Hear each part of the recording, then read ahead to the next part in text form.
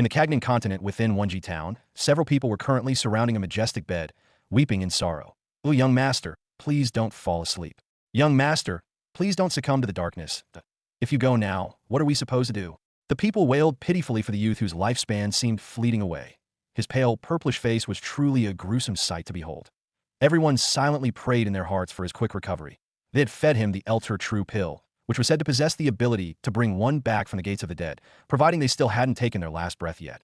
And now, they could only wait and hope that it worked. Soon, the youth's purplish complexion gradually changed to normal, and the near-dead figure on the bed trembled his eyelids painfully. It worked. The young master is awake. The heavens are merciful. The Che family will live, exclaimed a very sturdy man who trembled happily.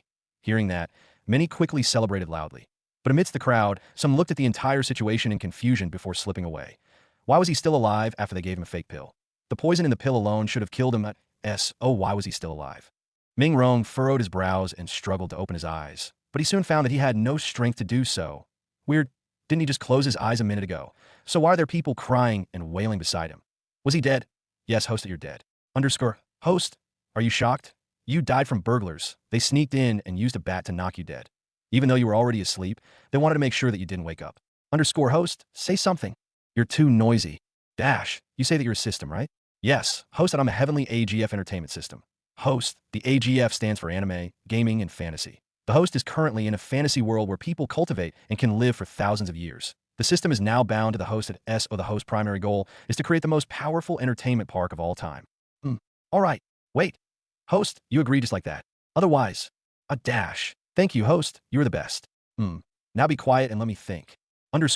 Ming Rong accepted the system immediately because he knew that at the end of the day, it was always best to have some cheats when in a new environment. Plus, if he wasn't sent directly to the reincarnation cycle, that meant that he had something wrong with him.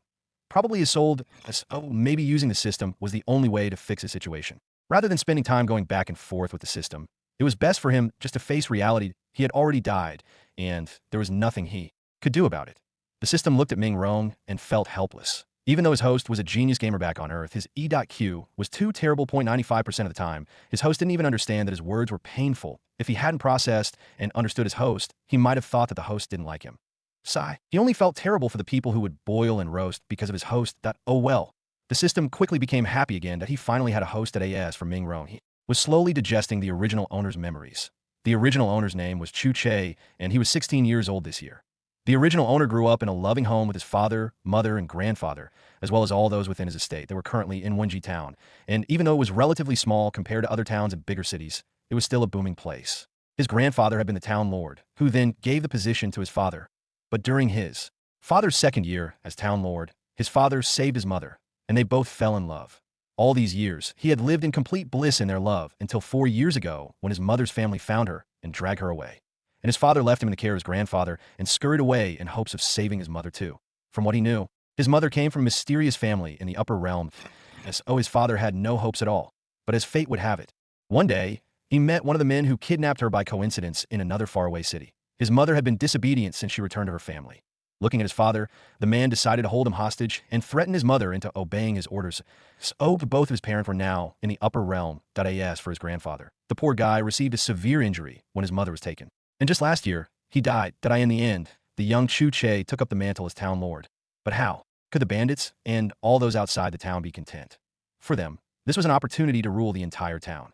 But they knew that if they killed Chu Che up front, then Chu Che's uncle, a fierce general in one of the neighboring cities, would have their heads. That's why they decided to find a grade 3 alchemist to poison the bastard to death.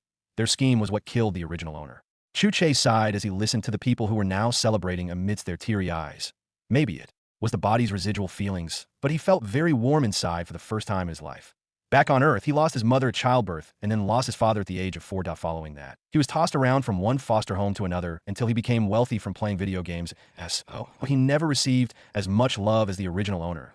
He felt these people's lives and worries and decided to treat them well. Since he took over this body, he would have to bring his parents back. When he got stronger, the original body's feelings were too strong, and he felt that he should treat them well. Now, he was no longer Ming Rong, but Chu Che. Tomorrow, he'll find out more about this strange entertainment system. But for now, he was sleepy. The system looked at him speechlessly. What sort of host doesn't even want to know the system's functions?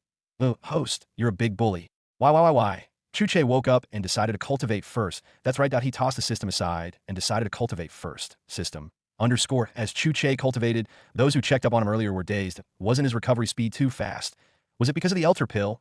As expected, it really was magical. When they couldn't come up with an explanation for what was going on, they just placed all answers on the pill, even if it didn't make sense. After all, the pill was said to be so magical that it could bring those who were cultivators at the Chu Che realm and the spirit realm back to life. Of course, the pill wouldn't work for those above the Chu Che realm at SO, since their young master was only at the 5th dan. The pill must have worked pretty well for him. Yes, it must have been the pill. Straight face. With that, many eased their worries and went about their day. But unlike what they believed, the system was responsible for clearing out the poison in Chu Che's body and getting him back on track. Achoo! Boom! Chu Che, sitting with his legs crossed on his bed, slowly opened his eyes in confusion. Didn't he just break through an hour ago? Then why was he breaking through again after sneezing? Was there something wrong with his body? Did he get some unknown disease without knowing it? If someone heard or saw this, they might get tempted to beat the living daylights out of Chu Che. Instead of him being happy, he was questioning his fortune. Then what about them who spent decades and hundreds of years to move from dan to dan? Anyone who saw him now might faint from anger. Chu Che frowned. System, what's up with my body? The system's avatar appeared on his shoulder and rolled around with tears in its eyes that it was a little boy wearing a black suit. My darling you finally decided to pay attention to me. Do you know how lonely I've been? You know I've suffered for you. There was a seal within your body that suppressed your cultivation. I worked on undoing the seal and clearing out all the toxins from your body. Also, you were a product of your mother, who was one of the most talented geniuses in the upper realm, until she was betrayed. What does my darling host expect? As for how she got betrayed, that is up to the host to find out. Chu Che was shocked when he observed his body earlier on. He never saw any seal. Or could it be that only those as powerful as the person who placed the seal could see it? Chu Che now felt like he needed to level up fast. The enemy might still be watching him. So this body was that of a genius? And coupled with all the built-up chi suppressed by the seal, it made sense that he would skip 7 entire levels and open his 12th meridian. When it came to cultivation in this world, there were over 20 Daos. Daos were essentially cultivation ranks. For example, the first Dao of cultivation was the Chu Che realm, the most fundamental Dao of all, and the second was the spirit, converging realm, and so on. To advance from Dao to Dao, they must first open up all meridians in that Dao successfully.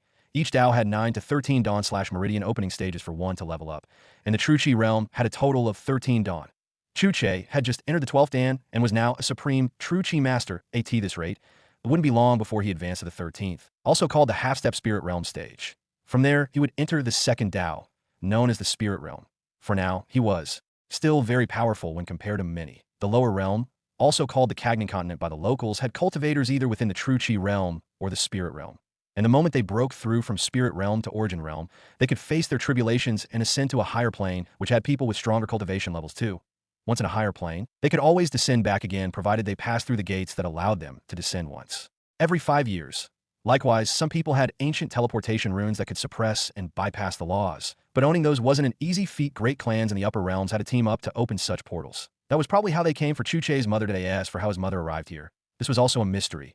After ascending the lower realm, one would go to the ordinary realm, followed by the upper realm, holy realm, and supreme realm. There were just many planes that one would have to pass before cultivating to immortality, and one knew if there was another plane after the last one, since no one had ever passed the cultivation standards needed for them to ascend the supreme realm. With Chu Che's current cultivation, he could live up to 270 years, and he was still the strongest within his town and amongst bandit strongholds around the vicinity. The system jumped up on his shoulders happily. Host, you must want to know the system's functions, right? HM, what can you do? Host, like I said, I am the heavenly anime, gaming, and fantasy GF entertainment system that the host will perform tasks issued by the system to create the most powerful entertainment parks of all time. Chu Che massaged his chin. When you say park, you mean like Disneyland? Yes, host, but rather than giving them amusement rides, it will have gaming sites, theaters, and many other buildings that will focus on cultivation. Oh, and I'm guessing you want the entire town to be this entertainment park, right? Yes, host, but don't worry, people's homes won't be disturbed. That said, the host still needs to verbally agree before the system can take Wenji Town as the host entertainment park. Alright, I agree.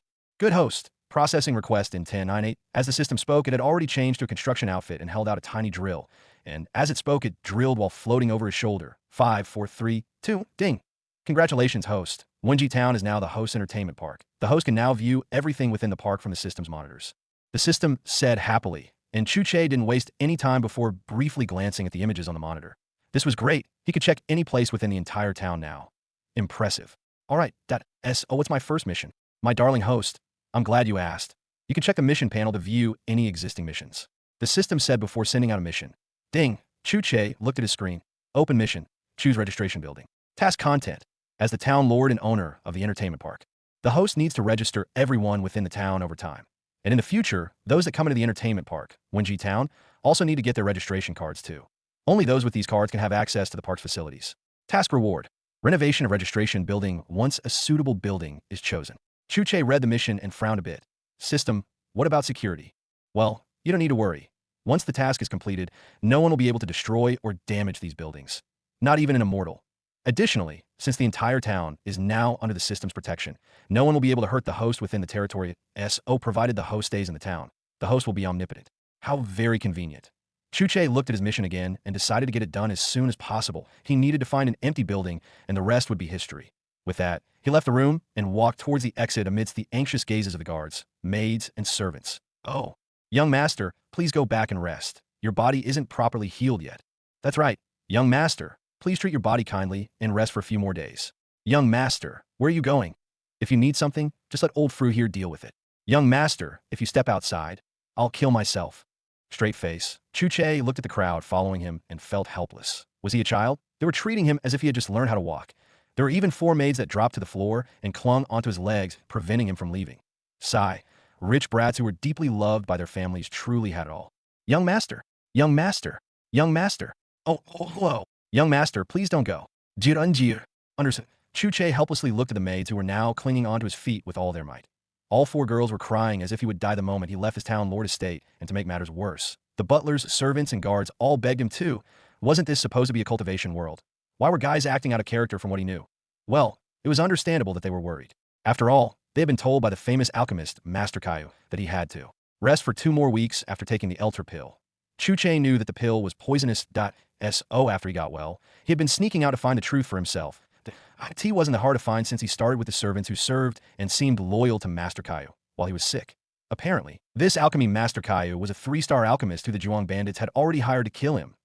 That's why after feeding Chu Che the Elter pill, Caillou hurriedly left. The pill he created would sustain Chu Che's life for 3 days before killing him. And within the first 3 days, Chu Che's vitality would improve steadily on the surface, making everything else think that it was working. But after that, he was supposed to die. When everyone saw that Chu Che's situation had improved, they paid Caillou and even escorted him out of the city while listening to his instructions.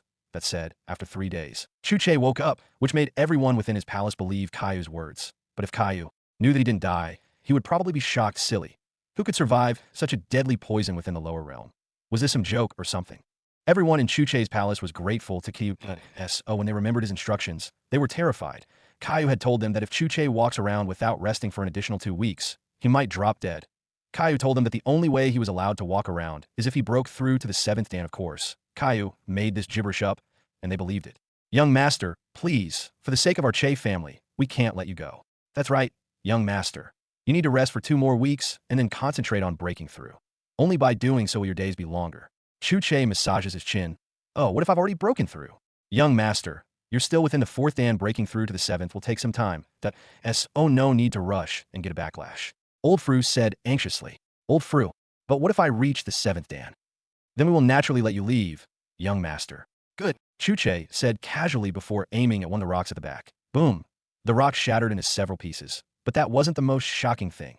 The move from the young master was so powerful that it suppressed them all. Young master, you broke through. 12th dan. Oh, 12. That's good, Wait, did you just say 12th?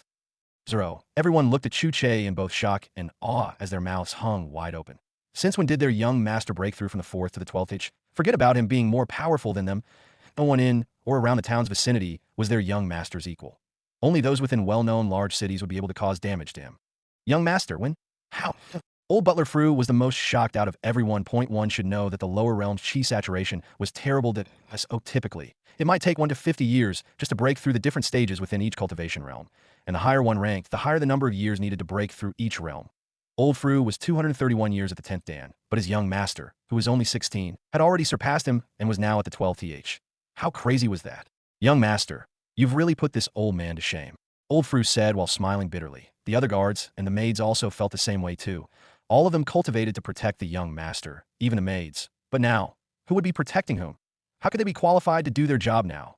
Before, even though their young master was a little stronger than some of them, the gap wasn't too big.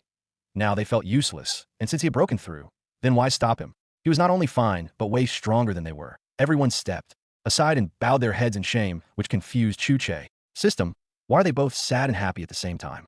Sigh. Host, I'm beginning to feel that I need to download an E.Q software in your brain.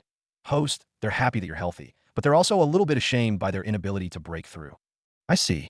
He had only broken through because of the original body's supreme genes and the removal of the sealed I in this lower world. He was indeed too outstanding. Chu Che looked at them calmly. Do you want to become stronger? Yes, young master. All right, I promise you all that I will make you stronger before the end of the month. Chu Che said casually, and everyone looked at Chu Che warmly.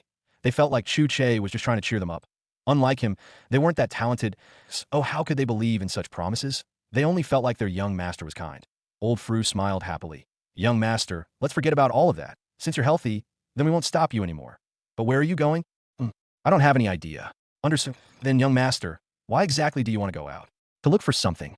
Old Fru looked to the sky silently. Young master, will it kill you to say more sentences? After contemplating for what seemed like an eternity, Old Fru turned his attention to Chu Che again. Young master, I know you're looking for something. But what exactly is this something? An empty building. Why? Why what? Sigh. Forget it. Old Fru decided to just do as he says and ask questions later. Provided he was with the young master, then that was all that mattered. Young master, not too far away from here, there's a building within our control that we don't use anymore. IT used to be a store owned by the Gregor clan. They used to be at loggerheads with the old master. They fought against our family for a while until they were successfully driven out of town. And ever since then, all their properties now belong to our clan. Good, let's take a look at it. Old Fru decided to try his luck again. Young master, why do you want the building? Chu Che froze. Because of my master's instructions. Master. Since when did the young master have a master? Walking around. Old Fru kept looking at Chu Che in confusion from time to time. Master. Since when did the young town lord have a mysterious master? More surprisingly was the fact that this mysterious master left him an inheritance and disappeared from the lower region altogether. Even though Old Fru was happy for the young master, he couldn't help but feel anxious. Did the young master accept the inheritance just so that he could rescue his parents? The mistress's family is too powerful. If the young master went there, wouldn't he just be marching towards death? No. He had to discourage the young master and keep him safe. Young master, even though you were left with an inheritance, I don't think that it's wise of you to leave the town now. Chu Che looked at Old Fru in confusion. When did I say I would leave? You aren't going? Chu Che shook his head. Old Fru, I'm the town lord. So how can I leave the town in this state? Ha ha ha. Good. Young master, nothing is more than your safety staying here is best. HM. Chu Che agreed with Old Fru. It's just that they had two different understandings. Chu Che said that he couldn't leave the town in the state in which it was, but Old Fru thought that he had decided to stay in the lower plane permanently. Old Fru visibly relaxed when he heard Chu Che's response, provided he statues far away from the higher the upper realm. Then all would be well. That was the promise Old Fru made to his parents he wouldn't break it. Very soon, their carriage stopped in front of a single-floored abandoned store. Chu Che looked at the beautiful yet simple building and nodded in satisfaction. Worthy of being a store onward by his family's former enemy. Even though it was a single-floor building, it was still very wide and gave off a majestic vibe, just from a single glance. It was clear to see that the Gregor clan that had been driven out of the town years back must have been a powerful one. Old Fru unlocked the massive door and followed Chu Che in alongside some guards. The place looked like a post-apocalyptic building. There were chairs on the ground, tables turned upside down, spider webs, dust. You name it. From the looks of it, the previous owners must have quickly grabbed all they could and made a run for it when they were driven out. The entire store had been ransacked and left as it was. The place hadn't even been cleaned for ages since no one had bought or used the building for fear of offending the Gregor clan if they decided to come back or take revenge. But what did Chu Che care? If they had the ability, let them come and pry it out his hands. System, I chose this building. My darling host, it's not that I'm mean, but if you don't clean it up first, it will be impossible for it to be accepted. Look at it. Chu Che looked at the desolate, messy interior, thought for a while, and nodded subconsciously. Old Fru, sent some people to clean up the place. Yes, town lord. When out of the estate, he was the young town lord and not the young master. With that, Old Fru turned around and sent 2 guards to do the task while waiting alongside Chu Che and a few other guards. Chu Che looked around and decided to begin cleaning up. He began by picking items on the ground. But the moment Old Fru and the guard saw this, their expressions stunned, ghastly pale. 00. Young town lord, what are you doing? No, you just stay there, and we will do it for you. My lord, you want this cleaned, right? Say no more, I'll get it done right away. My lord, please step back. Your robes will get dirty. My lord. Straight face. Chu Che looked at the people helplessly. Old habits die hard. He was used to taking care of himself back on Earth, and he subconsciously began cleaning without even thinking about it, which shocked everyone silly. Old Fru was so shocked that he almost had a stroke, and without even realizing it, he had already begun lecturing Chu Che in the minds of everyone else. They just thought that he must have wanted it to be cleaned up fast if he couldn't even wait for the servants to get here. Thinking about it like that, they decided to begin cleanup while waiting for those who would come over and clean the place up. After all, they too were curious about what the young lord intended to do with the building. Their young lord seems to have turned into an even more mysterious person after getting cured. He suddenly looked more centered and calm than his previous self did, of course. They attributed it to the fact that the young man almost died a couple of days. This alone was enough to make anyone mature fast, and coupled with the fact that the young lord still planned to rescue his parents. It was understandable that he grew up this fast. Their young lord had continuously experienced one problem after another. But somehow, they felt that this was his turning point. They were now curious to know what inheritance the young lord's master had left for him. Provided he grew stronger, it was a blessing to them as his subordinates. Shrup, shrup, shrup, the guards were busy nonstop.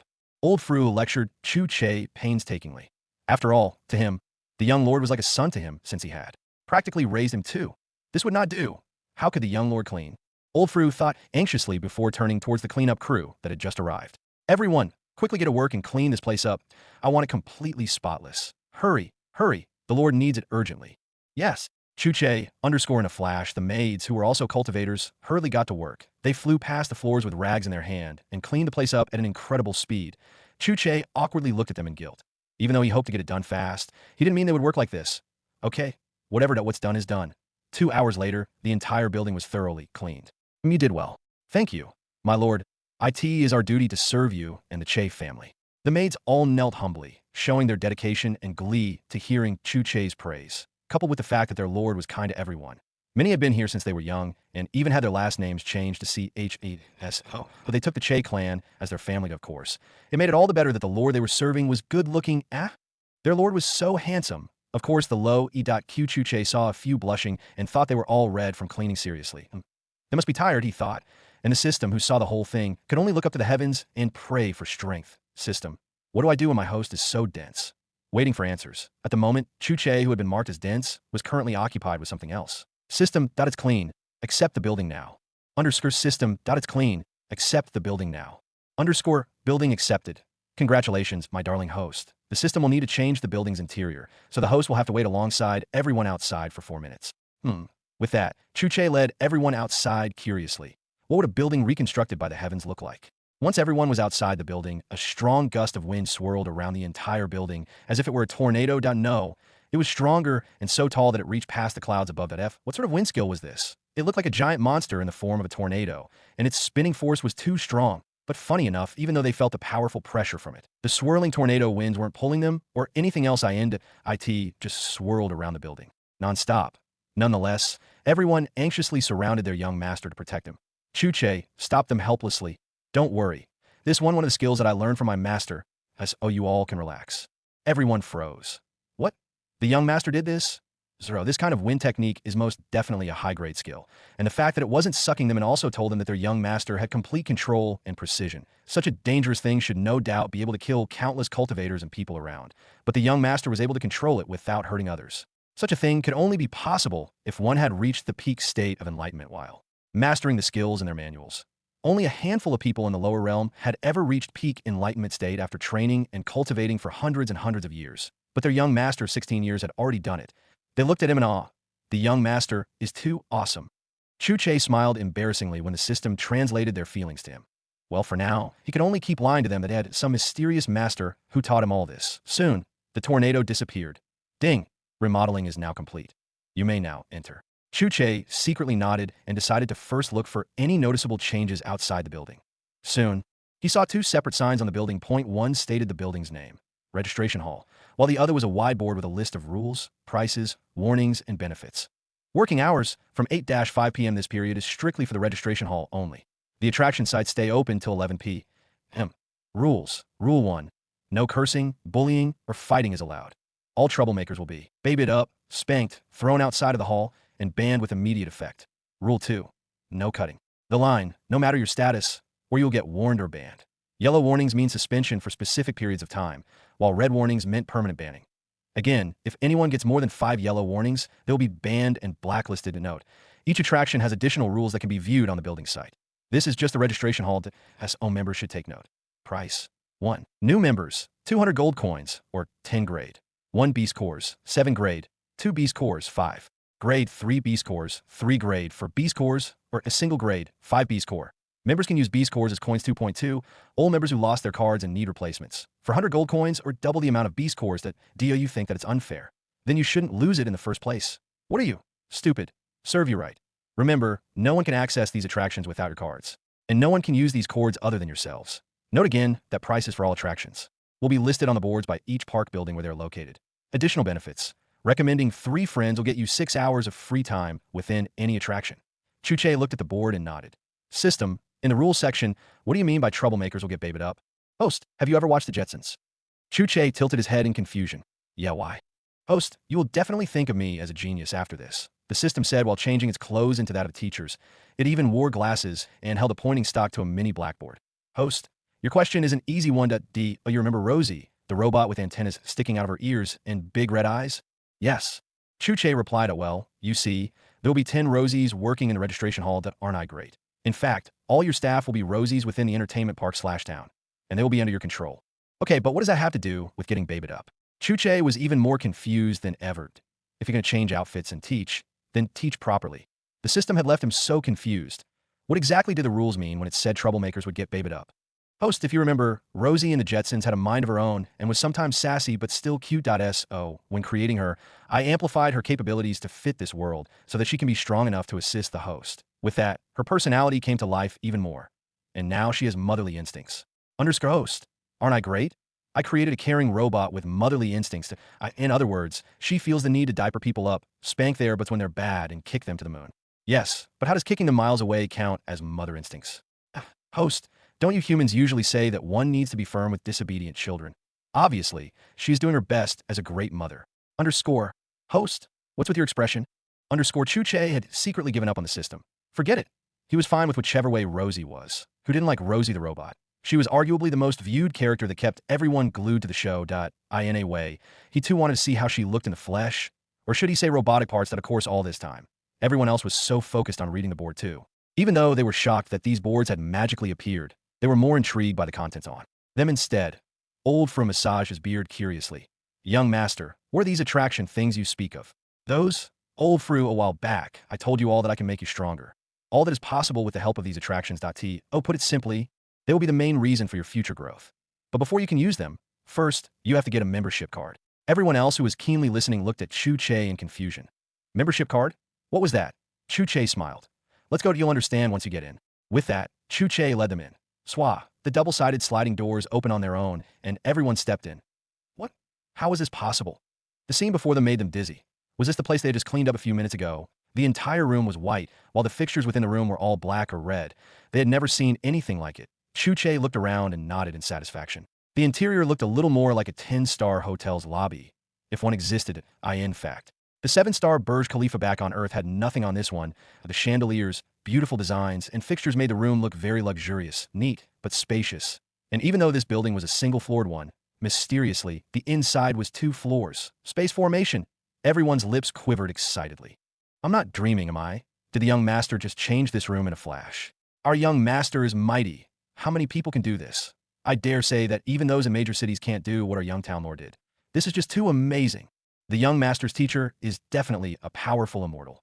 Just look at this space formation. It's without a doubt otherworldly. Everyone was filled with hope the more they observed the space. When their young master told them that he could make them powerful, they just thought that he was consoling them. But now, I didn't think so. With a teacher this powerful, their young master must have a way to make them strong. Ha ha ha ha. Their Chu family was going to rise to even greater lengths after this. Everyone walked in feeling like they had entered a holy room. And soon, they heard some strange beeping noises. Beep, beep, beep. Welcome, master. Chu Che turned his head and was met with 10 robot Rosies, each rushing towards him warmly. Their red eyes turned slightly pink, and their ears were beeping merrily. Master, pet me. Pet me. Pet me, master. How cute. Chu Che rubbed their heads playfully while appreciating all their robotic features. What good craftsmanship. Who would have thought that he would see so many Rosies live? He found them cute and adorable. The robots took him as their master, creator, and father. They obeyed him wholly. All right, Rosies, we have guests. The robots paused and casually glanced towards Old Fru and the rest indifferently. Oh, their eyes turned red again when looking at the guests. Humph. With that, they turned around, went back to the registration counters again, and acted as customer service representatives that everyone's eyes twitched. Did they just get snubbed and looked down on by puppets who weren't even human? The difference in treatment was really something. Chu Che was both embarrassed and confused as well.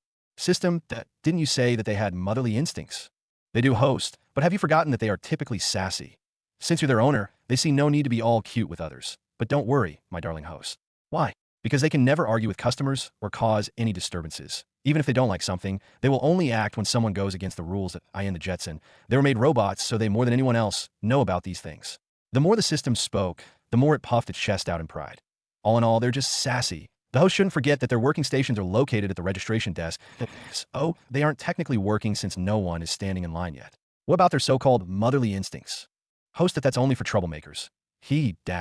My darling host, I did a good job making them I guarantee you that nothing will go wrong. Chu Che nodded while listening. Since the system said so, then he wouldn't worry about them. Plus, they were just so darn cute. All right. The host's next mission is here. Perfect. Chu Che quickly looked at his mission board. Open mission.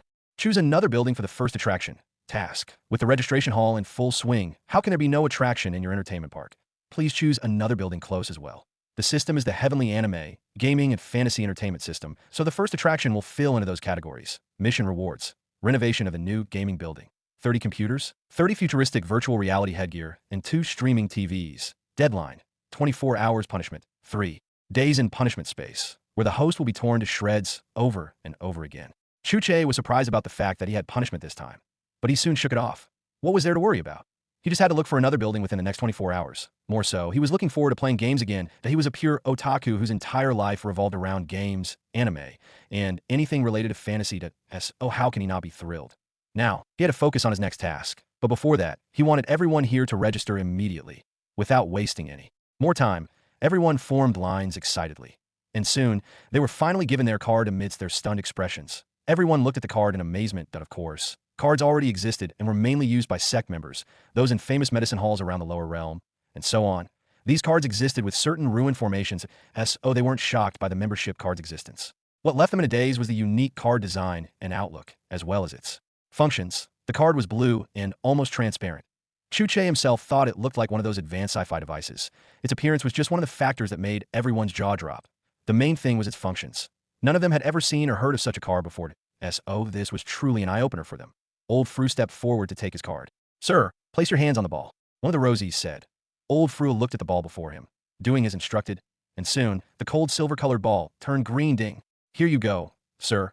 Your membership card. Please tap the screen and use your mind to activate it. Only you can unlock your card, and no one else can. Old Fru nodded hurriedly and took the card a little excitedly. Right now, the very light card in his hand suddenly felt heavy to him. He felt like he was holding all the money in the world. He looked at the card and almost couldn't believe it. Was it really that magical? How could the young master give out such treasures so easily? Old Fru was bewildered. Sweat formed on his hands as his fingers trembled slightly. The puppet said that only he could turn on the card, meaning that it had a link to his mind. But how? Did the link form when he placed his hands on the ball? He had never heard of such a thing before. Was it a good idea for the young master to give them such treasures? What if it invited unwanted trouble for the young master? Old Fru took a deep breath and then wiped his sweaty hands on his clothes. Well, since he now had the card, he might as well use it, no? With that, he touched the card's flat surface and said the word activate within his mind. Click. Like magic, a clear, bright light illuminated the card's flat surface, revealing a tiny picture of himself on the top left-hand side of the screen, as well as his name and a menu tab, which led to other subtabs like currency balance, cultivation level, acquired cultivation techniques, membership status, whether active, on suspension, or banned, discounts, and benefits. What was this? Were these the tab things that the puppet mentioned earlier? He bit his quivering lips in silence before placing his other hand over the card as if protecting it from any thieves. His previous thought of secretly giving it back had been thrown out the window. Well, the young master had a powerful master, so what was he worrying so much? He smiled cheerfully and touched the tabs according to Rosie's instructions. And very quickly, they understood how this membership thing worked. Look!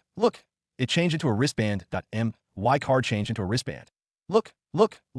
Soon, something exclaimed in shock, calling everyone's attention. Their eyes bulged out in shock. What did they just see?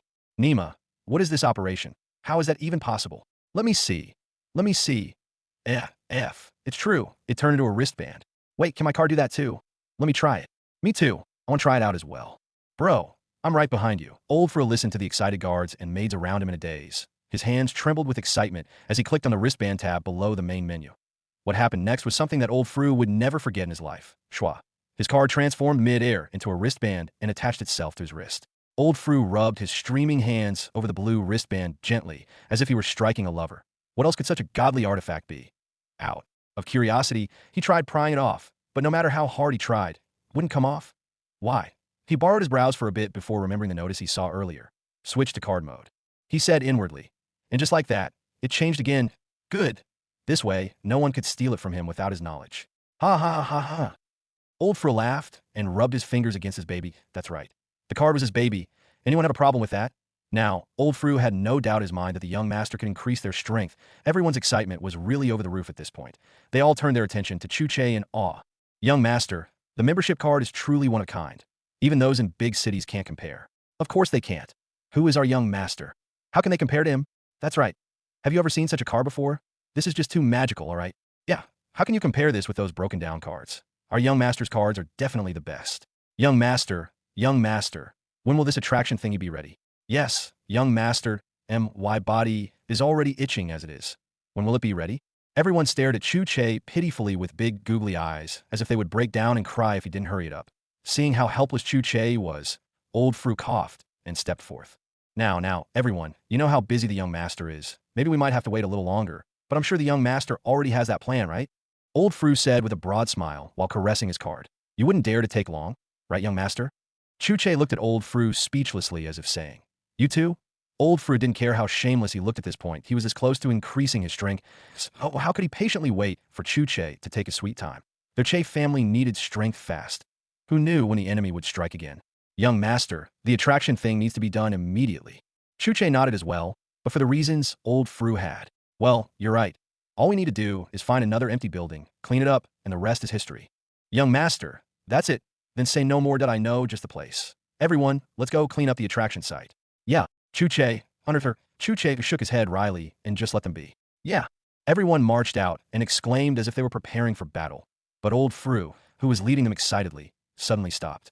Young master, shouldn't we assign security around the building? What if someone tries to break in, steal everything here and the puppets? Chu Che shook his head and pointed at all 10 Rosies. We don't need security because we have them. Don't underestimate their capabilities. They are equivalent to an entire army. Yeah, were they that strong? Everyone felt cold sweat run down their necks. Luckily, they did nothing to piss off these walking disasters. They even decided to call them by their names starting from today.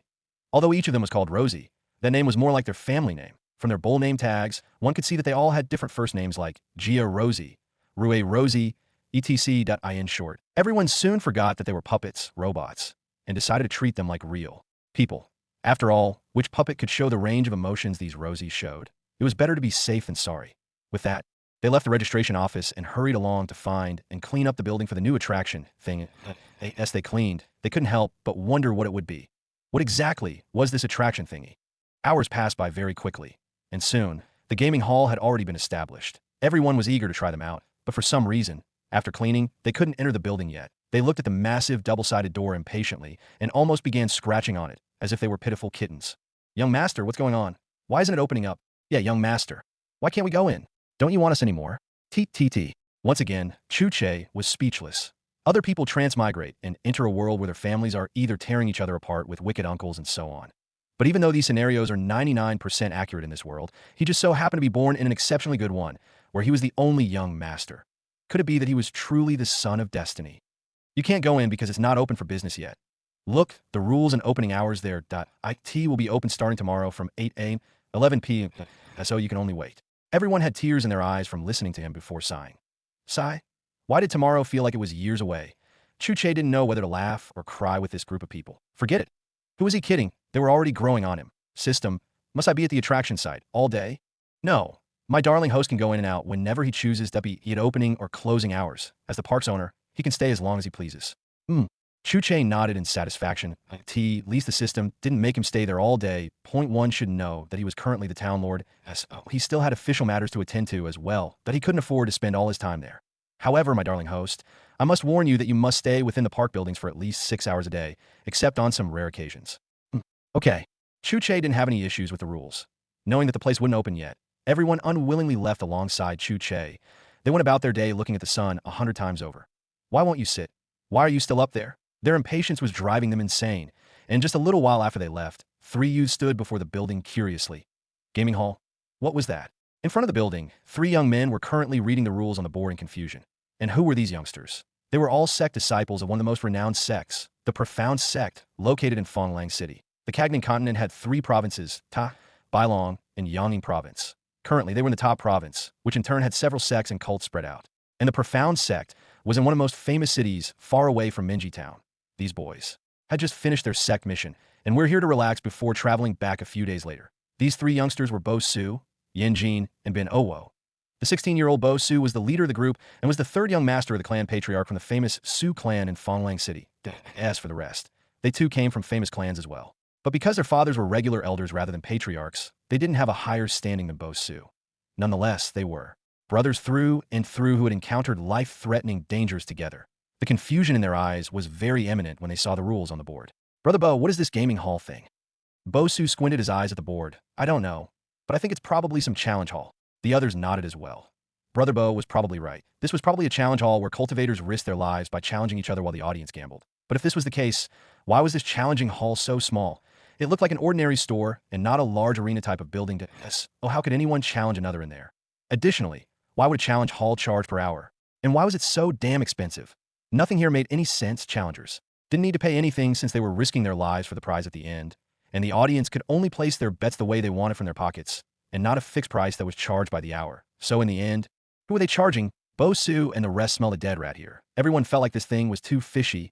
Everyone felt that everything was too fishy. Brother Bo, does this town have the capabilities and funds for having a challenger hall? Unlikely. But if they do, then it means that there are some hidden forces in this town that we aren't aware of. After all, not just anyone can open up a challenger hall. You're right. And judging from the punishment rules, it looks like the people behind it are powerful. I agree. But still, the prices are too much, right? Who would pay that amount for a single hour? They're clearly trying to rip these people off. Yin Jin added. That's also another possibility. Maybe these townsfolk haven't been to bigger cities before, so they don't know that they're losing money to these people. How about this? It'll be open tomorrow. You're right. In that case, we'll know whether it's a scam or not, and I'm interested in seeing what this gaming hall has to offer. And if they can't satisfy us after taking our money, we'll make our move on them. Worst comes to it, we can always use the escape talismans Master gave us. That's right. Tomorrow, we'll see what tricks they have up their sleeves. But brothers, the board said that we must have membership cards if we want to participate in the games. Membership cards? What's that? I have no idea, but there are instructions here on the box. Park maps. Insert hand to receive map. This, do you think it's a trap? Degree. The trio looked at the box as if trying to laser its contents. Who could blame them?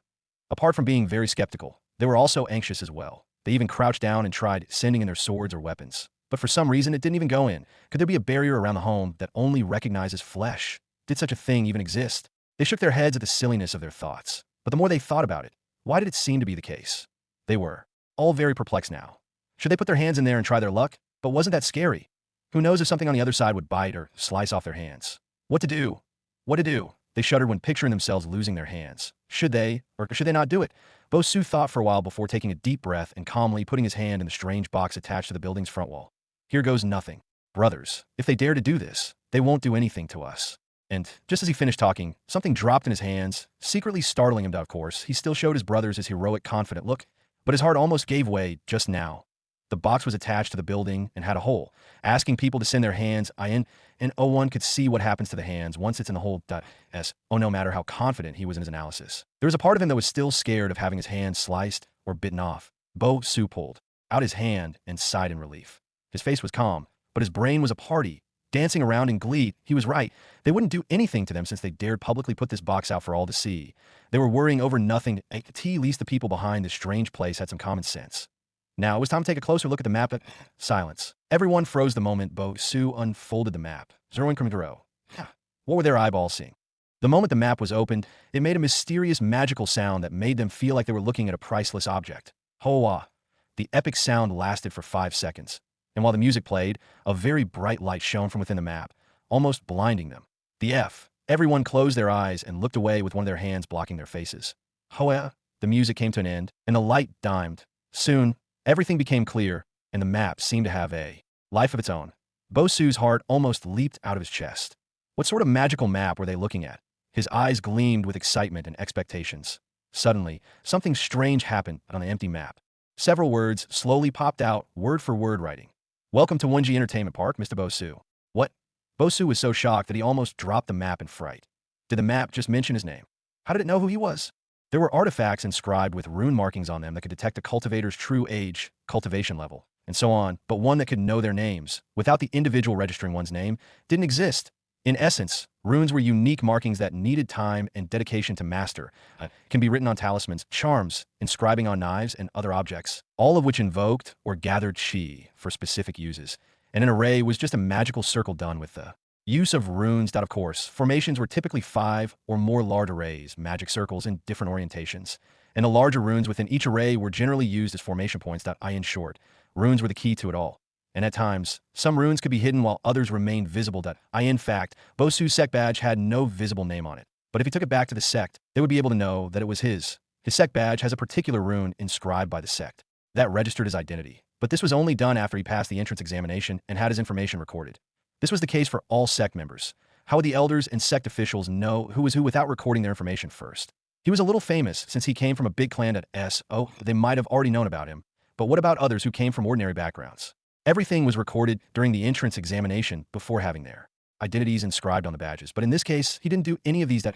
How did the map know his name? And how could it start communicating and writing out things on its own? Was this a sole artifact of a fallen immortal that accidentally dropped to the lower realm? More importantly, how could the owners of this building give out such a treasure for free? Were they crazy? What the hell were they thinking? Bosu's hands trembled as he watched the words appear magically, line by line. A word of caution, Mr. Bo. This map will belong to you for just a day, and after that it will vanish. But if you want to keep it forever, you'll have to get a membership card to activate the map. All you have to do is say the word activate. You can do so either verbally or through your mind. Once more, welcome to the 1G Entertainment Park, SU. Zero what? He could communicate with the map using his mind. Everyone felt like their worldview had shattered. Every time a new paragraph appeared, the old paragraph would disappear into thin air, as if it was never there in the first place. And after Bosu and his friends read the last word, the entire map turned empty. It now resembled an ordinary sheet of paper. Brother Bo, did I try to say the word activate in my mind, but it didn't work. Ben Owo said while scratching his head in embarrassment. Why didn't it work? Didn't the map say that they could activate it through their minds? Yin Jin rubbed his chin deep in thought. Me too, I tried it just now, and the map didn't have any reaction. So it's highly likely that it will only listen to Brother Bo. So that's how it is. Ben Owo's eyes lit up. Bosu smiled. It appears to be, so that I didn't try it just now because I wanted you both to test it out for me. But how did you know that we would try it? Because when you two are excited, you always act before you think. Ben Owo laughed awkwardly. Well, it was true. They didn't mean any harm. Nor were they trying to steal his map. It was just that the sheer excitement overwhelmed them. And as the map gave out instructions, they just followed as if the map. Bosu shook his head wryly before looking at the empty piece of paper in his hands. Now, let me try it. Bosu secretly said the word activate in his heart. And sure enough, it came alive again. But this time, there were several dots, lines, and images on the map. Everyone's mouth stayed wide open as they saw several tiny dots on the map go back and forth. And on the top left-hand corner of the map were the words. Map owner, Bosu. Some words had several dots beside them in different colors. For example, besides the word people was a gray dot indicating that any gray moving gray dot was a regular person. Animal/beasts were blue, park staff were in orange, friends were purple, park buildings were all in green. And of course, Bosu was the red dot there. As for the matter of friends on the map, they could only be added from the membership card with the consent of both parties. And the friends would automatically turn purple on the map after getting added. Whenever Bosu was in the park, the map would show him if any of his friends were in the park or not. That said, the map didn't show any enemies at all. All enemies and strangers were grouped as people, aka the many gray dots passing him by on the streets. Again, one could turn invisibility mode. With their membership cards, if they didn't want their friends to know they were here to this point, rather than red, they would show up as gray on the map. But changing one's status could only be done from their membership cards. And as the tiny dots moved, they seemed to be leaving a trace of disappearing footsteps. Everything was just too awe-inspiring. Again, the moment the map got activated, it showed Bosu and the rest their current location, as well as the park buildings in green. And what made them stunned was the fact that the names of the buildings floated above the green building dots like a waving flag animatedly. Of course, there were only 2 buildings on the map, the registration building and the gaming hall. Additionally, besides the building name was its current status. For example, the registration building had the word open beside it, while the gaming hall had the word closed beside it. There were also several lines on the map which represented the public roads one could take to get to any of the park buildings on the map. How convenient. Seeing Bosu's map, Yinjin and Ben Owo quickly dashed towards the map receiving box in a flash. What a joke. How could they let this sort of opportunity slip by just like that? The map itself was a treasure, so how could they not want it? Hey, I got here first. Oh, I should be the one to take one first. No way. Let me go first. Who knows if the place will run out of maps after placing your hand in the hole. Forget it. I'm going first. Boom. In a flash, the duo raised their fists against each other. Both had the same cultivation base, so they were equally matched. Iron palm fist. Yin Jin struck out his palm, creating an invisible but terrifying palm-like chi that rushed towards Bin-Owo. But how could Bin-Owo be outdone? Dancing beetles. Boom! Dust raised in the air, making those who stopped to observe fail to see who had won in the E and the Tio many. Their moves were so fast that they didn't see how each other made their move.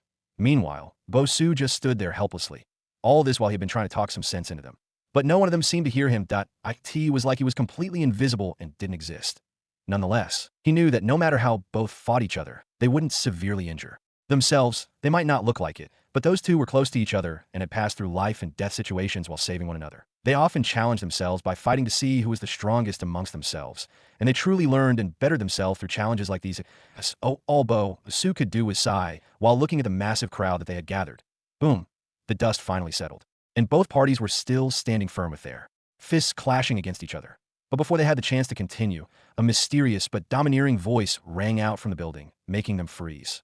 Please be advised.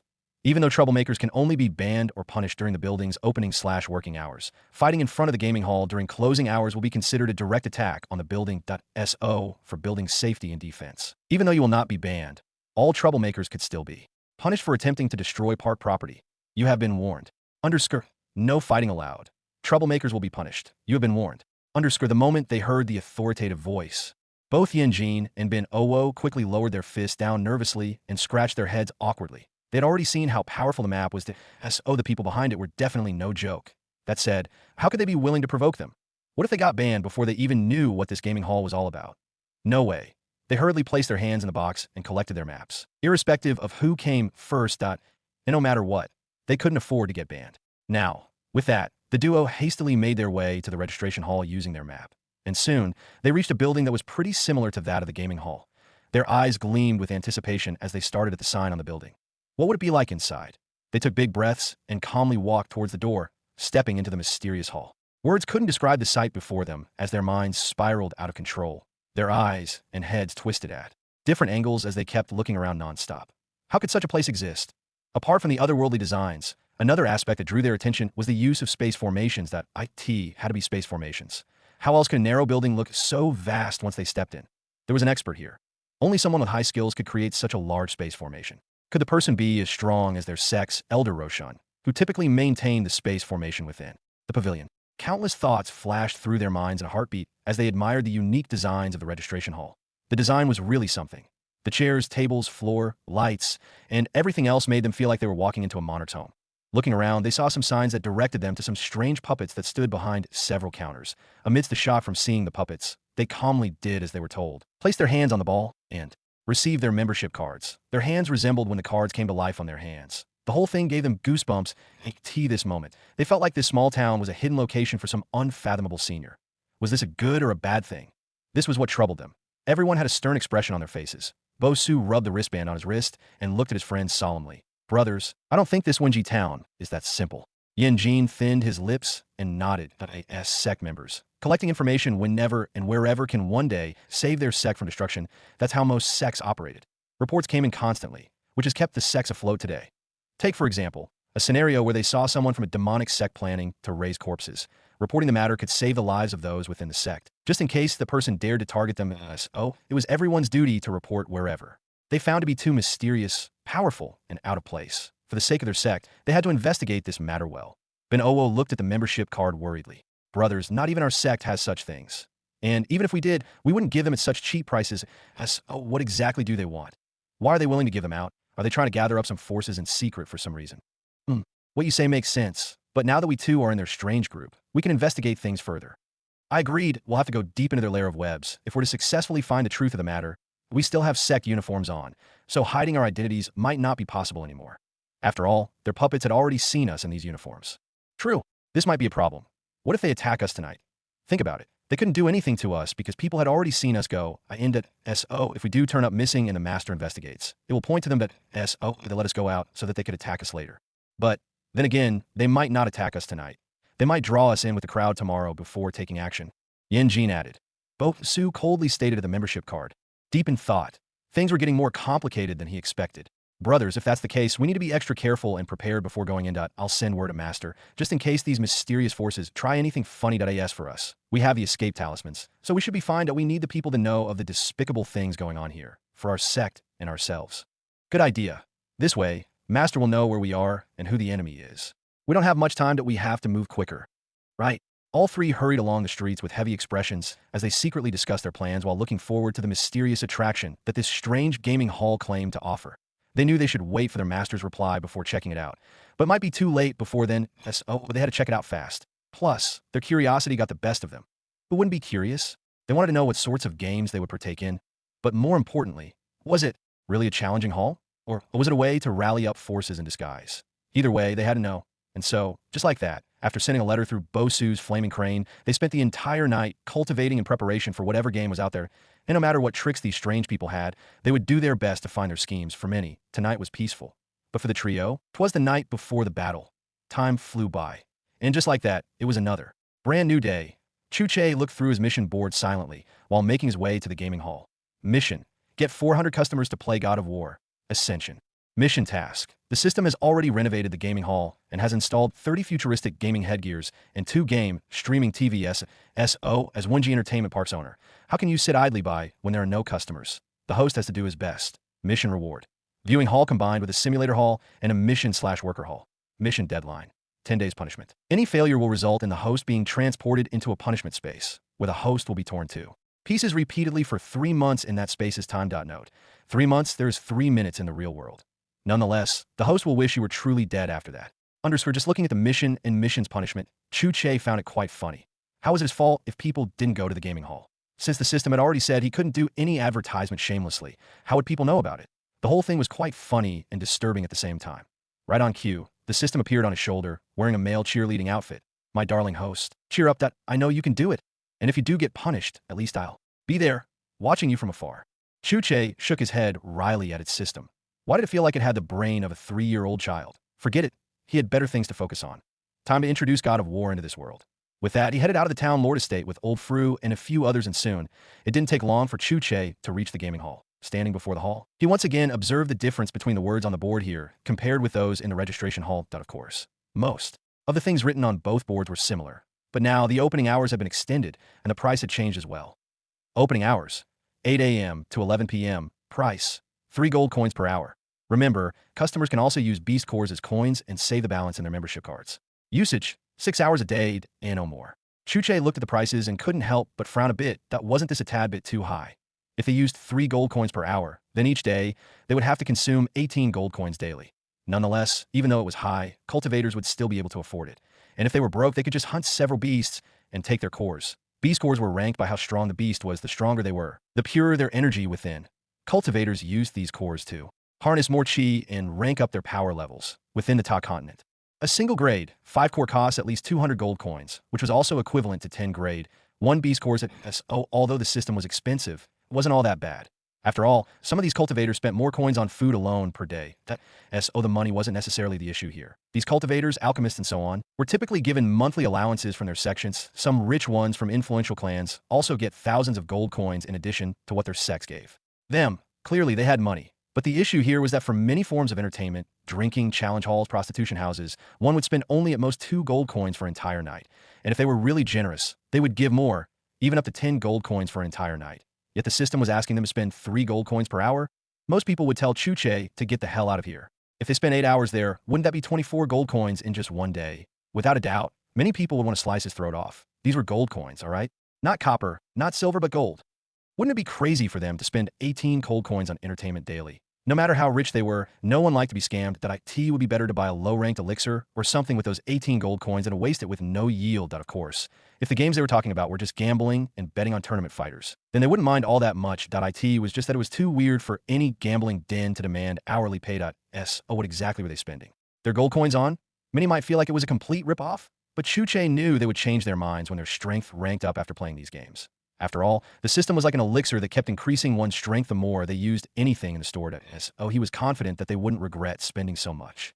Old Fru and a few others looked at the prices and somehow felt that their young master was turning evil. Could it be that their Che family was getting poorer? Was the youngster under such an illusion? They all had black lines on their faces as they felt their throats blocked when they wanted to ask Chu Che why. Maybe the young master had his reasons? Yes, that must be it. There must be something within that would cause such jaw-dropping prices. Thinking like this, many let go of their worries and got excited again. This was their chance to grow stronger. Now, it was time to see what this gaming hall was all about. Old Fru and the rest excitedly followed Chu Che into the building while exclaiming excitedly, and their gestures immediately caught the attention of various passerbys who were utterly confused by their actions. What was going on? Many curious onlookers found themselves coming over to glance at the building, as well as to read the words on the board too. What was a gaming hall? And since when did Wenji Town have such a strange hall? The passerbys secretly took more of the ordeal and decided to check it out later. After all, they had their own places to go to at the moment. As for Old Fru and the rest, they could care less about the strange eyes that people gave them. Their eyes flickered with a strange light when they stood before the door. Bam! On the dot, the door magically opened wide. They looked at each other momentarily before smiling stupidly. It was 8 a.m. So what were they waiting for? Din. They walked as fast as they could into the building, as if they were rushing to the toilet. After all, no. Running aloud. So they could only take big steps into their new futures. Everyone's bodies trembled as they hurriedly followed Chu Che's explanation and sat on the weird box artifacts computers. Ha ha ha. This was it. This was their ticket to leveling up. And just like that, Old Fru, alongside 13 more guards, became his first group of customers. But he still had 387 more to go. Chu Che frowned and massaged his temples, deep in thought. Where was he going to find so many people in such a short time without advertising the park? Should he go out and make trouble so that people can follow him here? My darling host, such a method is against the system's law. You're the owner of the greatest entertainment park ever. Oh, how can you act like a hooligan? Well, what you said seems to make sense, Chu Che said while nodding his head. Back on Earth, he made money from playing video games and was one of the most successful video game streamers. He just sat in complete silence and played games unless he was in a team or something. Chu Che had no concept of how businesses worked. He got rich at 14 years old and only went out of his home for school and so on. After high school, he refused to go to any universities since he pretty much knew what he wanted to do with his life. So he was very clueless about how business operated. But since the system was almighty, then it probably knew best. If he couldn't go out to lure targets back onto the store like he did when playing video games, then what could he do? Chu Che was in a dilemma. The system, who saw that its host was easy to coax, couldn't help but wipe off a non-existent layer of sweat from his forehead. Good thing his host was slow. And so, just like that, an entire hour passed by in a blink of an in a one other than the guard's end. Old Fru had stepped in again. But all that was about to change because just outside, 3 young men stood before the building vigilantly. It was time to take a look at this so-called gaming hall. Bo Su, Yin-jin, and Ben Owo steeled their hearts as they read the rules one more time to be certain that if they were going to go deep into the devil's belly, they had no room to make mistakes. And after reading over everything once again, what caught their eyes were the prices, and seeing it once more made them grumble a bit. Yesterday, I thought my eyes were deceiving me. But who would have known that I saw it, right? What sort of entertainment cost this much? Yin-jin said while flaring out at the ridiculousness of it all. And Ben Owo nodded his head in agreement. One should know that within their profound sect, there were training rooms that had runes and formations in them that provided boundless rooms filled with rich chi for them to cultivate in. Those rooms cost 2 gold coins per hour. So how can they pay 3 good coins per hour for entertainment? Was this entertainment place any better than their profound sect or any other sects around? Were they saying that this place could compare with the chi-filled rooms in the sects? Typically, they would have thought that it couldn't be possible. But after getting their membership card and map, they started feeling like maybe, just maybe, there was something mysterious about this so-called gaming hall. Hopefully, they wouldn't be disappointed. Enough wasting time. Let's go. Right. With that, the trio marched in righteously, as if they were on their way to save the word or something. Since the enemy already knew that they were from the profound sect, there was no need for them to pretend. And as they walked in, their expressions turned solemn when they heard some comments from people around. They were right. These people were from an evil sect. Just listen to their plans about killing the innocent. They even screamed severally about killing. Someone called Majiro. What the hell was going on here? Damn, she hit me again. I really hate her. It's over. I can't escape. No. How did I miss that opportunity to kill her? After hitting her so many times, she still refused to die. Die, Majira, die. I was so close. I was so close. Just a bit more, and I would have been able to rip her head off her shoulders cleanly. No, I don't accept this. That I want her dead. The trio listened, and their hearts sank even deeper. How violent were these people if they could talk about killing a poor innocent girl like that? Just listening to the conversation made them realize how deadly and dangerous this place was. As expected, it was indeed an evil cult.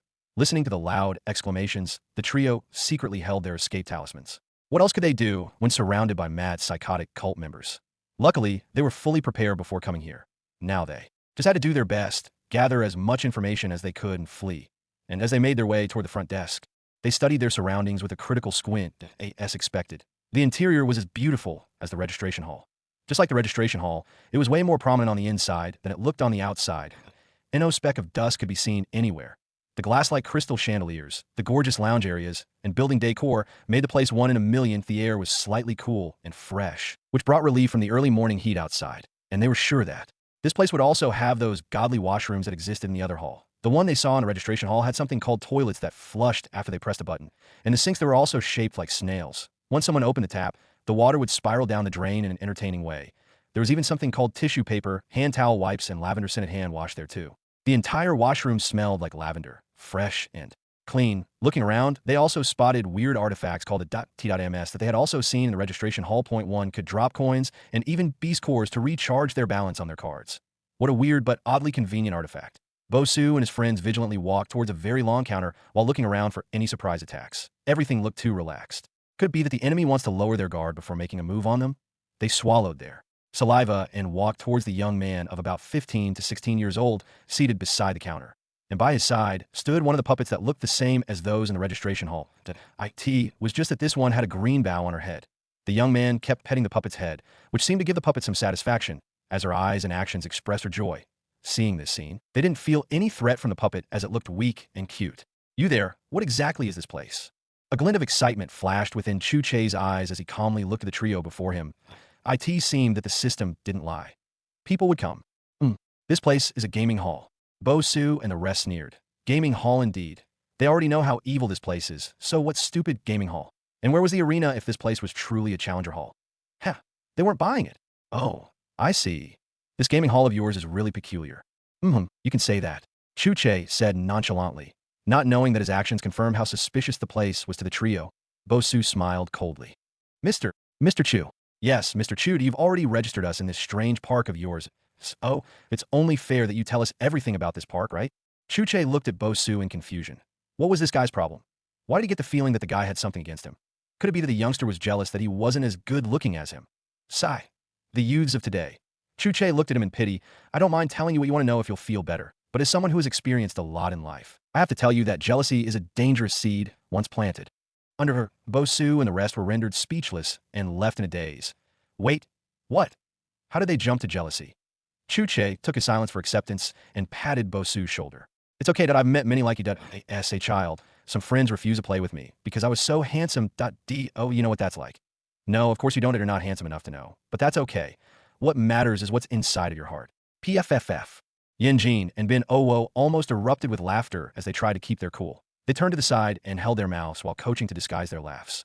Bosu quickly gave them death stares as if trying to burn holes through their heads. His muscles along his jaw clenched as the veins in his neck stood out in rage. His entire body trembled while looking at Chu Che, who in turn was looking at him in pity. This daddy here is a young master of the famous Su clan. Why should he be jealous? Bosu took a deep breath to calm himself down before he went insane. Damn it, he wasn't jealous. Okay. Chu Che looked at him again in confusion. Are you okay? Why are you red? Is it some rare illness? Bah ha ha ha ha. Yin Jin and Bin Owo erupted like crazy with tears ganging in their eyes. They tried, all right? It was just that this guy is too explosive. Bosu, who had calmed his anger earlier, felt like the heavens were testing him. His lips twitched in annoyance. What the hell is wrong with you? Are you blind? Do I look sick to you? Do I? Hm. Undersert Bosu gritted his teeth and recited a sacred scripture his master had given him once to calm his mind. Look, you said you'd tell us what you can, right? That means you won't lie. Bosu scoffed. All right then, it looks like we're finally communicating here. Now, who is the owner of this place? That would be me. Anything else? Silence. That would be me, that I'm the owner. Anything else? Silence. Bosu and the rest looked at Chu Che in disbelief. How could he be the owner? They had imagined some old man with long white beards, or someone at least over 700 years old. Why were they seeing a youth similar in age to them? They stared at Chu Che for a bit as if trying to confirm whether he was mocking them or not, but his expression seemed like he wasn't joking at all. Was he really the owner? And if so, then what exactly was his background? Everyone's mind was in turmoil as they looked at Chu Che vigilantly. Mr. Chu, even though you say you're the owner, it sounds hard to believe, if I may be so bold. What exactly is your identity since you're the owner? Even though Bosu asked, he didn't expect any answer from Chu Che. He just wanted to collect as much information that he could before fleeing and sorting it out to determine which ones were true or not. Chu Che's identity wasn't a secret, so he didn't feel the need to hide it. I'm a young town lord here. Your name is Chu Che? Correct. This is my town. Everyone stood back and took another glance at Chu Che. It wasn't that Chu Che was famous or anything. But in this world, before entering any new territory, it was best to do homework on those not to offend. They had heard about the young town lord called Chu Che. All they knew was that his parents and grandfather had died, leaving him alone in this world. That was the story that everyone knew of. And at a young age, Chu Che took over as town lord, holding most of the town's powers in his hands. That was all they knew about him. They squinted their eyes and scrutinized him thoroughly. He didn't seem to be lying. Well, they could always investigate things later. But if he genuinely were the town lord, then it would make sense that he knew the people who owned this place. That's right. Deep down, they still didn't believe that he was the owner of this place. How could a small town lord afford masters who could create these sorts of array formations and box-like artifacts? Something here wasn't adding up. That's why they still kept their guards up. Better to be safe than sorry. Gentlemen, a simple way to know is to go under the last tab on your membership cards. Everyone looked at Chu Che suspiciously before doing as they were told. What? Bosu's eyes almost fell out. He was the owner. There was a miniature portrait of him there, and the words, Park owner, and other information was shown. Everyone felt a little ashamed, as the information had been with them all along, yet they had been racking their brains while cultivating throughout the night on how to find out who the owner was. Why did this simple move from Chu Che make them feel stupid? Sigh. They looked at him with complicated eyes. How old was he to accomplish such a feat? In their minds, Chu Che had now become a mysterious entity. No, he was a person that they had to investigate. Bosu looked at Chu Che while deep in thought. If he was going to give out so much money hourly, it better be worth it. Mr. Chu, I don't have a problem playing this game of yours, but don't you think this price of yours is a tad bit too high? Chu Che gazed at him calmly. Oh, how so? Bosu's mouth twitched. Honestly, this guy had the ability to make him feel bloodthirsty. What a skill. He took another deep breath and smiled broadly. Mr. Chu, as you know, might have already guessed. We're disciples from the profound sect. I didn't know that. Bosu rolled his eyes heavenwards. What's with that overly surprised look? Is he saying he was unaware that they were from the profound sect? What a big pretender. Yes, that we are indeed members of the profound sect who have traveled and seen many things in this world. Forgive me for doubting you. But what sort of entertainment can you offer for that price per hour? I don't see any arena here. What sort of game could warrant such prices? Chu Che smiled mysteriously. If this is your worry, then I can assure you, it's worth the price. What if it isn't? Then you'll be reimbursed. Mr. Chu sure is confident that in that case, don't mind if we try. Be my guest. Bosu scoffed. With that, Chu Che led them to the ATM machines and showed them how to deposit money into their membership cards before leading them toward the gaming area. No, I died again. Damn it. Why am I so unlucky? At first, Bosu thought that these people were reminiscing about how they weren't able to kill some innocent person over the past few days or something due to their boredom and evilness. But only after coming closer did they know that they were wrong. They glanced at the computers and pointed at them with trembling fingers. What sort of artifact was this that could trap people inside it? Looking at it again, it didn't look like the lower realm. Wait, was it another realm? Did these people find a door to another realm? They swiftly looked at the smiling Chu Che and felt their hairs standing up. Who exactly was he? Their muscles stiffened as fear took hold of them. Were they still safe here? They secretly reached for their escape talismans just in case. If their master knew of this, he would probably move to this little town permanently. Who didn't want to escape the lower realm? This was a treasure that many sects would kill and die for. Yet here it was, disguised within an unpopular town. Listening to the words from those around them, did this mean that if they had 3 good coins per 4, they would get to spend time in this other realm? Now, they felt that the price was too cheap. What a joke. This was a gateway to another realm. Their jaws dropped wide open, and their bodies trembled with excitement and fear. They were here to investigate, so it was only fitting that they go into the realm. Yes, thinking like that, they wasted no more time and hurriedly chose their own computers. Point 1 of the guards was kind enough to explain some things to them. For example, once they played the so-called game, the card would be able to save their uncompleted games and also show them their progress reports. They had no idea what they meant, but they just nodded along. For the computers, login required them to insert their membership cards into the card slots on the machines. And once the card was inserted, only the owner could remove the card from the computer. With everything briefly explained, they quickly logged in with their cards. Bosu wore the weird head hat, virtual reality headgear, and was stunned silly. Pap. The entire screen came to life, and a message popped up and showed him a mini-him, picture of himself, and his present condition. Even the injury on his left leg and his cultivation level was recorded just like how it was in his membership card. How did they know this? Bosu's heart skipped a beat. Could it be that these artifacts, computers, had some ancient god's eye in them? Luckily, it seems that only he could see his personal information and growth. That's right. For safety reasons, people could only watch how a player played and know about his/her game character's name, HP level, fighting style, and other stats. But a customer's real-life condition or improvement was only visible to the player. Yanjin and Ben Oo were also alarmed when they put on their virtual reality headsets. The only thing they kept thinking about was how mysterious Mr. Chu was. What exactly was his background? Was it going to be a threat to their sect? They didn't think about it for too long, because in the next moment, the hidden realm called God of War, Ascension, had been activated. The game had begun. Bosu looked at the God of War icon and clicked on it. Click. Instantly, the world before him changed. His breathing suddenly became heavy and choking, as the air before him was different from that in the lower realm in O. It was better to say that it was too rich and filled with so much chi that it almost suffocated him to death. There was no way that this was the lower realm that S.O. Had he succeeded? Was he actually in another realm? F. His emotions were all over the place as he steadied his breathing. Ha ha ha ha ha. He did it. He laughed stupidity for a while before a fierce wave of pain attacked his body. Oh, what was happening to him? Bosu looked around in confusion, as his first impulse was to find out what sort of place he arrived at before judging what was going on with his body. Where was he now? He looked up to find very heaven-like mountains around him that appeared shrouded amongst the clouds that it looked like a haven for God's way up in the sky. Bam! He fell once more after trying to stand up. Curses. This body was really weak. He tried to stand up again, but soon realized that apart from being ridiculously weak, he had somehow managed to get himself chained up on some tall, open-space tower. What the hell was going on? Bosu was now even more confused than ever, but just when he was just about to move again, his consciousness mysteriously drifted away, and a strong vision about the world he was currently in forcefully pierced through his mind. Then he heard a very soothing, heavenly voice. In the time before the Titans, before the gods of Olympus, a great battle was waged. The wrath of the primordials, the very beings who forged the earth, raged out of control for an eternity. Bam! Instantly, Bosu saw two giant beings fighting each other fiercely. One had a body made up of the stars, while the other had a body that looked to be made up of the deep blue sea. Apparently, they were the Titans. Bam! These Titans exchanged powerful blows, making his entire body tremble with fear. And the next thing he knew, the Titans began tearing themselves apart. Following that, the Titan made up of stars scattered into millions of stars in the sky, and the water-like giant fell onto the world, forming waves of water all over the place. S.O. That was how the stars and the water came to be. Interesting. Bosu was fully immersed and felt like he was truly watching the gods fight each other, of course. Yinjin and Bo-Owo were all deeply immersed in the story. The narrator continued the tale, drawing everyone in. From this rage, this madness of war, the Furies were brought forth. Neither Titan nor God, mortal nor shade, could bind the Furies.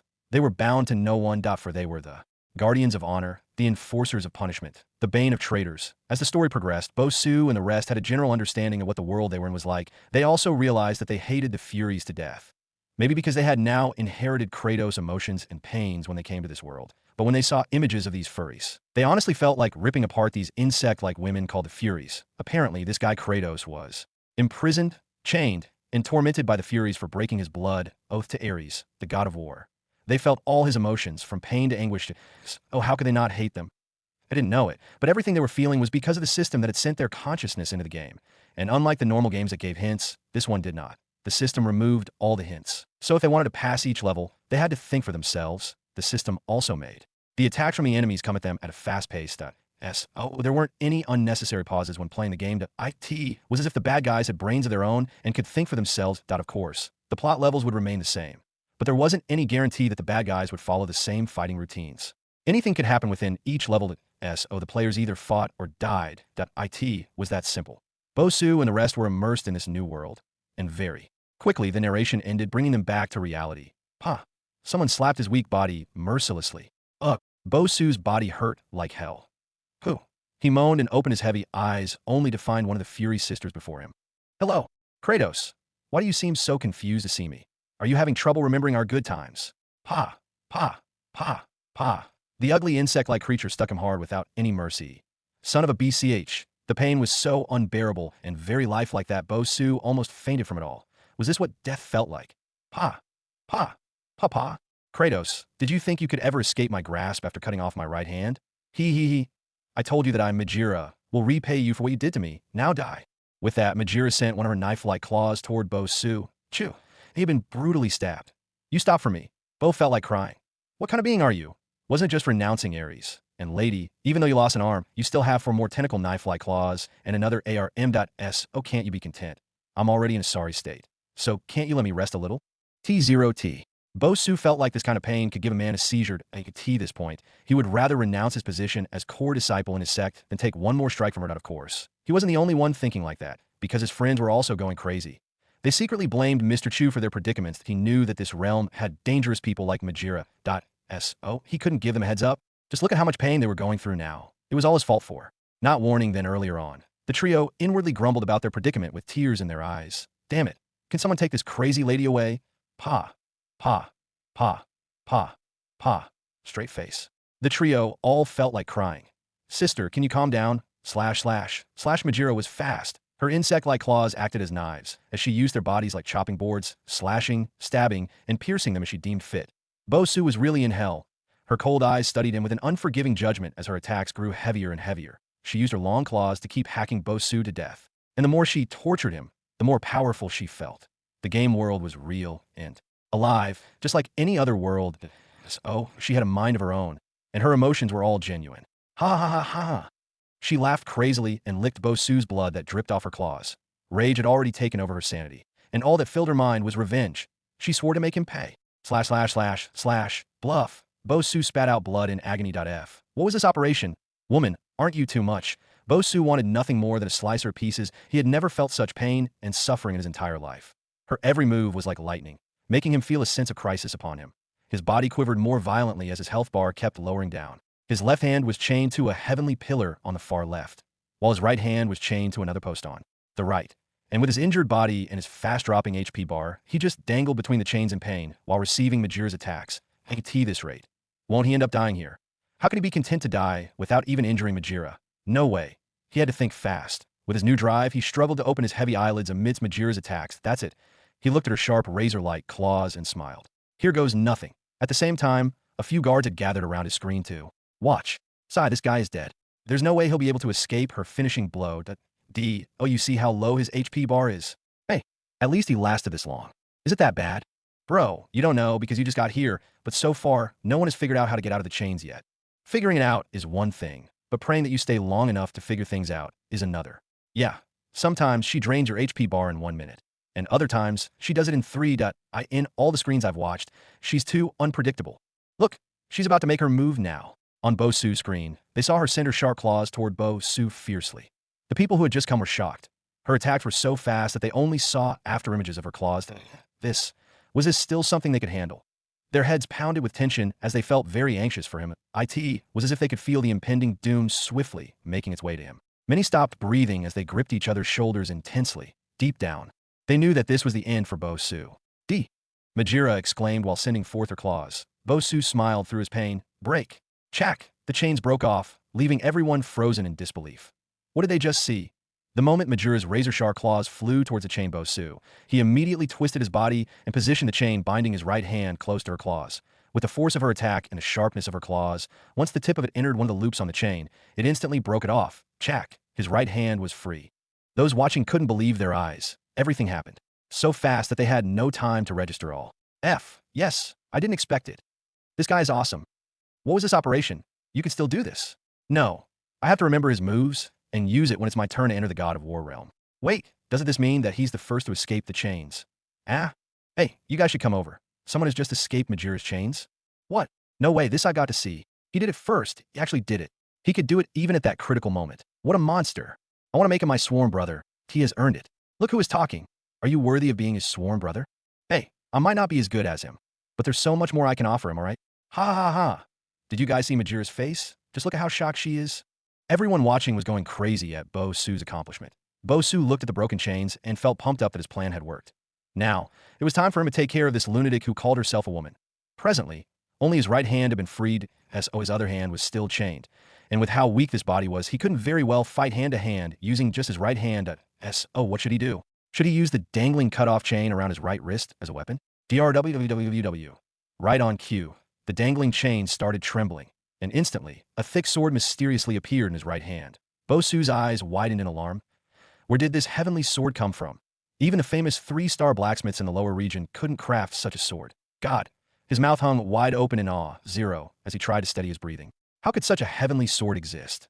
Seeing this was already akin to witnessing a miracle. Awesome. Bosu searched his memory and found that this sword was one in a set called the Blades of Chaos. Good name, Blades of Chaos. Words couldn't describe what Bosu felt right now, as the blade seemed to call out his very soul. It trembled and glowed while awakening something within. What was this feeling? The feeling he got made him fall in love with the blade. Another thing he noticed was how swift and fast the blade could gather and transfer chi at his command. The sword was well made and responded to him as if he was its master. And Most exciting part of it all was that it had a mysterious chain permanently attached to the sword. From Kratos' memory, it seems that the chain could extend and retract at will, sending his swords toward his enemies fiercely. Looking at his left hand, which was still tied up, he felt very pressured. He had to break free fast because Majira wasn't sleeping around. She launched another attack at him, but he jumped in the air and used his sword to break the chains binding his left hand. Bam! Chung! Chain broke. Good. Now both hands were free, and as expected, the other blade of chaos appeared on his left hand. Feeling overly confident, he stepped forward to take care of Majira. It was payback time. Instantly, Bo Su gathered his strength and headed towards Majira, whose face was also very pissed off. He vigilantly raced forward, dodging her lightning-fast attacks, and soon got close enough to make his move. With that, Bo Su raised his swords, ready to slice and mince her up with a calm smile on his first. Don't blame him for being cruel. Majira paused, standing as still as a rock, looking at Bo Su with hatred. She hated this mortal the most. But luckily, she did get her revenge. Her frown soon turned upside down, revealing a ruthless but satisfying smile. That's right. She was the one who gave the finishing blow. Bluff. Bo Su spat out blood in disbelief. Everyone watching was dumbfounded. Hello. What is this procedure? Can anyone tell me what's going on? Damn, I thought our brother here had a chance to finally defeat Majira, but I didn't expect him to be a cannon fodder too. If I were the one, I would be in years by now. Did you see how close he was to finish her off? I said it. How can Majira die just like that? So after all the flashy chain escape scene and moves, he still ended up dead? Ha ha ha. It's not funny. Well, maybe it is. Bah ha ha. Why do I feel bad for him? This kind of depression can kill a man. Bro, take heart. Next time, you'll get her. Ha ha. Tired face. Bo Su looked at Majira in disbelief. He thought he was the one who was in control of the situation, not knowing that she was the one who had been luring him closer. Bo Su looked at the claw that had pierced through his heart from the back in shock.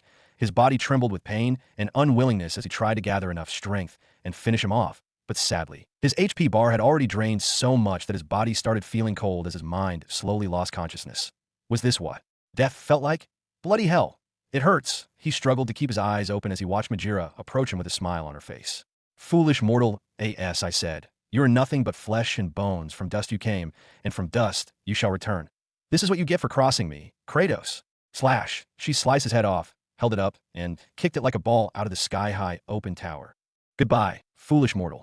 Bo Su almost fainted from anger. From today onwards, anyone named Majira was a sworn enemy. He was depressed. Ding. Continue game? Yes or no? Bo Su inwardly said the word yes, and found himself back to the moment he was still chained up. Looking at Majira with a new-bound hatred, Bo Su was more determined than ever. How could he let her go? He was not reconciled. Too bad he lost again, 7 times straight. Those watching laughed their heads off, with some feeling pity instead. She was brutally toying with him. Damn this Majira, of course. It wasn't until the 8th attempt that he began seeing the light. She was indeed a tough, unpredictable nut to crack. No fight was the same. The conversations, her insults, her moves, and her plans were all different every time he fought her. Plus, the woman herself was strong and too petty. She had 4 claws protruding out of her back, each as long as 2 spears joined together. She looked like the opposite of a fairy. Fairies had wings at their backs, while she had 4 insect-looking claws attached there that were very flexible and bendable. And just like fairies, she too originally had 2 arms, until Kratos cut off one of them. That's probably why she hated him so much. Bo Su understood that. But Kratos wasn't wrong either. Should he just stand there while someone was trying to take his life? Plus, she had 4 claws and 1 more arm. Lady, can't you manage or something? Ting, ting, ting, ting, ting. The duo fought for a bit until Bo Su finally slashed her belly, pushing her back. You lowly Spartan. It wasn't enough that you cut off my right arm. But now you want to cut me in half? Is this how to treat a lady? Bo Su almost puked. He rolled his eyes heavenwards and grumbled secretly. So now you're a lady? Why didn't you think you were one when you were busy stabbing me to death? Please. Bo Su stabbed her again without a care for her made-up ladylike feelings. In battle, both men and women were equal. Forget about gender. You beast. How dare you touch this fairy? I want your life. With that, she ran towards him fiercely. And before he knew it, both of them were falling from the sky-high tower while fighting mid-air. But just when Bo Su was about to punch her, the heavens decided otherwise. And in a blink of an eye, he found himself back in the lower realm. Ding. Forceful ejection successfully executed. Session expired. Seeing the dazed Bo Su, Chu Che yawned nonchalantly. Do you still want a refund? _refund your head. Bo Su didn't know whether to laugh or cry. Bro, I admit that I questioned you earlier, but now that the truth has been revealed, shouldn't everything be okay now? Why are you so petty? Fine, I'm sorry, alright? Bo Su stretched his head awkwardly and dared not ask for any refund. What a joke that he just came out of another world. No matter how much it cost, he would pay for it. Not even their sect could own a gateway to another realm. What made him surprised was how cheap and legit it was. There wasn't any foul play going on. Bosu now thought that his previous thoughts were ridiculous. Someone who had bad intentions wouldn't allow such a precious thing to get publicized like this. It made him see Chu Che in a different light. But more than anything else, everything only made them more aware of Chu Che's mysterious identity. What was his true identity? Was he a person from the lower region? Or was he someone who came from the god of war realm? Which one was it? The more he looked at Chu Che, the more remarkable he seemed. Bosu secretly swore that no matter what, he would never get on his bad books, of course. He also did so because he wanted to get back into the god of war world. How could he let that sneaky insect called Majira escape his grasp? No way. They had a bone to pick with her. Yanjin and Benowo were also unwillingly forced out too. The trio humbled themselves before Chu Che after realizing how amazing he was. Please don't be offended by us, Mr. Chu. We're sorry for our previous actions. Yes, we were just muddle-headed earlier on, but now we know better. That's right. In fact, we would like to keep playing for the entire day. Chu Che waved his hands nonchalantly. It's all right. I'm not offended. Everyone felt relaxed back in their chairs after seeing that Chu Che had forgiven them. A wave of gratitude and appreciation clutched their hearts. What a good man. They smiled back merrily before freezing up and looking at Chu Che pitifully, as if they were about to cry. Mr. Chu, why were we forcefully sent out of the realm if you're not offended? Is it money? Look, we'll even give you double the amount of money or beast cores needed. Everyone else nodded their heads, as if backing up their claims, but Chu Che only pointed at the rules on one part of the wall. The rules will not change. Each person can only play for 6 hours maximum. Since you spent 1 hour already, you're allowed to play for 5 more hours. So, it must be 6 hours a day. Is there no room for 10 hours or something? No, 6 hours max right now. You only have 5 hours left. Everyone listened seriously. The moment they recalled that people could get banned if they caused trouble, so they dared not disobey or force their money on Mr. Chu anymore. Rather than never going to the godlike realm, they prefer to use their remaining 5 hours peacefully. They remembered that they had put 18 gold coins each in their card earlier, intending to stay as long as necessary while investigating. Each hour cost 3 gold coins, so they just needed 18 for 6 hours. That said, if they had 5 hours left and enough money in their cards, then why did they get sent out? Chu Che looked at their pitiful watery eyes and felt it funny. Unlike their tall and prideful demeanor earlier on, compared to then, now they looked like lost kittens that had been abandoned in a box. They looked so flustered and anxious, as if whatever he was about to say would kill them if it were negative. Can you all behave? Why are you all making me look like a bully? Chu Che felt like if he dated to turn away. These shameless people grab his legs and cry sympathetically. Boss Chu, if you're not mad at us, then why would you send us back here? Without defeating Majira, how am I supposed to live? Yeah, what am I supposed to do now? Boss Chu, please give us a chance. Hey, man, I have to avenge myself. How can I go to bed at night when that insect is still alive? Boss Chu, you may not know, but I have legendary cooking skills. So if you don't agree, then as the heavens are my witness, I'll never cook for you. Straight face, Chu Che was dumbfounded. What sort of people were these? He felt like talking with these people would lower his IQ. Since when did my name upgrade to Boss Chu? And when did I say that I was holding a grudge against you all? Wasn't it you all who were holding a grudge against me because I was too handsome? Sigh, forget it. Who made him the owner of the park? The reason why you all were logged out was simple. During your last minutes, did you hear anything or anyone talking? Instantly, the trio stopped their fake crying, leaving Chu Che speechless. That can't you guys pretend a little? The trio searched their minds before finally opening their eyes wide in realization. Yes, they did hear something, but because they were in the heat of battle and wanted to listen to all of Majira's words and the whoosh sounds of her long insect claws, they muted it. Was the voice important? HMHM, that was a countdown. Everyone tilted their heads in confusion. Countdown. Yup, you didn't choose the continue option once the countdown began. Everyone opened their mouths in a circular manner. Oh, now it made sense. Just before rejection, the words of voice said something and some timer began, but they brushed it off to concentrate on Majira. But who would have known that the damn thing was the restart countdown? By the time the countdown was over, they were forcefully ejected. All countdowns are 15 seconds within this time. All you have to do is think, say, or click on your option. So that's it. Knowing that, they quickly got back in the game.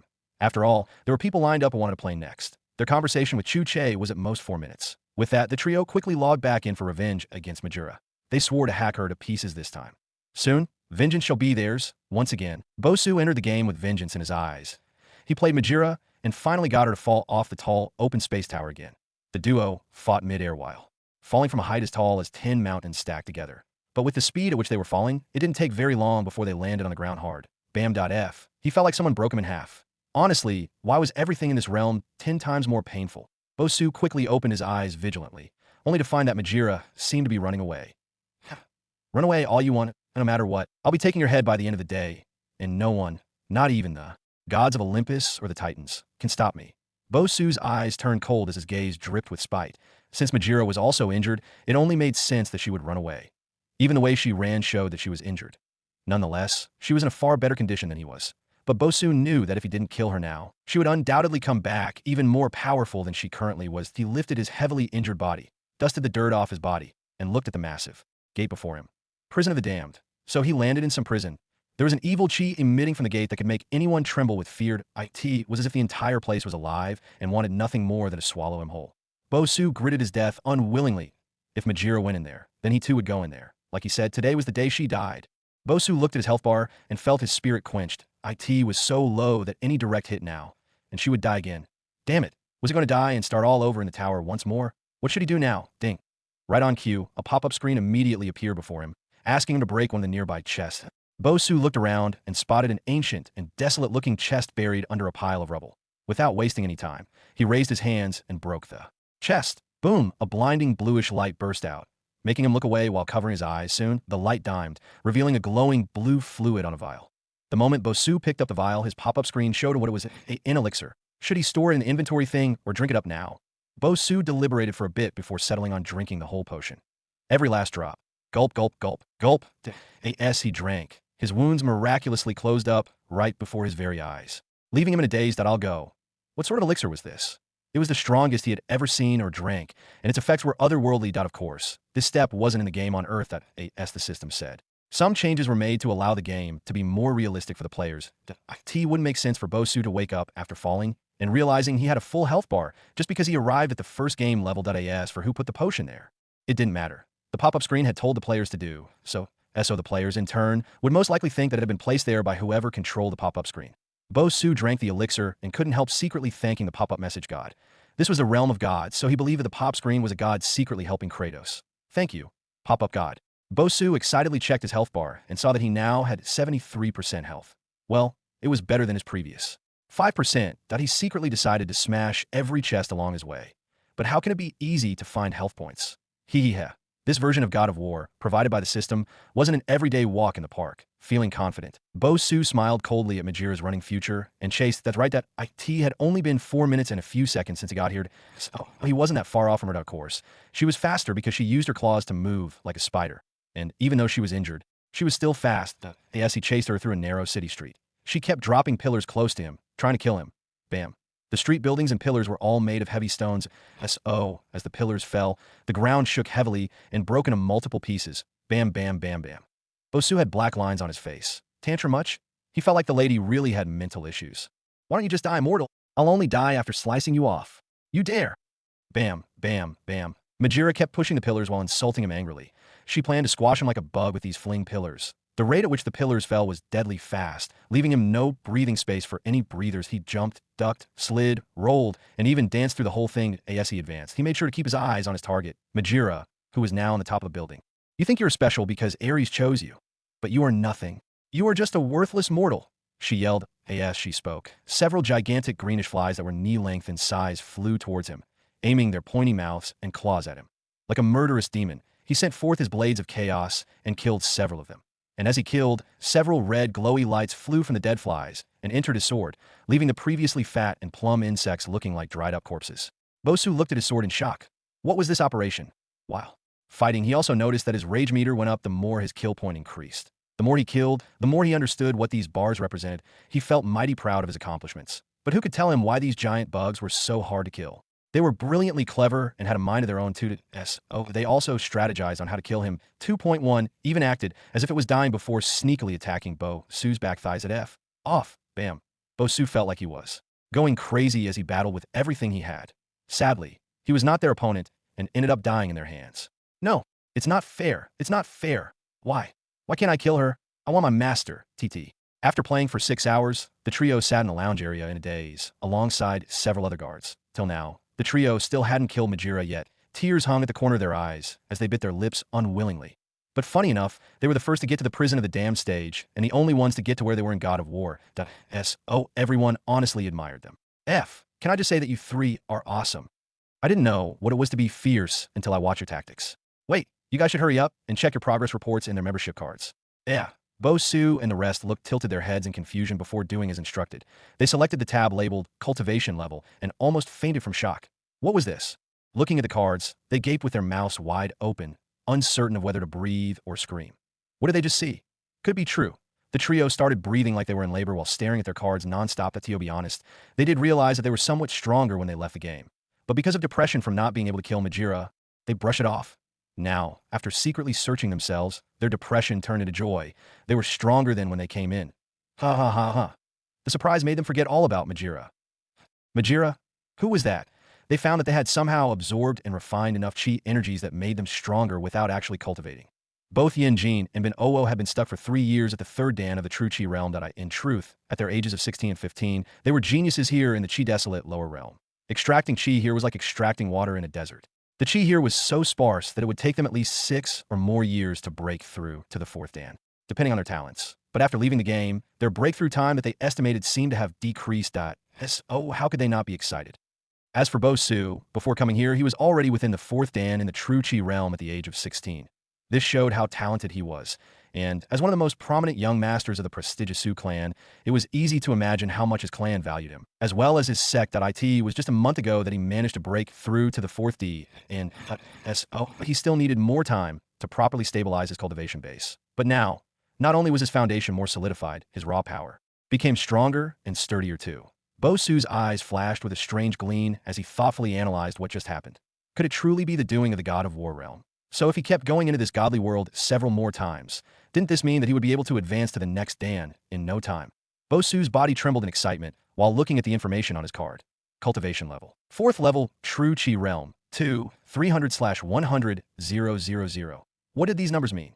Did this mean that once he gathered enough Chi to reach 100,000, he would be able to advance to the next dan?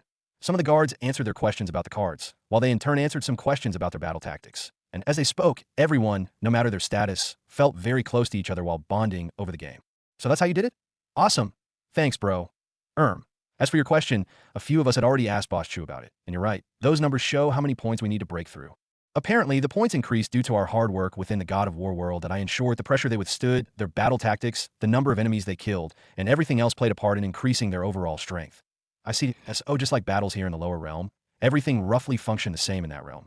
Wait, what about the point system? Does it still work in our realm? Of course, Boss Chu said that even if we are cultivating within our rooms, as our cultivation level increases, so will the points. This way, we'll also know if what we're doing is effective or not. Bo Su's eyes shone with glee. Yes, that would be of great use to him. For example, if eating a spiritual fish gives him 1/2, while that an apple could give him 3, he would eat the apple instead and not waste so much time on the fish. It would be like a chi detector, telling him what was beneficial and what wasn't. Hey, the lower realm was already desolate enough. He and many others needed all the help they could get. However, he knew very well that nothing could compare to him visiting the god of war realm. It was the fastest way to level up. Some people were busy cultivating in seclusion for years while enjoying their time and advancing. If others heard of this, they would cry pitifully. This place was a treasure. Chu Che revealed a satisfied smile while watching everyone get drawn toward games. Well, he had already spent 6 hours here, so he could now flex. But just as he was about to leave, the system popped out on his shoulders again. My darling host, guess what? I have a side mission for you. Chu Che's eyes lit up. Could this be the legendary side mission he always read about in wuxia novels? If so, then what was he still doing here? System, why isn't there anything on the mission tab yet? Publish it now. Chu Che's heart itched with excitement at the prospects of having a side mission. Of course, apart from the thrill of having experienced a real action-packed wuxia side mission as an otaku, the most important thing for him was the rewards that in this way. It shouldn't be very long before he could play and watch all of his favorite shows and games, right? Chu Che was filled with nostalgia when he thought of all the shows he was missing back on Earth. His entire mood was bright and uplifted as he glanced through the mission tab. But what he saw made his momentum fall in one swoop? No, rather than losing his momentum, it was better to say that he was too shocked. Such a thing happened in his town, and he didn't know about it. He searched through the original owner's memories and realized that even he hadn't heard of such a thing. What was this? Chu Che scrunched his face in rage as the matter truly stimulated him. How dare these people? He looked at the mission again and was very thankful that the system had indirectly alerted him of this problem. The town lord. He felt like he owed it to his people and to the original owner to get it done. Moreover, his heart wouldn't be at rest if he let this go on any longer. He looked at the side mission and rubbed his hands through his hair in rage. Side mission, take back the children kidnapped by those from a sect called Black Valley. Task details. As the Lord of Wenji Town, the host can not only focus on park activities. Wenji Town has several enemies lurking in the dark, as well as many internal problems too. The lower realm is already desolate, with everyone looking for a way to raise their cultivation. And Black Valley is no exception. It's an evil sect that refines the blood and corpses of children through an ancient ritual, turning it all into evil chi. Deadline: 4 days. Punishment: none. Rewards: 100 million silver coins note. The reward money is discharged based on how much sects are typically willing to pay for cleaning up an evil cult. The money usually got shared or converted into contribution points for the sect disciples who participated in these missions.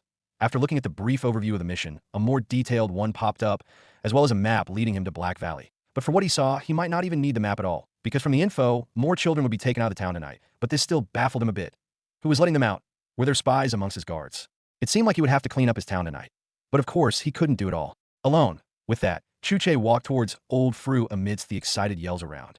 Damn it, this Majira got me again. What will it take to kill her? I've never seen someone so hateful as her.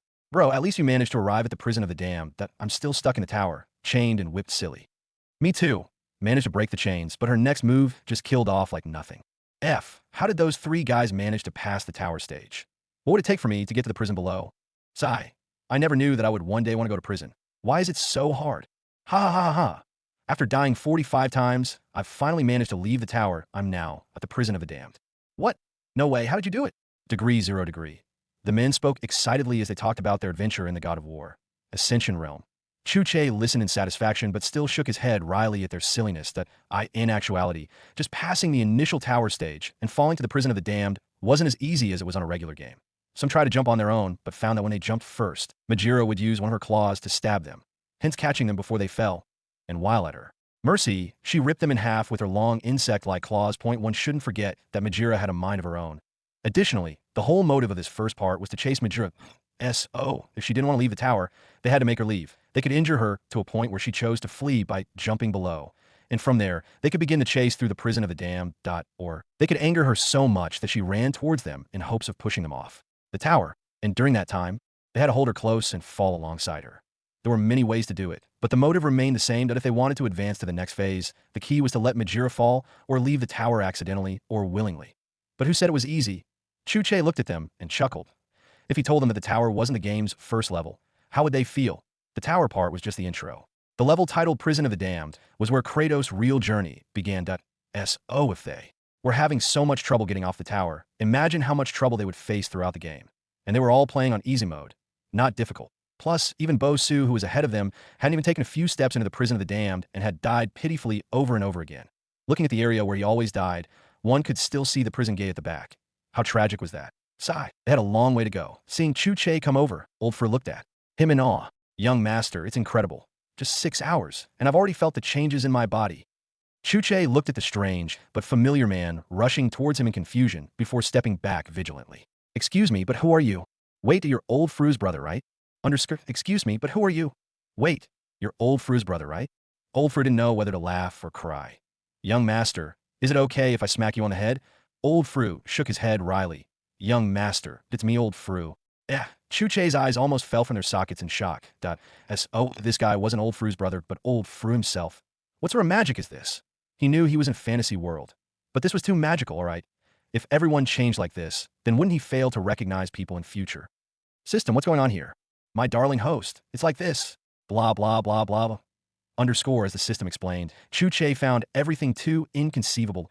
Old Fru's change was because he grew stronger. From the system's analogy, Old Fru was currently within the 10th Dan and could live up to 247 years max, but right now he was already 231 years LD.SO if he didn't break through to the 11th Dan. He would typically continue wrinkling, aging, and eventually die 15 years from now. As for why Chu Che was so shocked, even the original owners. Memories, he had never seen anyone reclaim some of their youthfulness before, and it appears that when the original owner was still a baby, those were the years Old Fru turned old, which was the starting period which indicated that his time was soon up. From the onset, Chu Che had always known Old Fru as an old man. Again, as the years went by, Old Fru's added immensely. All memories had Old Fru as a grandpa. So how can Chu Che not be shocked by the change? In this world, people could look like 18 years old for thousands and thousands of years, provided they broke through their cultivation. Now, even though Old Fru still looked old, his entire hair had changed from white to black, making Chu Che think that he might be Old Fru's brother or something, or could it be that hair dyes existed in this world? Additionally, some of his wrinkles had faded away, making him look younger. Earlier on, Chu Che could say that based on Earth standards, Old Fru looked like a 100-something years old back on Earth, with a face full of wrinkles. But now he just looked like a 60-year-old grandpa with far fewer wrinkles, a full head of black hair, and a straight back. Anyone who saw him now would think that he was Old Fru's younger brother or child. Chu Che was so shocked that he couldn't take his eyes off him. Sigh. No wonder the people in the cultivation worlds didn't need makeup.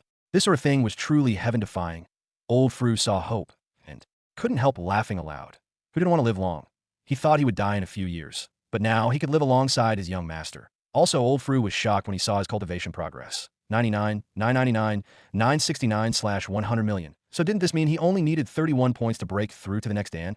By then, his life would be extended, and part of his youth would have returned to him. Yes. Oh, how can he not be happy? Of course, because he had allowed himself to get to the point, it would take at least 3 breakthroughs for him to look like his former 18-year-old self. Another thing to note was that after getting his younger look back, no matter how he broke through later on, he wouldn't be able to look more youthful than 18 if there were some rules that the heavens demanded once one advanced. After all, it would be ridiculous for someone of his age to revert to an appearance like that of an 11-year-old child. That would be too deceitful to be why the will of the heavens. He and everyone else could only revert to at most 18. That was as far as it went, of course. There were some treasures and artifacts that could alter one's appearance for a limited amount of time, typically for a day or week max, but those were hard to find and could only be seen in the other domains. Forget about the lower realm. It was useless. Ha ha ha ha. Young master, I can't believe that you don't recognize me. Old Fru said, while smiling warmly. He felt very handsome and confident right now, and his lines were stronger than ever. His appearance might have changed because he was just at the tipping point, about to break through. Just a little bit more, and he would reach the 11th Dan. Too bad he'd already played for 6 hours and could only come again tomorrow. Old Fru, we have to talk. Yeah.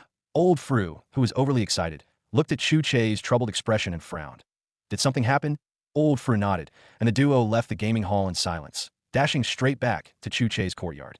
And after closing the doors and sensing that no one was listening in or watching, Old Fru nodded at Chu Che. Shadows. Swish. Like lightning, the 3 people in black sprung out of nowhere and appeared before Chu Che on one bent knee. My lord. The trio kept their heads down as they waited for Chu Che's orders. They were Chu Che's secure guards, 2 men and a girl who went by the names Din Chu, Good Chu, and Huyin Chu. Chu Che looked at them calmly. You may rise. Thank you, my lord. With that, Chu Che narrated all he knew about the Black Valley. Bam. Young master. These people are too much, so they were the ones responsible for the incident a month ago. Chu Che looked at Old Fru in confusion. Incident? What incident?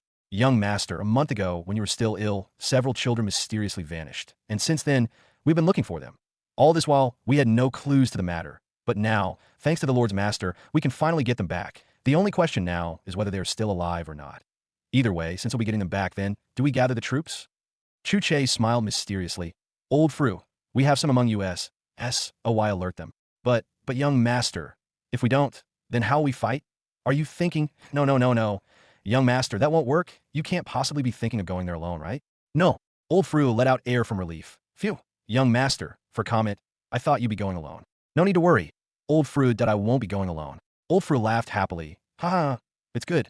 It's good that you won't be going alone. Chu Che massaged his chin calmly. HM, I won't be going alone. I'll be going with you 4. Of course we will be there, young master, and we will lead our men to take them down. Old Fru, I think you don't quite understand me. Like I said, there won't be any troops involved in this matter. It will just be us. Underscore in the dead of night, several black masked shadows were currently lurking in the dark. The streets were quiet, cold, and looked a little deserted. Nonetheless, there were a few people publicly moving here and there for their own private reasons. Some walked on the streets after leaving the bars very late at night, as they got excessively drunk on the roads, staggering about from left to right and right to left. Some even fell in the gutters intoxicated with so much booze that they immediately passed out. The lonely sounds of their laughter and drunken banter echoed across the silent night, disturbing the street cats. And amidst the drunken fiasco, several mini black masked shadows spring out of their hiding places, dashing forward one street at a time. Whenever they heard or spotted someone, they would vanish in a thin air, with some jumping onto the roofs of homes and others hiding in the alleyways vigilantly. As usual, today's operation must go well, or else they would face hell once they returned. They jumped, rolled, ran, and crawled if needed as they stealthily avoided everyone. Their footsteps were as light as air, as their movement produced no sounds, making the guards unaware of their presence. And, coupled with their high cultivation level, compared to the people here, their very moves were too fast for them to see. Just like shadows, they remained undefeated in the dark. Whoosh, whoosh, whoosh, like the wind, the shadows made their way toward a small building that resembled a regular home where any ordinary couple would stay. There was even an old lady rocking a chair outside and dozing off while holding a ball of spider silk thread and a pair of knitting needles. She had a warm blanket. over her legs, and her snoring was steady. Anyone who saw this would instantly think that she was just an ordinary old lady who might have accidentally slept off while knitting. But that couldn't be further from the truth. The moment she detected the shadows, she securely opened her eyes while snoring steadily. And soon, she pretended to wake up, wipe her saliva off her mouth, and said something playful. Goodness, just look at the time. How could I have dozed off here? Old man, where are you? Old man, old man. Ah, sigh. That husband of mine is probably sound asleep by now. Well, I better get shut. My old back is aching. She carefully carried her spider silk rolls of thread and placed her hand on her aching back pitifully before walking into the house one step at a time. Bam. The moment the old lady stepped into the house and closed the door, she, who was previously hunched down on her back, stood up straight and walked towards the back of the house like someone in their 20s. Following that, another old man came into the room too. He was her supposed husband. Come out. Swish. The shadows appeared out of thin air with their heads lowered and one knee on the ground. We greet the elder Odeo and elder Megina. Arise. Thank you, elders. Both Odeo and Megina nodded nonchalantly before leading the shadows toward an underground chamber in the house. There, they met several mortal children who had been tied up and gagged. Is everything ready? Yes, elder. The Nutrajas put the guards to sleep. We only have an hour left. The wagons are ready. Load them up. Yes, elders. With that, the shadows got to work. With the Nutrajas here, they didn't have to worry too much. The term Nutraja was a particular occupation in this world. Just like how there existed alchemists, blacksmiths, and teachers, appraisers, and so on, Nutrajas were also a great profession that many respected. They were simply dancers, but the key here was that their dance could put their victims in any spell they deserved, based on the type of dance they performed. And if done well, they could make beasts and entire armies kill themselves happily. That's why they were well sought after and highly respected, of course. Being a Nutraja was hard. Another profession similar to Nutrajas were Tunists that could do the same thing by playing music. These two occupations were very highly regarded. Nonetheless, they were amongst the professions for one to achieve. And Black Valley actually has many powerful ones that could make many people's tongues roll out in shock. If word got out, many might not believe it. Another thing worth mentioning was that the dance spells could only work on those weaker than the dancer. But since this was a very tiny town, all the guards were out to sleep. And so, the guards were out to sleep. Why didn't they just kill them? The reasons are simple. They didn't want to alert them since they planned to kidnap more from here later on. If the town lord and his people saw hundreds and hundreds of guards slaughtered, he might get help from those in bigger cities, or even send requests to some sects to help out if things got too bad. And then, things would get bigger, making them stay and hiding more. But if they just continued like they usually do, many might think the culprits were bandits or ordinary traffickers. Since they plan to take more children in future, they might as well keep the guards alive. Oh, the badly brutalized and beaten up children mumbled, cried, and tried to call for help, but since they were faced up, no one could hear them. And just like that, they were loaded up into wagons mercilessly. The old man and old lady scratched up their faces in disgust. They really hated children that if not for the fact that their vitality could make them stronger, they would never want anything to do with this group of crying nuisances. To make matters worse, the children were all mortal. Carrying a few newborn babies in their hands, they almost dropped them in disdain. Trash. The elderly duo scoffed and continued what they were doing. And with no time on their side, the wagons got loaded up, and the horses pulled them away from the back of the house. Gallop, gallop, gallop. Just like that, the group vigilantly left the place. But not too long after it left, several other pairs of eyes revealed themselves. Tonight was going to be a bloody one. Not too long after the wagons left, Chu Che, Old Fru, and the rest appeared. Apart from Chu Che, Old Fru and the rest were still a bit dumbfounded. Earlier on, when Chu Che took them here, they secretly thought that it was ridiculous, especially after seeing how the old lady rocked her chair back and forth and complained about her. Backed out, of course, they were far away from the old lady, so they couldn't tell if she had mortal bones or not. However, from observing her for over 4 hours, they were still unconvinced and inwardly thought that the young master might be mistaken. But how could they have known that they would get slapped in the face so soon? This time, their eyes had really opened up in shock. What was this operation? Old lady, so you can straighten your back like that? They couldn't help feeling a little terrified when pondering if there were such dangerous people in the town they didn't know about. They started wondering if all the ordinary-looking people they saw were just as they seemed or had hidden identities while staying here. What made Old Fru more depressed was that he knew the old man is escorting the old lady. The old man got here 3 months ago, claiming that his village far away had been destroyed by bandits. He came over to settle down. At least that's the story the old man told him, and he believed. Even more because looking at the old man, he couldn't see through the other person's cultivation level, making him more inclined to think that the old man was immortal. Another reason why he might not have been able to see through the old man might be because the old man had a higher cultivation level. But for some reason, he always brushed it off and took the old man as a mortal. Of course, during that time, Chu Che was also sick, so they didn't have much time to think about such things. That he often met the old man while moving on the streets in official business or doing a few other errands. He remembered that the old man also maintained that he had a wife, but he had never seen the lady before. They were both from Black Valley? To think that the bastard had once wanted him to marry his cousin in some big city. Damn him, thought he had been played. Without wasting any time, All five started racing through the streets at a safe enough angle while talking about the matter. Old Fru's face grew pale as he thought things through. Young master, neither of us can see their strength, if not for the strength-shielding artifacts left behind by the mistress. I'm afraid that they might have discovered us a long time ago. Chu Che, Hitchim. Judging from the fact that I can see their strength, this means that even though they're stronger than you all, they're either similar to me in strength or weaker than I am. Everyone nodded, listening to Chu. You four are all in the 9th and 10th dan, while I'm at the 12th D, and they should fall in the 11th or 12th dan too. But don't forget, they're esteemed elders in Black Valley. It stands with reason that the juniors in Black Valley should be far weaker than them. That said, could any of you make out the strengths of the Black Mass cultivators? Yes. Young master, we did, and they're all slightly weaker than us. If an esteemed elder in Black Valley is only at the Chu Che realm, then that means that Black Valley itself might either be a branch of some more prominent devilish sect, or it could be a newly established sect struggling to survive and have its way to the tip in secret. Young master, I think you're right. Bigger sects have people in the origin realm, second Dao, that are about to ascend. If the old lady and man are esteemed elders in their Black Valley, then it might not be the leading force for these evil cultivators. Old Fru and everyone else agreed. They couldn't help but feel relieved. The tea leaves for now, they weren't fighting with some mighty sect. But then again, something still made Old Fru's scalp numb. Young master, aren't you scared of revenge? What if there are other major forces backing the valley up, who then later come for revenge?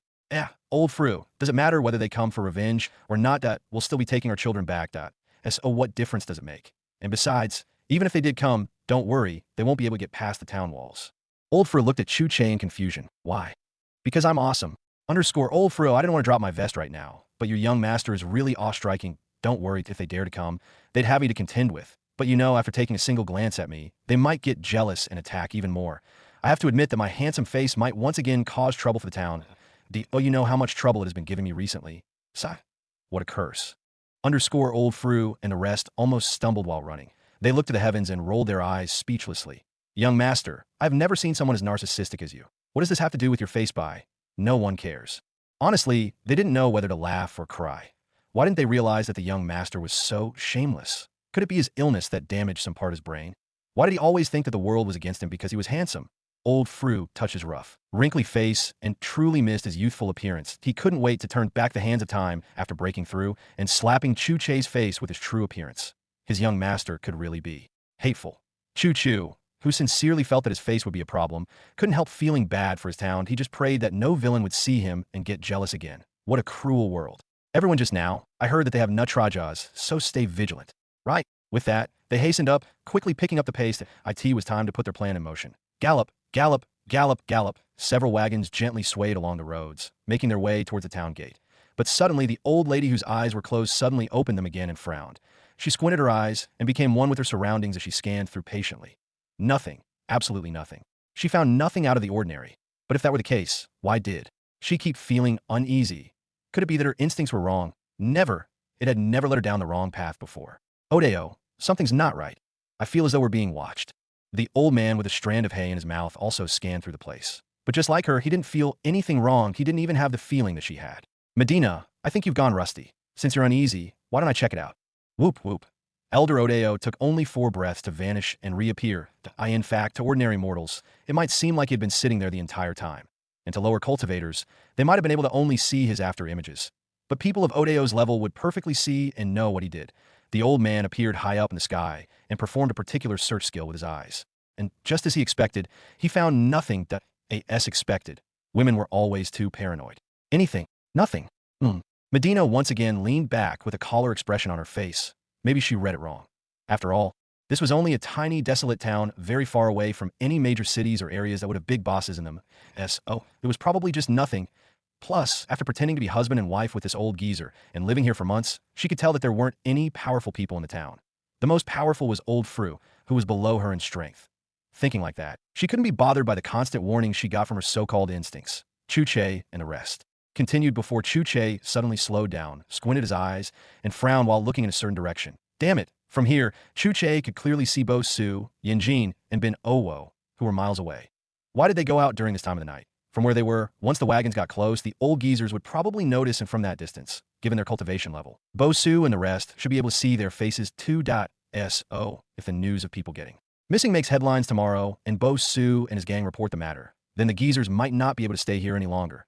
But how could they let this happen when they still wanted to use this town to collect more children in future?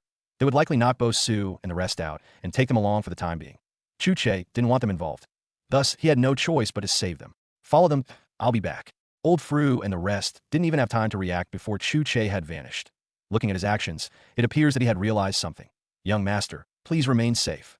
They thought before following the steady-moving wagons. Meanwhile, Bo Su and the rest, who had no clue about what was going on, calmly stood before their inn, feeling pumped up. Ah, today was amazing. At first, I thought it was all a big scam. But who would have known that it was a doorway to another world? Yet I can't wait for sunrise to come. This time, I'll be sure to give Majira a piece of my mind. She's too much. No wonder everyone wanted to kill her once we first stepped into the gaming hall. And to think that we thought they were bad people who failed to assassinate her. Now I feel bad for everyone else instead. Oh, you know how many times she's killed everyone to get their hatred? What an unreasonable woman. Sigh. Brothers, let's talk about that woman later. Now, we have to train in the woods till morning let's go. Right. The trio nodded at one another in understanding. But just when they were about to leave, a figure appeared before them, leaving them in a daze. How was this possible? They didn't even feel anyone coming toward them when Chu Che appeared, making them gasp in shock at his strength. And oh, forget that. They didn't even feel the wind blow when he appeared as if he synced with nature to death. Why was this guy so perverted? How could someone of the same age as them be so strong? Could be that this guy was actually the son of the heavens. But more importantly, why was he here? No, it couldn't be. What? Was he here to assassinate them, as they initially thought? Their pupils opened wide as they started as Boss Chu, in both confusion and vigilance. This was his plan all along to win their favor over, lower their vigilance and kill them. Yes, it all makes sense now. They've been such fools to hold him in high esteem. Who knows, maybe Majira was also working for him. How could they be so foolish to believe his lies? Chu Che looked at the dazed trio in confusion as, well, why were they staring at him so much? He knew he was handsome, but wasn't it too much for them to openly stare at him like this? Shameless. Well, he didn't have time for them to keep being dazzled by his appearance. Soon, the wagons would be at a range that would allow those old geezers to spot the trio from afar. He had to act quick. You three, I don't have much time. Let's make it quick. The trio trembled in anger, feeling betrayed. What do you want to do? Kill us. Kill. Why would I want to kill you? Don't pretend. Isn't that why you're here? What's wrong with you all? You think I would kill you because you're jealous of my handsomeness? Do I look like such a petty person to you? Underskai, it's not your fault. Jealousy has clouded your minds so much that you can't see facts anymore. But I'm a clear-headed person, rather than killing you. I'm here to save you instead. That's right, that I'm your savior. The trio looked heavenward and silently complained in their hearts. Why would the heavens bless such a narcissistic person? Are you sure that you adequately allocated all the blessings to the right people? In all their lives, they had never met someone who gave them the urge to commit suicide. Who knows, maybe once they die, things would be better on the other side. Why was this guy so full of himself? Who cares about his handsomeness? Fine, he was indeed extremely handsome, but it wasn't like they were ugly or something. Why did this guy always feel the need to rub his good looks on their faces? And why did he always think they were angry because of some unknown jealousy? Looking at the sky above, they truly wanted to have just 1 minute with the person who gifted this guy. 1 minute was all they needed. The youngsters were so speechless that they just looked at Chu Che and silently cursed him. Chu Che saw their attitudes and thought that they were once again feeling guilty. Look, like I said, I'm here to rescue you. Chu Che spoke briefly and hurriedly about the matter, making Bo Su and the rest finally drip a bit of their vigilance. But because they didn't fully believe it all, they wanted to join in. After all, they were about to train and kill beasts in the woods. Rather than doing that, why not get a good workout helping out? Plus, when they heard it was an unknown evil sect, they felt it was only fitting for them to eliminate it now. With how famous the profound sect is, they were very knowledgeable about several evil sects still being hunted down by others. But this was the first time that they had heard of Bulk Valley. Could it be newly established or something? Chu Che shook his head unwillingly. He didn't want them to go. Not because he was afraid of their sect, but because he didn't want any unforeseen accidents to happen to them. Unlike Old Fru and the rest, they were still way below, around the 3rd and 4th dawn. Even if they went, they would only be able to deal with a handful of juniors, nothing more. Boss Chu, we have to go because this sect seems new. We have to collect as much information about it to protect our own sect. Who knows if they have a strong backer or are planning something ingenious. No matter what, we have to get the answers for ourselves. That's right, Boss Chu, it's our sworn duty as sect disciples. And to be honest, the name of one of the elders you mentioned ticked me off, of course. I'm talking about the one named Medina. Why does her name sound so similar to Majira? As expected, they're probably from the same breed of women that how can we let her go? And even if we can't take many at once, don't you need people who will untie the children? Yeah. Are you looking down at us so much that you think we can't do such a simple job? We want to be designated untiers. Straight face. Forget it. Chu Che gave up and accepted them into the mission. My darling host at oh, you want to give them the spare presents, canceling artifacts in your infantry? Let's do that. Luckily, I brought spares just in case old Fru or anyone else loses their own. There were about 15 of these precious artifacts left by his mother ages 8G before going on the mission. He kept a few more in the system storage unit. After all, always being prepared could save many lives. Looking at the artifacts, Bosu and the rest were so shocked that they almost dropped them. They weren't fools. From the artifact alone, they could tell that it didn't belong to the lower realm. They stared at the artifacts silently. Who exactly was Chu Che, and what was his real background? Things were getting more and more mysterious in this desolate little town. After today, they would properly confirm whether Chu Che was lying or not. Did children truly get kidnapped? If it was a trap, they still had their escape talismans. What could go wrong? All right, stay close. With that, they were gone. The wagon successfully reached the gate and came across the sight of many guards in a deep trance, sleeping like dead men.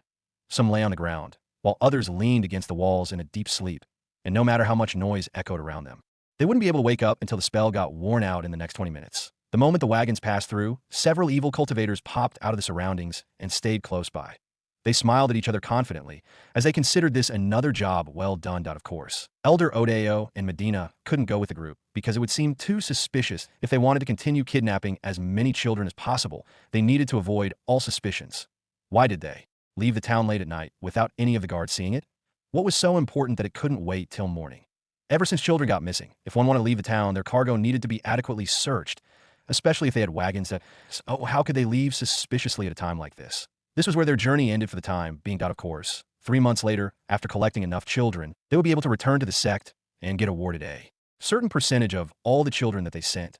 Following that, they'll then kill them and refine them into evil chi that would enable them to break through, getting a fraction of their youth back. For now, they walked hard to gather as much as they could. Give this leader to Elder Mishu, that he'll know what to do. Yes, Elder. With that, everyone was ready to head back to the sect, but just as they were about to advance, a very dominant voice echoed out. Oh, and where do you think you're going?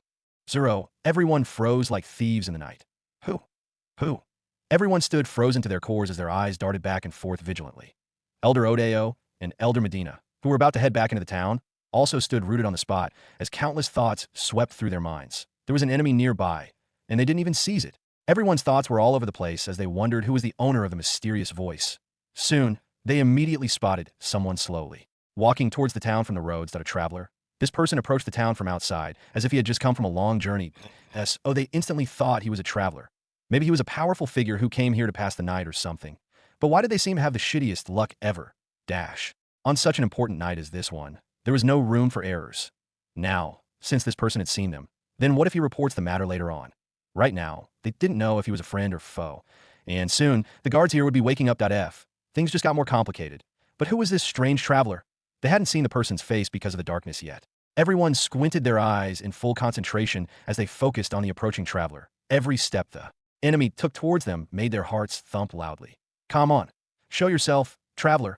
Their entire thoughts were on the traveler. And soon, the person got close enough to the bright far-range talisman lights kept around the town gates. The traveler's legs slowly got revealed by the light, followed by his upper body, and finally his face. Degree. Everyone had a face of disbelief when they saw who the traveler was. Could they have read things wrong? At this range, they determined the traveler's age from his breaths and almost collapsed. How could this be? How could he be so young? Impossible. They refused to believe it. They'd been cultivating for decades and decades of years, yet a 16-year-old traveler was better than them? Or could it be that he was immortal? No. But how could a mortal's voice transmit so far? Maybe they didn't notice him because he was far away for their search ranges. Or maybe he had some strange artifact with him. He looked at the traveler and felt really entangled, thinking about whether he was mortal or some strong cultivator. But his age made them weak. They thought it would be some elite person who had lived for decades, and not a stinking kid. What the hell was going on here? Time was younger on their side. They had to act fast if they wanted to get away. Deep down, they didn't believe that they would lose to a 16-year-old brat, even if he were cultivating in his mother's womb. It would be impossible to reach their level. The best probably had some artifact on him. Having such an artifact meant that he probably came from a very influential family. He might also have an artifact that reveals the image of the person who killed him. That if it were someone else, they might be stuck on this matter for long. But who were they? They were members of Black Valley. Medina and Odeo's eyes flashed with greed as they looked at Chu Che as if he were a bag of money. Boy, where we're going to and what we want to do is none of your business. That said, you're truly an unlucky star for you to wander into this town when you did. Little imp, blame mother for giving birth to an unlucky star like you. Tonight you die. Nutrajas, dance for him. Swish! Instantly, 4 Nutraja men and women stepped forward gracefully, Dance of Destruction. Swish! A gentle wind slowly blew across the place as the Natrajas started moving around in a circle while using their hands, feet, hips, and other body parts to express their intent. First, they began their hypnosis in order to gain Chu Che's attention and trap his mind in his own body. With this, he wouldn't be able to think for himself again. His body would no longer be his, but rather than getting mad and feeling helpless, the fool would be happy instead. And so it began, smiling gracefully. While acting like dancing serpents, the Natrajas swung their hips, lifted their hands, and leaned to the side as per the dance steps. They made it look easy, but in truth, their dance was one of the hardest to get done. And so far, they haven't even tapped into 80% of what the dance could really do. Those who get overly enlightened could make people's brains fry with just one way of the hips. But only those in the higher realms could possibly do that. One could imagine how hard these Natrajas had to train. Any missed dance step could lead to a backlash. Some Natrajas had ended up putting themselves in a trance during battle before due to their errors, of course, for them. They typically woke up after 5-15 minutes. No matter what error they made, at least, it was better than staying several hours in a trance. Their every move was like a ritual, drawing chi from the grounds by creating patterns through their dance. They called upon the heavens and drained chi for battle. They dare not make any mistakes during any dance. They smiled and danced warmly. They noticed that Chu Che stared at them with a broad smile on his face, nodding and swinging his head in enjoyment. Their eyes lit up as they secretly chuckled victoriously. It looked like they were worried for nothing. Their dance can only affect those with the same cultivation as them or lower. They had already concluded that he was indeed weaker than them. Seeing this, Medina and Odeo were even more thrilled. If he was weaker than their subordinates, then how could he be a match for them? As expected, they were worried for nothing. Boy, you have no one but yourself to blame. Who asked you to travel at this time of the night? Old Fru, Bosu, and the rest who saw this at a safe angle on top of the town felt their hearts sink in fear. They had never felt so helpless in their lives. What should they do now? Seeing Chu Che sway his head in tune with the dance, they were very weak with fear. How can there be so many skilled Natrajas in one operation? Did this mean that Black Valley had hundreds or something? There were many Natrajas around the lower realm. However, finding ones as skilled as these was very rare to find. If Black Valley could send them to do such a mission which in their opinion might be considered as small, then didn't it mean that they had hundreds of skilled Natrajas or something?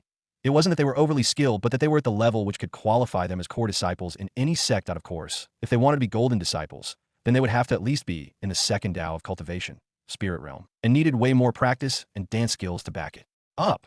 Nonetheless, it was already impressive enough that the Black Valley had so many that qualified as core disciples. Who exactly are these people from Black Valley? One reason why the dance didn't affect them was because the spell wasn't targeted at them. That's also why the others below can watch everything alongside the Natrajas. The Natrajas were their comrades, so of course it won't be targeted at them. Old Fru looked at the scene and clenched his fist so hard that blood trickled from his palms. Didn't he promise the master and the mistress that he would take care of the young master? Was he going to watch the young master die right before his very eyes? Damn it. Old Fru's heart skipped a beat, and when he was just about to reveal himself, Bosu suddenly stopped him. Old Fru, don't let emotions get the best of you. If you go there now, not only will you die woefully, but you will also fail to get revenge for Boss Chud. You're not the only one who is angry. That I'm angry. He's angry. We are all angry. But if we start now, none of us will be able to get revenge. Old Fru's lips quivered in rage as he forced himself to calm down, but he knew Bosu was right. But damn it, it hurt to see the young master he painstakingly brought up die right before his very eyes. Deep down, he took Chu Che as his son as well. From the day the brat had been born, he had been following him. Whether he stayed with his mother in the room or took walks on the street, Old Fru had always been there. The only time he wasn't around was when he was out on missions or whenever the young master was training, studying in the pavilion, and sleeping. He also gave the young master his own space to grow up, but still remained the young master's most trusted person. So how could he not feel uneasy? Old Fru's eyes turned red as he stared at Chu Che, who kept swaying his head left and right. Please, young master, hold on a little more. Soon, we will carry out the plan at the right time as planned. Meanwhile, down below, the enemies were all smiling from molar to molar as they exposed their white pearly teeth at the sight of Chu Che's stupidity. Soon, the Natrajas finished the first part of their dance, which was meant for trapping their target's mind in his her or its body. Now it was time to move on to the next part of their dance, illusion. That's right. Within the target's mind, what was happening in real life was completely different from what the target would see in that trapped world of his. Bam! Instantly, all Natrajas jumped into the air gracefully and swirled around, landing back on their feet again. They repeated this 4 times, using different hand motions, and after landing for the very last time, they all raised their right leg and both hands in the air, as if they were performing some swan dance. Soon, they flapped their hands, dropped to the ground on their knees, and swayed their bodies in a circular manner. Then out of nowhere, they suddenly stopped, looked at Chu Che with a warm, creepy smile, and stood up very abruptly. In fact, in their victim's eyes, the illusion the person saw was very different. The earlier stage of the dance made the victim believe that they were in love with some goddess, god, or thing in the illusion. Now, this sudden creepy love was not so scary in the illusion. The victim, who was the male Chu Che, probably stepped into a pavilion or something and instantly spotted and admired the so-called goddess in his illusion. Suddenly, the goddess, who he thought was out of his reach, suddenly stopped what she was doing and smiled warmly at him, probably waving his vision. Idiot. The Natrajas stood up abruptly and smiled creepily. Then they ran around in circles again, probably making the girl in the illusion move towards Chu Che. Once again, they stopped moving in circles, spread their arms to the side, and did a few hand gestures, asking Chu Che to take out his weapon if he had any. And no surprise, Chu Che did as they commanded, taking out his sword. The Natrajas smiled victoriously as they then tilted their necks and held one hand against it. Chu Che held his blade against his neck, making everyone feel his death was near. In the illusion, the fool was probably about to slice an apple for the girl. The air was tense as everyone's emotion was high. Old Fru was about to burst out, while the enemies were more excited as they started in anticipation. The elders looked at Chu Che cruelly. Boy, in your next life, learn to be smart. Natrajas, finish him. Everyone stared at Chu Che and dared not look away for fear of missing the big scene. In a flash, Old Fru broke past the Shadow Guards and Bosu's team, who were trying to hold him back. And just like that, he damned the consequences and decided to save Chu Che. Deep down, he knew that he couldn't be faster than Chu Che's blade, meaning even if he left now, it would be too late. Nonetheless, he didn't care. Forget logic. How could he sit by and watch his young master slaughter himself? His face turned pale with fright as he rushed with all his might towards Chu Che. Younger master, please snap out of it. Meanwhile, the elders and the other Black Valley sect members opened their eyes wide in anticipation. Natrajas, finish him. Hearing the command, the Natrajas nodded and smiled cruelly before tilting their heads to the left, exposing their necks. With just a light touch, they gently placed their hands against their necks. And in turn, Chu Che placed his sword against his neck too. Now, it was time for the big finale. Smiling at Chu Che with veiled intent, they swiftly did a sweeping motion with their hands against their necks, creating a gust of wind. This was it. It was time for the traveler to die. But what happened next left them in shock. Whoop! The Natrajas produced a large gust of wind while making sweeping motions against their necks. However, why was the scene different from what they had envisioned? Old Fru, who was just about a step away from revealing himself, froze in confusion, and the shadow assassins and Bosu's team, who were also following behind, paused. Everyone looked at Che Che in a daze, and in turn, Chu Che looked at them in confusion. Is this the part where you force me to lick my sword? Even though your hand gestures are a little confusing, I can still get the message. I saw one of you lick your hands when sweeping it across your neck. Oh, that's easy to understand. However, as an upright man, don't you think your thoughts are too vulgar? What sort of sick people are you? Everyone almost fell when they heard Chu Che speak. You're the one who's sick. Your entire family is sick. Who wants you to lick your sword? We might be an evil sect, but even we won't go that far. So don't accuse us unjustly. /:0 Everyone felt their rage boiling within them, while Bosu and the rest couldn't help covering their mouth to hold in their laughter. PFFF, they were really struggling so hard as they rolled on the floor and forcefully swallowed it back. From the way they were rolling, one might think that they were injured or something. They couldn't help but give 2 thumbs up to Boss Chu. They initially thought they were the only ones who suffered from Boss Chu's narcissistic nature, but it appears that Boss Chu dished out his words to everyone, irrespective of who they are. They even thought that maybe Old Fru had also suffered. Suddenly, they didn't feel bad anymore. Old Fru's lips twitched while smiling happily. Even though the young master's mouth sometimes made him feel like strangling the brat, it seemed to have its advantages when needed. Chu Che, on the other hand, looked at the enemies in disgust. I know you all think I'm too handsome, but you all going as far as tricking me into such intimate fantasies is despicable. And you there, I can see you have some liking for me and think I'm good looking. But no matter how much you smile at me, I won't accept you. Please, find someone else to express your love. Gasp silence. / What just happened here? You, the girl who Chu Che pointed at almost collapsed in rage. Everyone else looked at her in sympathy instead. Imagine being looked down on and romantically rejected by someone you weren't even interested in. As expected, she blew up in rage. Who the hell has feelings for you? Do you know who I am? Why the hell will I like you? Chu Che froze in confusion before nodding at her vigorously. Girl, it's good that you've realized that we can never be together. I know you're just saying all that to heal your crushed ego. But at least you've taken your first step in letting things go. Besides, even though your face looks young, you're already over 100 years olds. Oh, how can we be compatible? In short, letting go is for the best. Ah, the woman exclaimed angrily, took out a whip, and dashed towards Chu Che's side. You son of a BCH. How dare you call me old? I'll kill you. I'll kill you. I'll kill you. In a flash, she appeared before Chu Che and delivered a fierce attack that could split several people in half. But just when everyone thought that the whip would divide the youngster before them, they suddenly heard a loud cry with a high pitch as that of a pig. Ah, the girl squealed in agony as her whip dropped to the ground. It was only now that everyone returned to their senses while staring at the bloodied girl in disbelief. How powerful was the youngster who injured her? None of them saw how the girl got injured, which gave them goosebumps. And the only people who did see some fraction of it were the elders. Odeo and Medina's expressions turned cold with a hint of panic between their brows. Damn it, this youngest Red distracted earlier with his stupid accusations, so much so that they got deeply drowned in rage. But now that they thought of it, the youngster didn't fall into the Nutraja illusion, meaning he was more powerful than the Nutrajas, and coupled with the fact that they couldn't fully comprehend how he attacked the girl, it also showed that he was more powerful than they were. What kind of heavenly talent is this? At 16, the youngster was far more powerful than they, who were at the 11th Dan. They couldn't underestimate this little monster anymore. Everyone attacked together. I don't believe you would be able to take us all at once. Boy, today, you either die or we die.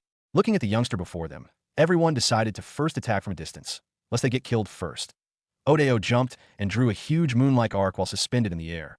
Instantly, the arc glowed bright red as a strong, evil chi emitted out of his sword, rushing towards Chu Che at the speed of light. Demonic Eater. Boom! The ground shook heavily, making many people's legs wobble. Countless trees beside Chu Che were uprooted and flung backward at an incredible speed. The entire area turned sunken, as it looked like a small meteorite had crashed into the ground.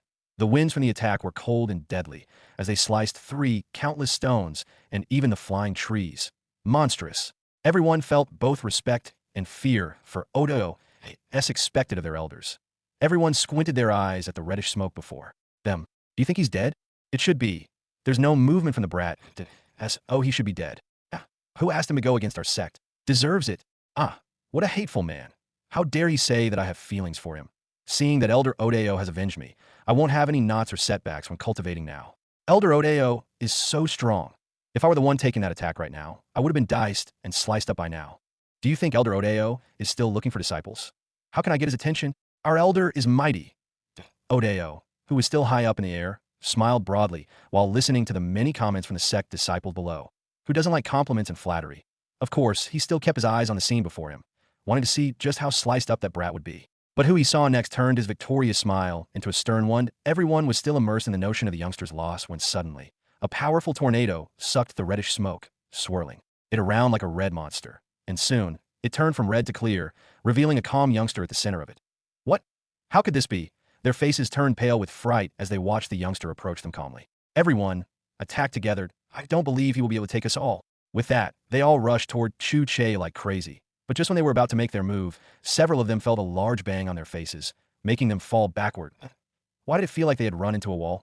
Many stood up again and placed their hands ahead, only to truly find that there seemed to be an invisible wall there. And soon, the floor beneath them lit up, revealing several blue patterns on it. Formations. How? When did the youngster have time to place them here without their knowledge? And, looking at its quality, it should be done by the highest grade formation master in the lower realm. Just like alchemy, formations had different grades and ranks. They weren't formation masters. Nonetheless, they could tell and feel the quality of it, which made them tremble. This again confirmed that this youngster before them wasn't simple.f. Who the hell was he? Chu Che smiled while looking at the trapped people before him. They kept jumping around like frogs trapped in a well. Presently, only Odeo, Medina, and a few others driving the wagons, and the kidnapped children weren't trapped in the formation. He had waited for the right time when everyone charmed towards him before activating the formation. Chu Che looked at the elders and smiled. It's funny that you've lived here for months, and yet, you still don't know who I am. Well, that couldn't be blamed on you since my appearance was very different from what it is now. Odeo and Medina looked at Chu Che with sunken expressions while thinking hard about the matter, but they still didn't know who he was. When they were here, Chu Che had been terribly ill throughout. His face always looked like that of a zombie's. It was rough, very pale, and looked like he was just a pile of skeletons. Anyone who saw his before and after appearance would be shocked silly of course. Anything was possible in this world. So they would get over their initial surprise and accept it. Medina and Odeo thought so hard that they were about to get a brain freeze if they knew that there was such a powerful person in the town. Do you think they would have been caught up in today's matter like this? Well, I'll forgive you for your negligence. But since you want to know my identity so badly, I don't see any reason to hide it from you that I am, of course, the young town lord. Town lord? Everyone's eyes opened wide in denial. How is this possible? Odeo himself confirmed Chu Che's cultivation level back then, even though he didn't see the youngster's face clearly how could one jump so many dawn and become this powerful in just a few months? What kind of joke is this? Or could it be that the boy is ridiculously talented and was only held back by the poison? Yes, that must be the case. And just like that, Odeo made up his own explanation for why Chu Che could get so strong. In such a short period of time in life, sometimes, when met with a bizarre and magical scene, people always came up with some explanations for why it was happening. If this were a world filled with science, Scientists would have already developed many theories about why things were the way they were. Coming up with their own explanations, putting their hearts to rest. Some even thought that because of the Elter pill, as well as some fruitful encounters, the young town lord was not only able to get healthy but also break through many times in such a short period in their minds. He wouldn't be able to do that again since his cultivation speed should decrease now. Medina and Odeo held out their weapons and nodded at each other. Since long-range attacks weren't effective, their best bet was to get close. They just needed one attack to slice the brat's head off. He might have broken through, but they had experience above all. So what if you're the town lord? Because of some fruitful encounter, you dare look down on us? Boy, unless you have another trick up your sleeve, you alone can't stop us all. Medina said scornfully while Odeo nodded in agreement. Chu Che paused and tilted his head in confusion. I assure you, I have no other tricks, but who said I was alone? Instantly, Old Fru and the rest revealed themselves. Old man, you dare attack my young master? Old Fru, it seems that you also hid so deep. Judging from your hair color, you should have broken through, right? Old Fru didn't answer but smiled broadly. He hadn't broken through yet, but he was almost there. Nonetheless, why should he tell this bastard? To think that he had shared drinks with this bastard. How hateful. Odeo squinted his eyes when looking at Old Fru. He still couldn't see through his cultivation level. Did this mean that Old Fru was stronger than he was? Judging from Old Fru's change, he was more inclined to believe in his thoughts. But how would he have known that Old Fru's strength wasn't revealed because of the artifact on him? Chu Che glanced at his team and nodded.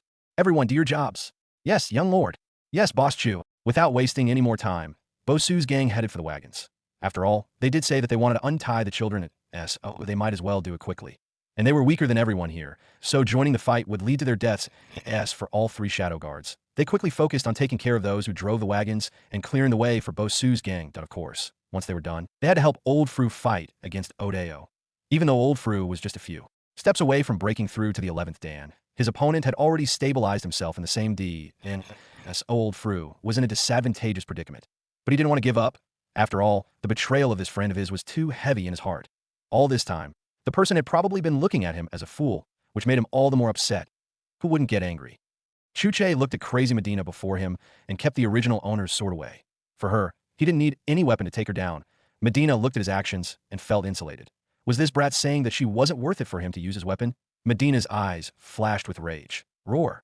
With her violent noise, the air vibrated as the short metal stick in her hand suddenly grew into a long staff. In the dark night, everyone saw Medina swing her long staff over her head, rotating it firmly before finally pointing it at Chu Che. Brat, how dare you bully your seniors this much? Who are you looking down on?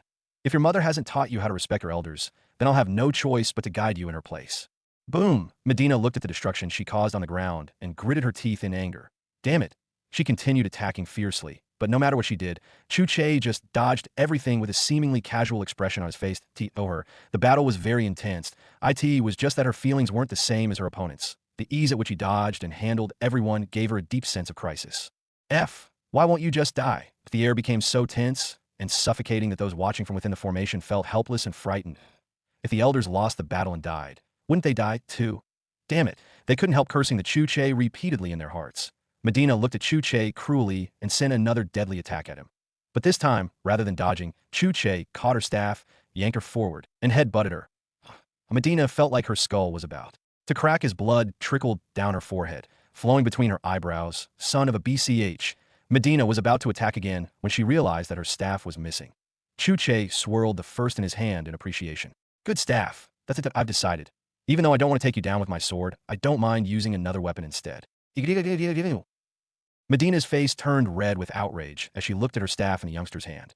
Any redder, and one might think her head would literally explode like a bomb. But where did Chu Che give her time to sulk in her depression?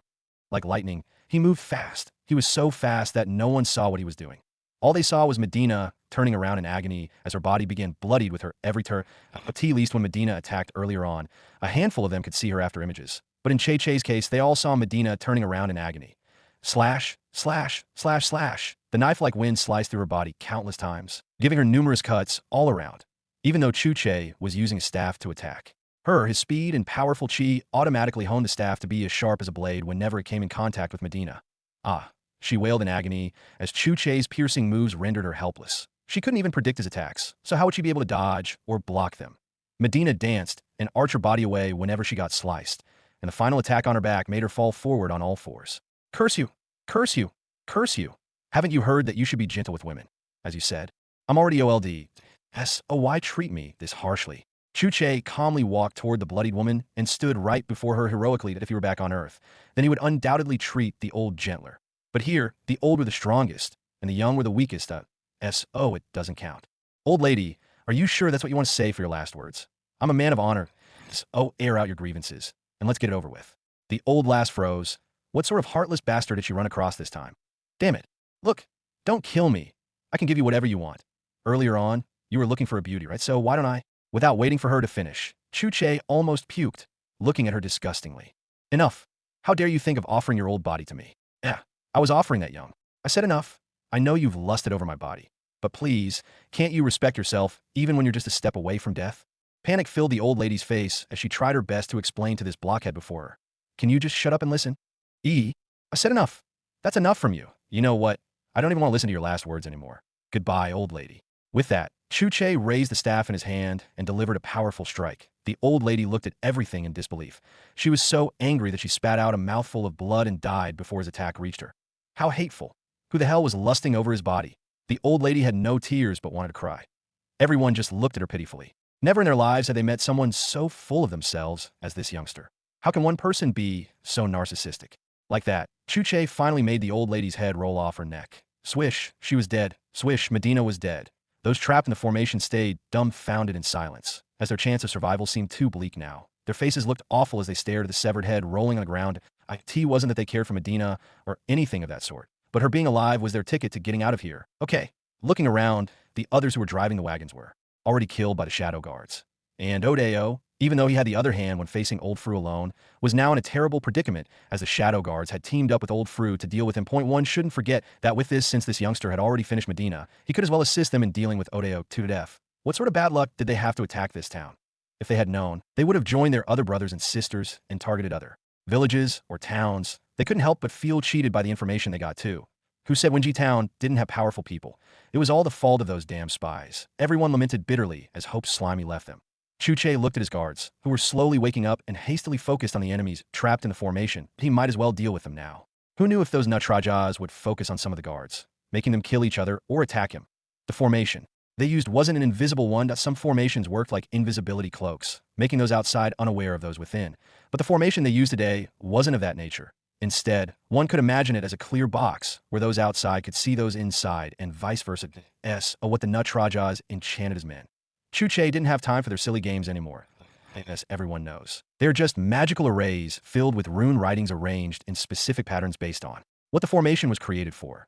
There were many formation arrays in this world, like battle formations, spell formations, protective array formations, illusionary array formations, imprisoning array formations, etc. And all array formations had what were called formation flags / points along each formation that one could use to control. A single array is just a magical circle. A formation could have 5 or more magical circles placed together. In this case, Chu Che created a rectangular killing array with 6 arrays. Seeing what he was about to do, and within the formation tried their best to dissuade him. Who would want to die? You stop for us. Don't you know who is behind us? If you let us, our sect will never let you go. Listen here. If you stop now, we promise to let you go after this. My uncle is a big man in Miracle City. If you dare lay a finger on me, he will never let you go. I don't want to die. I don't want to die. Look, I'll even become your woman if you let me go. No, I'm willing to become your slave if you free me. Boy, look at me. You let us go. Let us go. Dash increment dash. Chu Che looked at everyone in annoyance as he quickly stood on one of the arrays and cleared his kind of all noise and distraction while concentrating on the formation. What a joke. If he let them go, wouldn't they go on kidnapping innocent children? Another thing that bugged him was how handsome he was. Sigh. Just like back on Earth, people were still throwing themselves at him. It was really a hard life to be a handsome man. Soon, he made some hand gestures, quickly gathering more chi towards the formation for what he was about to do. All right. He opened his eyes, and at that moment, several bone-chilling screams and wails could be heard from those within the formation. Instantly, the temperature within the formation dropped, and before everyone knew it, blood splattered on the invisible walls, leaving those watching numb. The guards who just woke up felt subconsciously step back in stock in fear. Lying trough. Before they slept, the world was peaceful, and now they're waking up to battles and murders. Who wouldn't be confused and afraid to them? It was as if they just blinked their eyes, and everything changed. Who can accept this without a hint of confusion? Some even look back to ensure they were still in Winji Town. Some even speculate whether this Winji Town was the same Winji Town they were used to. Even after seeing Old Fru, many still suspected that they had been kidnapped and taken to another place similar to their Winji Town. And since when did Old Fru Have raven hair. Could it be that they went back in time to when old Fru still had raven hair? What the hell was going on here? The guards were so confused and weak that they didn't know whether to step forward to assist or stay behind. It was only when Bo Su and his team explained things did they understand today's situation. Instantly, they helped Bo Su rescue the children and started to sort them out one by one. It was already late at night, so they decided to take all the children to the town lord's palace. Tomorrow, they would rally the townsfolk and give back their kids. In just 5 seconds, everyone within the formation was dead, and one knew how they died, as the invisible walls around the formation were all smeared in blood. Chu Che then deactivated the formation, revealing piles and heads of sliced-up body parts. Well, it was too unsightly. Without wasting any time, he ordered the guards who had fire-flashing skills to burn their bodies at the same time. Old Fru had successfully pulled Odeo alongside the other 3 shadow guards. Odeo felt his body weaken and glared at Old Fru hatefully. This man had calculated him. He swore that even if he became a ghost, he would never let him go. Damn it. Odeo closed his eyes in despair as he performed a secret ritual to keep his soul intact while smiling cruelly. Old man Fru, this isn't over yet. You just wait for me, I'll be back. Odeo looked at old Fru cruelly before closing his eyes and concentrating on his soul. Whiff. His soul successfully left his body but had dropped 6 dawn down. The technique could only be used as a life-saving straw since its results were too fatal for many cultivators. Yes, he escaped, but now, rather than being in the 11th dan, his current power was at the 5th dan instead. And as time goes by, the laws of heaven would suppress his soul by dropping his levels even more, forcing him to die and reincarnate. That if he didn't find a suitable person to rob, it would be too late. As time went by, even though he would grow weaker, he would still retain all his knowledge on cultivation and whatnot. But after a certain period, even his knowledge and memories would be wiped out from his soul, as it would disappear bit by bit until he was forced to reincarnate again, even if he did reincarnate. At that point, he wouldn't be able to remember anything about his past life. The only way he could do this is if he had some heaven-defying artifact, pendant, flower, or something on him that would keep his initial soul force and knowledge intact. Sadly, this was the lower realm, and such things were myths here that in fact, many didn't even know such a thing existed. Odeo only knew that if he wanted to take revenge, he needed to act fast before his memories and existence completely faded away. The moment his soul left his body, he already felt the mighty suppression of the heavens choking him. As expected, the ancient book didn't lie. He decided to head towards any of the sects, observe the geniuses, fight and take over their bodies as soon as possible. Old Fru would have never imagined that he would reappear as a young kid later on. Just thinking about it made his suppressed soul jump with glee. But how could things be that simple? My darling host, one of your targets is getting away. System, you said he's in a spirit form. But if I remember, the living can't see the dead in the spirit form unless the spirit wants to be seen, or unless one has practiced spirit-seeking techniques. Currently, I haven't practiced one, but you did say you're a powerful system, right? Of course, my darling host, your system is mighty. The system said while flexing his muscles on Chu Che's shoulders. Chu Che rubbed his chin deep in thought. And if I remember correctly a while back, you said I could keep any tame beasts, pets, and anything else I wanted inside my space, right? Yes, host, but where are you?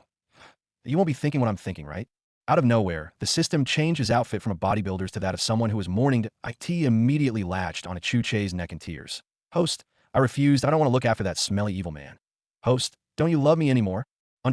Chu Che scratched his head awkwardly. Look, we're only keeping him there till I learn a technique to finish him off. That's it? Then why didn't you say so? Host, I'll give you a list of methods you can use to get rid of him, but it's just that with your current balance. You can't afford these methods yet. Well, it makes sense that he just opened the gaming hall today, so he hadn't made a lot of money yet. That said, the system told him earlier that he could get several things by paying for them. But after completing today's mission, he should have enough found in his card. Without wasting any more time, Chu Che jumped in the air and followed Odeo based on the system's pointers that he couldn't see him, so he had to use the system to guide him. Young master, where are you going? To catch Odeo. Old Fru watched in confusion before looking at Odeo's lifeless body for a while. Soon, his eyes lit up in shock. Could it be that the bastard tried to use some secret soul escape technique? He heard about such things before, but had never seen them because of how rare they were. That old bastard hid deep. Meanwhile, Odeo looked at Chu Che in disbelief and rage. He couldn't help shedding some ghostly tears when thinking about his predicament. Boy, don't you think you're a bit too much? Even in death, you're still not willing to let me go. What sort of evil did I do against you to have you chasing me nonstop? And didn't the secret manual say that no one would be able to see his spirit form? Or could it be that he had practiced some special technique that allowed him to grasp his presence as a ghost? What the hell was going on here? Damn it. Odeo gritted his teeth and started running in a zigzag manner, hoping to lose the brat on his tail. But Che, who was already stronger than Odeo, quickly caught on. Host, you're close enough now. Good. Then begin suction. Yes, my darling host. With that, a mini vacuum cleaner appeared in the system's hand as he began sucking Odeo's soul away. What? Odeo was so frightened that he yelled out loudly. causing old Fru and those watching below to open their eyes wide in alarm. Old Fru clenched his fists and secretly vowed to be more diligent in future. If the young master hadn't noticed Odeo's fleeing soul, then who knew what disaster the latter would have brought to them in the future? No, he had to get better. As for Bo-Su, Yin Jin, and Bin Owo, they weren't all that shocked. In fact, what stunned them the most was that Boss Chu could find the spirits and was even able to trap them. Odeo's spirit wasn't something someone their age could trap. All this, coupled with everything that happened today, made them understand that this guy wasn't just a genius, but a true son of heaven, degree 0 degree. Seeing his ghostly form being sucked away, Odeo began screaming in alarm, panic, and rage. Monster! Monster! You let me go! I want revenge! Revenge! I tell ya! You will regret your actions today. From now on, you'll be hunted till the day you die. Our sect will never let you go. Chu Che tilted his head and smiled. What a coincidence that I, too, will never let them go. Don't worry, soon. They'll be reunited with you in the afterlife. Oh, don't feel too sad. You won't be lonely for long. You bastard. What are you planning? You let me go now, brat. I will never let you go. Old Fru, you just wait for me. Someday I will have my revenge. Revenge. Revenge. Revenge. Chu Che frowned in annoyance. Shut up. You're too noisy. Underscore plop. Just like that, Odeo vanished with a very aggrieved expression on his face. These people were bullying too much. When Chu Che landed on the ground, old Fru rushed towards him to check if he was all right before sighing from relief and confusion. Young master, how did you deal with that old bastard? Well, my master left me an artifact for handling such things as the crisis is over. Old Fru smiled and nodded his head vigorously. The young master is blessed. Not only do you have such an outstanding teacher, but you also have outstanding parents as well. We thank the heavens that the Lord and the mistress had always placed defensive arrays around the town. This time, we could win the battle beautifully because of them. Chu Che just smiled at old Fru wryly. If he said he could take them all on his own without the arrays, would they believe it? Well, his parents and even his grandfather had truly done for the town without the people even knowing it. All around the town, there were various hidden formations for different purposes that presently weren't activated yet. Most of the credit went to his mother, as a fallen genius from the upper realm. Even if she stayed here, how could she not protect her loved ones? And her town? Only old Fru, the shadow guards, and himself knew where all the formations were, as well as how to activate them. As the young town lord, he was taught properly. Well, that was that. Everything from start to finish happened in 26 minutes max now. It was time for the grand finale. This time, no matter how Bo-Su and the rest begged, he refused to take them and directly flew away with old Fru and the shadow guards. Tonight was bound to be filled with bloodshed because the moment he arrived. In Black Valley, all hell broke loose. Ding. The system appeared on Chu Che's shoulders wearing a ninja outfit. My darling host, you've unlocked a hidden mission. Oh, Chu Che looked at the system who was jumping around practicing Tai Chi and felt amused. Host, you're now standing on one of the few spirit veins in the lower realm. Find the spirit vein's roots and retrieve it. And what's my reward? My darling host, that's the amazing part. It's Mortal Kombat XL, which should be installed whenever the host feels like it.so. Are you pumped up now? What? Mortal Kombat? Chu Che looked at the reward and smiled. Today was the first day God of War got launched so it wouldn't be advisable to load other games on the computers yet. Thinking about it like that, he decided to wait until his primary mission was completed before loading it publicly. In the meantime, only he would be able to play it until he officially launched it. Good. Chu Che's eyes lit up playfully. This should be a quick job. Now, he wanted nothing more than to finish this up and head back to Winji Town.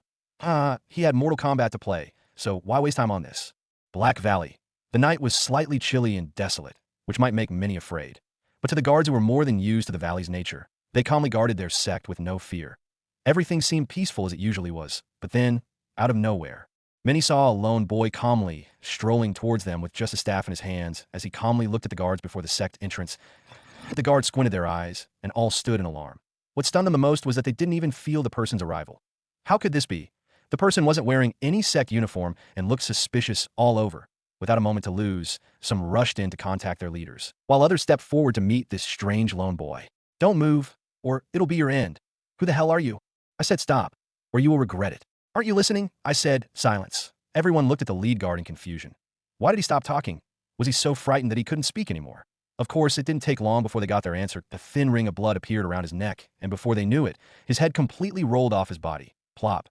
Everyone shifted their gaze towards the severed head, and the lone bid in disbelief. How was this possible? They didn't even feel any wind, wave, or murderous. Intent that would instinctively tell them to back off. Oh, how did he do it? Fear quickly gripped their hearts as their bodies trembled whenever they met the boy's cold eyes. Monster! Countless thoughts flashed within their minds as they tried their best to process everything. The boy killed the head guard at the 10th Dan with ease. Did this mean that the brat was stronger than that? Is it why they couldn't see through his strength or notice his being? This was bad. Attack! Don't let him in. Protect the sect. No one knows who gave the order, but as soon as they heard it, they awoke from their stupor. Like bees, they swarmed towards Chu Che vigilantly to protect their precious hive while glaring with murderous intent at their opponent. Chu Che ignored their hateful gazes and snapped his neck and fingers, as if warming up. Crack. All right, that he was willing to play tonight. Whoosh, like an invisible plague, he rendered his opponents weak and helpless. Where was he? Where did he go? These were the sort of questions everyone asked before pulling their final breath. He couldn't even see their opponent's moves, so how could they fight? If Chu Che wanted to show off, he would slow his momentum down. But now wasn't the time that he wanted nothing more than to get this done quickly, save the kids, and get back to Winji Town. With his mind firm, he didn't even give his opponents the chance to fight back. Slash, slash, slash, slash. Wherever he went, countless bodies fell, making the enemy shiver in fear. Soon it wasn't long before someone recognized the staff in his hand. Wait, wasn't that Elder Medina's staff? Did this mean that the brat had already killed her off? Who the hell did they just provoke? How the dreadful, spine-tingling screams of the fallen rang out amidst Black Valley as the evil tornado, known as Chu Che, hurriedly swept across their beloved sect. And just when everyone thought they were doomed, several sect elders appeared majestically in the sky. Look, it's Elder Phone. Thank the heavens. Elder Gu is here. Heaven. Sect Master Wuxia is here too. The disciples cheered and jumped merrily as they watched all 12 sect elders appear on the scene, and a few more elders were out on missions, so it was just them. And what made them even more hopeful was that their sect leader had stepped out too. With all these powerful beings here, they didn't believe that Chu Che would come out victorious. They looked at Chu Che arrogantly, as if gloating that their backers were finally here. Like superheroes, their elders appeared out of nowhere, giving them hope for survival. Sect Master Wuxia looked at the gruesome scene and felt his blood boil. Turning his attention to the nearby disciples, he commended them for their bravery. You've all worked hard. Sect Master, we did what we ought to do, so no need to thank us. Yeah, Sect Master, we feel honored to defend our home. The disciples felt touched by the Sect Master and held him in even higher reverence. As for Wuxia, his thoughts weren't, particularly on the disciples. The only reason why he made an appearance was because of the youth before him. The moment he got word that the intruder was a brat, his mind went to work. All this time, he had been honing one of his disciples here as his next target. In other words, he knew that his life would soon come to an end and had been secretly training his most prized disciple to the level of genius. He could continue killing children and using them to level up, but what he hated was his cultivation speed. That's why he decided to look for geniuses. In particular, his most favored disciple. And when his time was up, he would destroy the disciple and take over his body. Of course, the disciple didn't know this, but that was Wuxia's plan. Having feelings while in an evil sect was ridiculous. No one could be trusted once one embarked on the road of no return. In this place, everyone had to be selfish to survive. Who asked them to embark on such a road? Wuxia had, of course, set his sights on his most favored disciple, but that didn't mean that he couldn't change his target. If he found a more outstanding genius that was accessible to him, then he would change his target without a doubt. Looking at Chu Che, he couldn't see anything no matter how he searched. Wuxia ruled out the possibility of him being mortal. What a joke. Could a mere mortal cause so much trouble here? It was either the youngster was stronger than he was, making him exceptionally talented, or the brat had an amazing artifact with him that boosted his strength. Wuxia didn't believe that he wouldn't be able to take down Chu Che if he teamed with the others, so he followed along, having his own agenda at heart too. Looking arrogantly at Chu Che, Wuxia's murderous aura overflowed across the battlefield. We of the disciples couldn't help kneeling from how intimidating it was. Boy, who the hell are you, and why do you have Elder Medina's staff? Speak now, if you want to live. Chu Che ignored Wuxia's intimidating moves and shrugged his shoulders. Who I am isn't important. I'm only here for one thing, to kill. Ha ha ha ha ha. Ignorant child, do you even recognize where you're standing right now? Do you still think that you have a chance against us? The elders and everyone smiled arrogantly as they felt mighty proud, tricking Chu Che. Boy, if you agree to be a slave of the sect for the next 30 years, then I might get tempted to let you go. Wuxia said while massaging his long beard. The disciples seemed to like the idea too that if he became a space, wouldn't they have more opportunities to bully and attack him at will? Boy, do you know how fortunate you are to get assigned by Elder Wuxia himself? Brat, what the hell are you hesitating for? If it were another person, they would have been made cripple and killed, but you're only taken in as a slave, so you better treasure this opportunity. Everyone looked at Chu Che arrogantly, but suddenly, something happened that made their faces freeze. Crack, what? How is this possible? The elders and everyone else were still feeling mighty confident while looking at Chu Che, who was busy walking around the formation in search of heaven knows what. Chu Che crossed one arm over his chest and continuously massaged his chin with his other hand while deep in thought, seeing him ignoring them. Everyone felt very annoyed. Does the brat think he can escape the formation? Hell, what a fool. Let's see how long he'll be able to keep up his act. The great Elder Tingum laid down these formations how can it be broken so easily? Tisich, if he breaks it, then I'll eat SHD for a month. Who is Elder Tingum? How could the brat compare to him? one of the most famous formation masters in the lower realm. It's impossible for him to escape. Brat, just give up. Amidst their ridicule, Chu Che calmly scanned through the formation and nodded, as if enlightened. My darling host, do you need help? Note, it's fine if it were someone else. It would undoubtedly be tricky and impossible for many to escape, but not me. Chu Che felt that the original owner was truly the son of heaven who just happened to meet an unforeseen circumstance. Who was his mother? A famous fallen genius in the upper realm. And apart from having gifted bones, he was still trained and taught several things by his mother. It was as if she knew that they would soon find her and come for her. She had been preparing him by impacting him on almost everything she knew from the upper realm. She even wrote down cultivation manuals and many books, which could undoubtedly answer hundreds and thousands of questions from many in the lower realm. She, of course, also impacted knowledge on old Fru and the shadow guards in this world. It was customary for people to have many professions. All elders in various sects had to have a specific number of professions to maintain their positions. Apart from being teachers, some were blacksmiths, alchemists, and so on. Having 3, 4, and even 7 professions out of course. Having many professions wasn't enough, as one needed to constantly rank up within those professions. There was no way an elder would be a rank 1 alchemist or something so low. And so it was common for people to have several professions. His mother was not only a formation master, but a tunist and a poison master. Poison masters were very different from alchemists. That profession was on its own point. One focused on improving cultivation and sometimes saving lives, while the other focused mainly on taking lives instead. But while the original owner learned from his mother, his father was also a genius blacksmith and otherworldly designer here in the lower realm. Not to talk of his grandfather, who was low-key famous too. The boy had been groomed for the day danger came. It was as if they all knew it would come, but no matter how hard they trained, they were still no match for the many from the upper realm. Even if Chu Che didn't have a system, he would still be a shining star here. Looking at the formation before him, it looked like trash. There were just too many flaws that made his eyes twitch as if looking at something irritating. One should know that all this time, the formation had been doing its best to suppress Chu Che's cultivation level. Typically, anyone below the 9th dan of the spirit realm would have their cultivation fully suppressed, making them mortal again. And the longer they stayed in the formation, the more their bodies would break, causing several internal injuries, leading to death, the famous formation. Master Tingum must have been in the 9th dan of the spirit realm when he set up the formation. Of course, the spirit realm was the second Tao of cultivation after one broke through the true Chi realm. But Akati goes to show that the man was indeed powerful, as countless people dreamt of entering the spirit realm, so as to break through later and leave the lower domain. The spirit realm also had 13 dawned, if Tingum was in the 9th dan, he was at least close to leaving, that is if he could break through again. Before his time was up, from what he heard from these babbling disciples, this elder Tingum wasn't even in the top province. Apparently, he was somewhere far away in Bailong province. Could it be that the real base of the Black Valley sect was there? Were they trying to start their roots here in the top province and slowly take over the place? Chu Che had a lot of questions, but now wasn't the time to ponder on them. Indeed, this formation should have been able to suppress him in the 12th dan of the true Chi realm. But he had the system, everything bounced off him. Of course, those outside the formation didn't know this. Chu Che calmly walked around the formation, taking note of its every flaw. With that, he found the quickest one to unravel and squatted beside it. Seeing his actions, the sect disciples laughed as if watching a good show. Brat, you're wasting your time, but there's no way that you'll be able to escape. Just obediently become our slave. Fool, the foundation will crush you to dust if you continue staying there. How about getting on your knees and begging to become our slave? Ha ha. Could it be that you're squatting to beg for your freedom? Come, beg loudly. We can't hear you, I said. Rumble. Rumble break. Check. What? Everyone watched the formation starter in disbelief. Even the sect master Wusher opened his mouth and shook his head frantically in disbelief.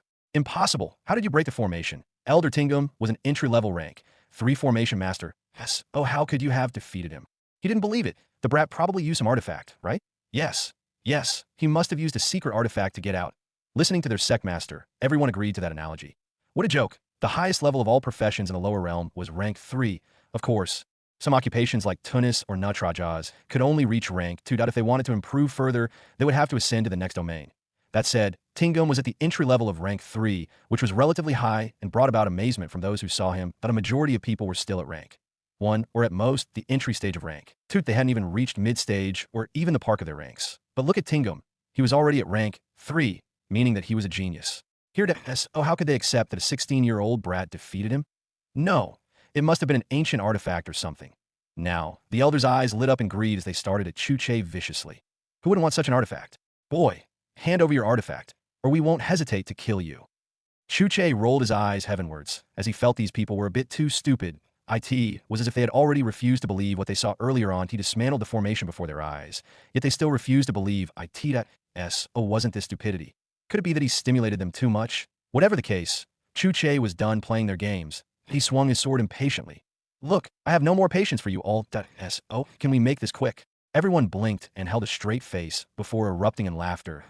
If not for the artifact on him, would he even have the courage to repeat what he just said? Everyone felt that the youngster had probably fried his brain or something. As for Chu Che, he couldn't be bothered by their state of disbelief. Bah! Boom! Everyone froze in silence while the elders turned around, only to see Chu Che squatting huts beside one of the elders, who was currently on the ground.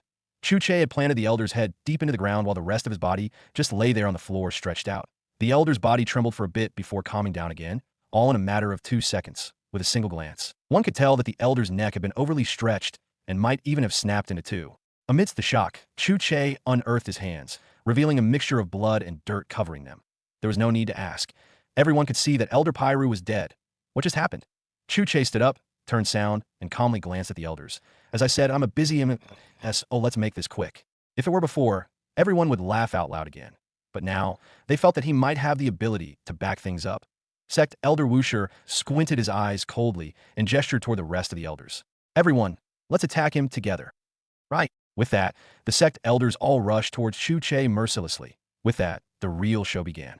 Roar! Chu Che exclaimed excitedly as he diligently swung Medina's staff in his hand. Boom! With just a single move, he had pushed all of them back before running towards the nearest one coldly. The elder jumped back when Chu Che magically appeared before him. But his defense came too late, and before he knew it, he saw a long, quick silvery light enter his chest. The moon reflected light off the staff, making it shine with every move. The staff pierced the elder's heart, causing his lips to quiver in disbelief. Plop! The elder dropped to the ground on his knees like a stone. He wanted to scream and yell angrily, but couldn't. How? Chu Che paid no attention to him and vanished again after ensuring he was dead. He had no time to satisfy the curiosity of these elders. The elders tried to fight, but weren't his match. Slash, slash, slash, slash, slash. Tonight, not even the nearby wolves dared to howl after hearing the wails from Black Valley. Some even shifted away from the cursed place, lest whatever was terrorizing the place went after them. And while Chu Che continued dealing with the sect members and created a great distraction, Old Fru and the Shadow Guards had already switched attire, all wearing the sect outfits now. While looking at the map on their membership cards, Old Fru and his gang hurriedly made their way to the restricted area of the sect. According to the young master, that was where the children were held at for how they got access to the map. That was simple. The system did say that Chu Che could take the mission individually or invite others like an adventure group. If that were the case, then the reward money would also get distributed as Chu Che created a mission group and added Old Fru and the Shadow Guards. The map made it easier for them, as they could watch themselves as tiny dots running around towards their targeted destination. Elder Fru, there appears to be a formation just ahead. One of the Shadow Guards said. I noticed it too. Everyone to stay alert. This is the restricted area. Any wrong move, and it might be our end. Yes. The gang leaped forward without hesitation. And as expected, it wasn't long before they met their first assault. Illusion Array Formation. Old Fru ran past the forest region before suddenly turning around in shock. Brother Fru, where have you been all these years? Sayo. Old Fru stared at the woman before him with tears in his eyes. She was as beautiful as he remembered. She was the only woman he had ever loved. Old Fru's heart thundered as he slowly inched forward with trembling hands before grabbing the woman's face lovingly. Sayo, is that really you? The lady smiled warmly and nodded. Brother Fru, it's me. Old Fru bit his lips and looked at her in guilt. Sayo, if I didn't go out on a sect mission all those years, you wouldn't have fallen to this state. I knew that Chui Ling was up to no good. If I had known she would dare make a move in my absence, I would have never left for the mission. Old Fru's voice was filled with grief. Sayo, I'm sorry, it's because of me that you ended up in this state. They all said you were dead, but deep in my heart, I still knew that you were alive. Sayo, it's great that you're alive. The woman nodded and wiped Old Fru's tears away. Brother Fru, all that is in the past. I'm just happy that you two are alive and well. Brother Fru, since you're here, why don't I show you my place? It's just a few steps away from here. Brother Fru, you really owe me the least you can do is spend a few nights here. I like that, Old Fru said while deepening his smile. And so, the beautiful lady calmly led Old Fru to her home that was adequately hidden behind a few bushes, just several steps away from where they were earlier. She opened the door warmly and gestured for him to step in.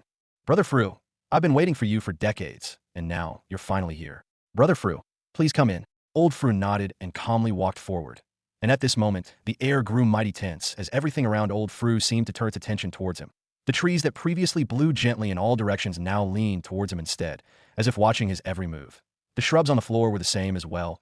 The entire jungle seemed focused entirely on Old Fru, but more importantly, the lady who had just gracefully opened the door to him had a strange light in her eyes as her seemingly gentle smile became crooked. Her expression was that straight out of a horror movie, as her lips pulled upward at an exaggerated angle that was impossible for ordinary humans to do. Suddenly, old Fru, just one step away from entering, raised and turned around warmly. Sayo, meeting you again has been the best gift anyone could give me. The lady smiled stiffly while continuously staring at the door behind him. Brother Fru, why are we still talking about this? Aren't I here now? So why don't we go in and talk more? Old Fru shook his head and sighed. So, you know the greatest thing about love? It's the ability to recognize one's partner. I know that, but why don't we talk about it more inside? Old Fru chuckled bitterly. Sayo, the depth of my love for you is something that no one can compare to in my heart. That said, I've always been able to recognize fakes at the drop of a hat. The stiffly smiling lady started fidgeting slightly. Come now, Brother Fru. How come I didn't understand what you're talking about? Old Fru walked towards her with an even broader smile than before. I have to admit, for a moment, I sincerely wanted to stay here forever. But you're not my beloved, that you're not my Chu Che's woman. You are nothing but a fraud. Indeed, I know my woman is alive somewhere. But no matter where she is, she would never willingly build her home in an evil sect. Old Fru quickly took out his sword, instantly causing the lady's face to get distorted.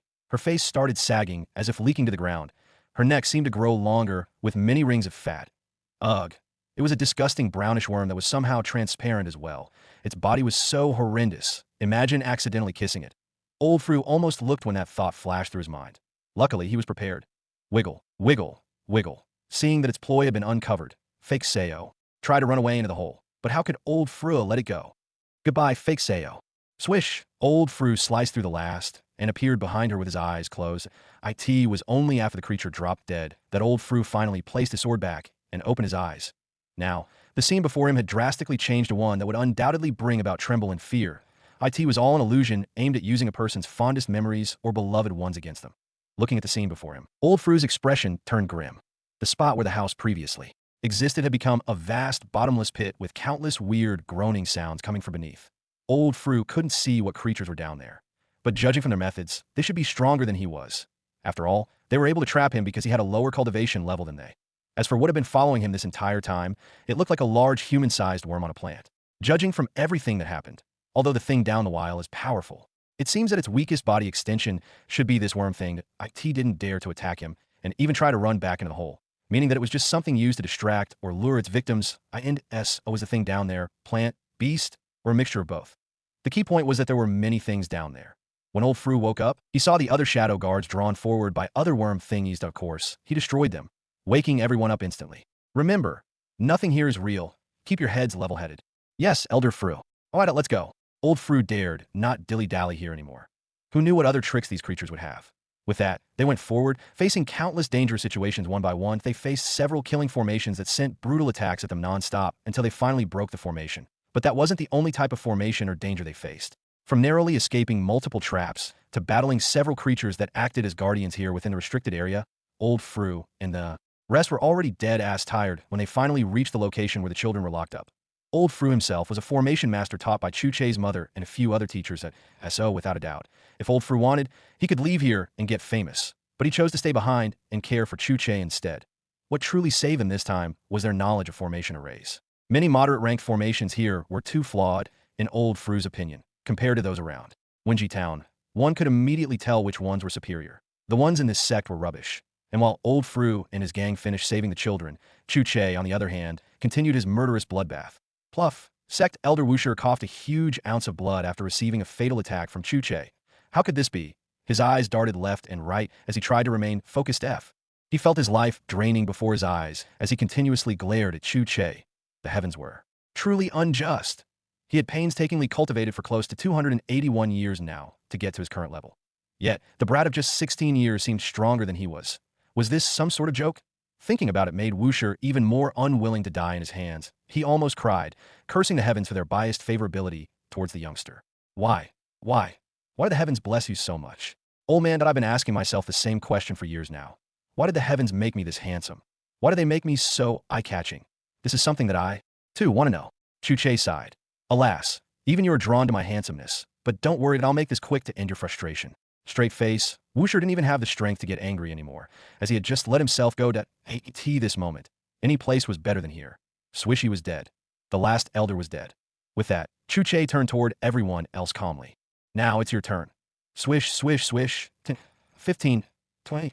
And 90 whole minutes went by in a flash before Chu Che had completely massacred everyone, including those that dared to leave as ghosts. And after he was done, he first proceeded towards the sect's pavilion and treasury.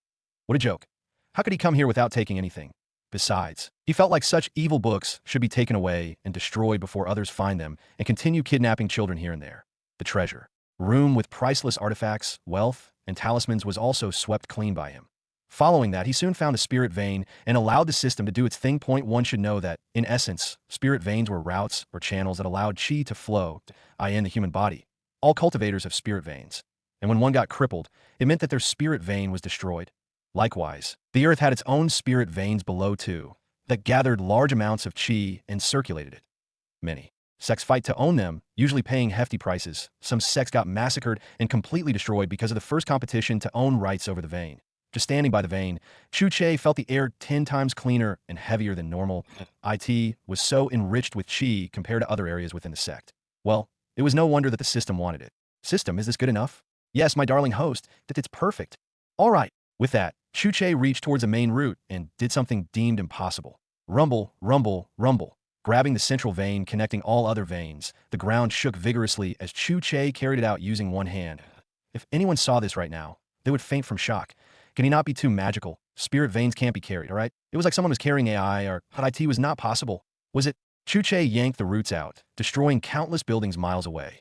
The spirit veins were so long that Chu Che looked like Superman carrying one of the tallest buildings ever. System. I've got it out. Yes. Oh, do your job. Already on it, host. The system replied, while holding a fork and knife in his hands. And, just like that, the long spirit vein seemed to vanish bit by bit, getting shorter in the blink of an eye if those dead sect members saw this. Not only would they get surprised, but they would despise Chu Che even more. That it wasn't enough that he killed them, but he also had to take away the sect's only spirit vein. They still had members who were currently on missions. When they got back, how would those sect members avenge them? If everything got robbed? Soon. Wasn't long before Chu Che's ears rang. Ding! Congratulations, host, for completing your side mission and hidden task. Side mission rewards, 100 million silver coins. Please properly allocate rewards with other group members. Hidden task reward, Mortal Kombat XL. Chu Che looked at his rewards and smiled broadly. Great, they could go back home now. But now, there was only one thing that troubled him. How should they transport these children? Chu Che thought for a while, before his eyes lit up. Within the sect, he did see at least 7 wand birds locked away in the most luxurious cages. These birds were very much used as either mounts or messengers. The baby birds were typically so large that they could carry up to 3 adults, and the adult size could carry 10 adults instead. These birds were enormous and related to the famous and noble phoenix birds. But unlike the phoenix, which was far superior and had bright fiery colors, the wand's feathers were blue instead. These birds had their one elegance, as they loved singing spontaneously. But make no mistake, even though they may seem weak, their strength was still great, and depending on their level, their speed was also astonishing too. Young master, do you already have a solution? Ichimechem, leave that to me. With that, Chu Che vanished into thin air, leaving old Fru and the rest helpless as usual. But not too long after, Chu Che returned with all 7 birds. Old Fru's eyes opened in excitement. Wand birds. Sure enough, they would be able to do the job. And looking at them, it seemed that all of them had just broken through. But how? Chu Che coughed awkwardly when it came to this matter. To tame these beasts and win their loyalty, he made each one break through. Some broke through twice, while others broke through just once to their previous level. It would take them 2 whole days non-stop to travel back to Wenji Town. Their previous strength could be said to be similar to that of Bo Su and his gang. But now, they were around old Fru's strength and could travel within this distance in a matter of hours. Now, they could easily transport these children fast at the same time. There were only 7 wand birds. With the many children around, they had to make several trips this night. Hence Chu Che had decided to first send the first batch towards Wenji Town alongside old Fru, while he and the shadow guards rode ahead on wagons. Other sect members might appear anytime soon, it wasn't advisable for them to still stay behind. And just like that, he set off with the children on the tranquil road. From time to time, the birds could come back and carry others back to Wenji Town. It wasn't until 6 a.m. this morning that the last batch had successfully arrived in Wenji Town. First things first, they allowed them to sleep for as long as they wanted, eat, and got the physician within Chu Che's estate to attend to their injuries. From there, they would need to get all information about where these people lived so as to send them back to their parents or families. Today, the entire town was bubbling with joy once they heard all the young town lord had done. Chu Che looked at everything and smiled in satisfaction. Well, now that was over, it was time to get back to the gaming hall. But little did he know that his actions last night were about to bring a raging storm his way. Cracked at a massive courtyard building broke into piles of rubble, revealing a very handsome man at its center. Even though the building collapsed with the man inside, nothing touched the man. The piles of rubble all deflected away, leaving an open ring around him. The young-looking man looked at the life pendant in his hand and grew gloomier. Who? Who would dare touch a person from his sect? Could it be one of those pesky righteous sects? Damn it. Boom. The man quickly punched a pile of rubble beside him, instantly turning it to dust. His killing intent was so high that those around him shivered and subconsciously knelt before him, daring not to meet his eye. Nonetheless, amidst the fear came tremendous respect and awe. The stringer their master was, the greater the rewards they would get, living in his glory. Who wouldn't want that? As expected, their leader was mighty, and while many stood at the side shivering, the man's most trusted aides and guards didn't even flinch, watching everything as if it was nothing. The handsome man who looked like he was still 18 was actually over 823 years old. He was the 25th Supreme Leader of Black Valley and had incredible strength equivalent to the Emperor of Yanging. That's right, that he was currently a Yanging person at the 12th Dan of the Spirit Realm, meaning that after the 13th Dan, he would get his tribulations and ascend, should he succeed, that he was the 25th appointed Supreme Leader that controlled all Black Valley sects and branches. Not long ago, they did try to expand their influence and open several branches within the Ta and Bailong provinces. But what was the result? He found that the sect leaders and many elders within one of the sect branches there had their life pendants broken all in one night.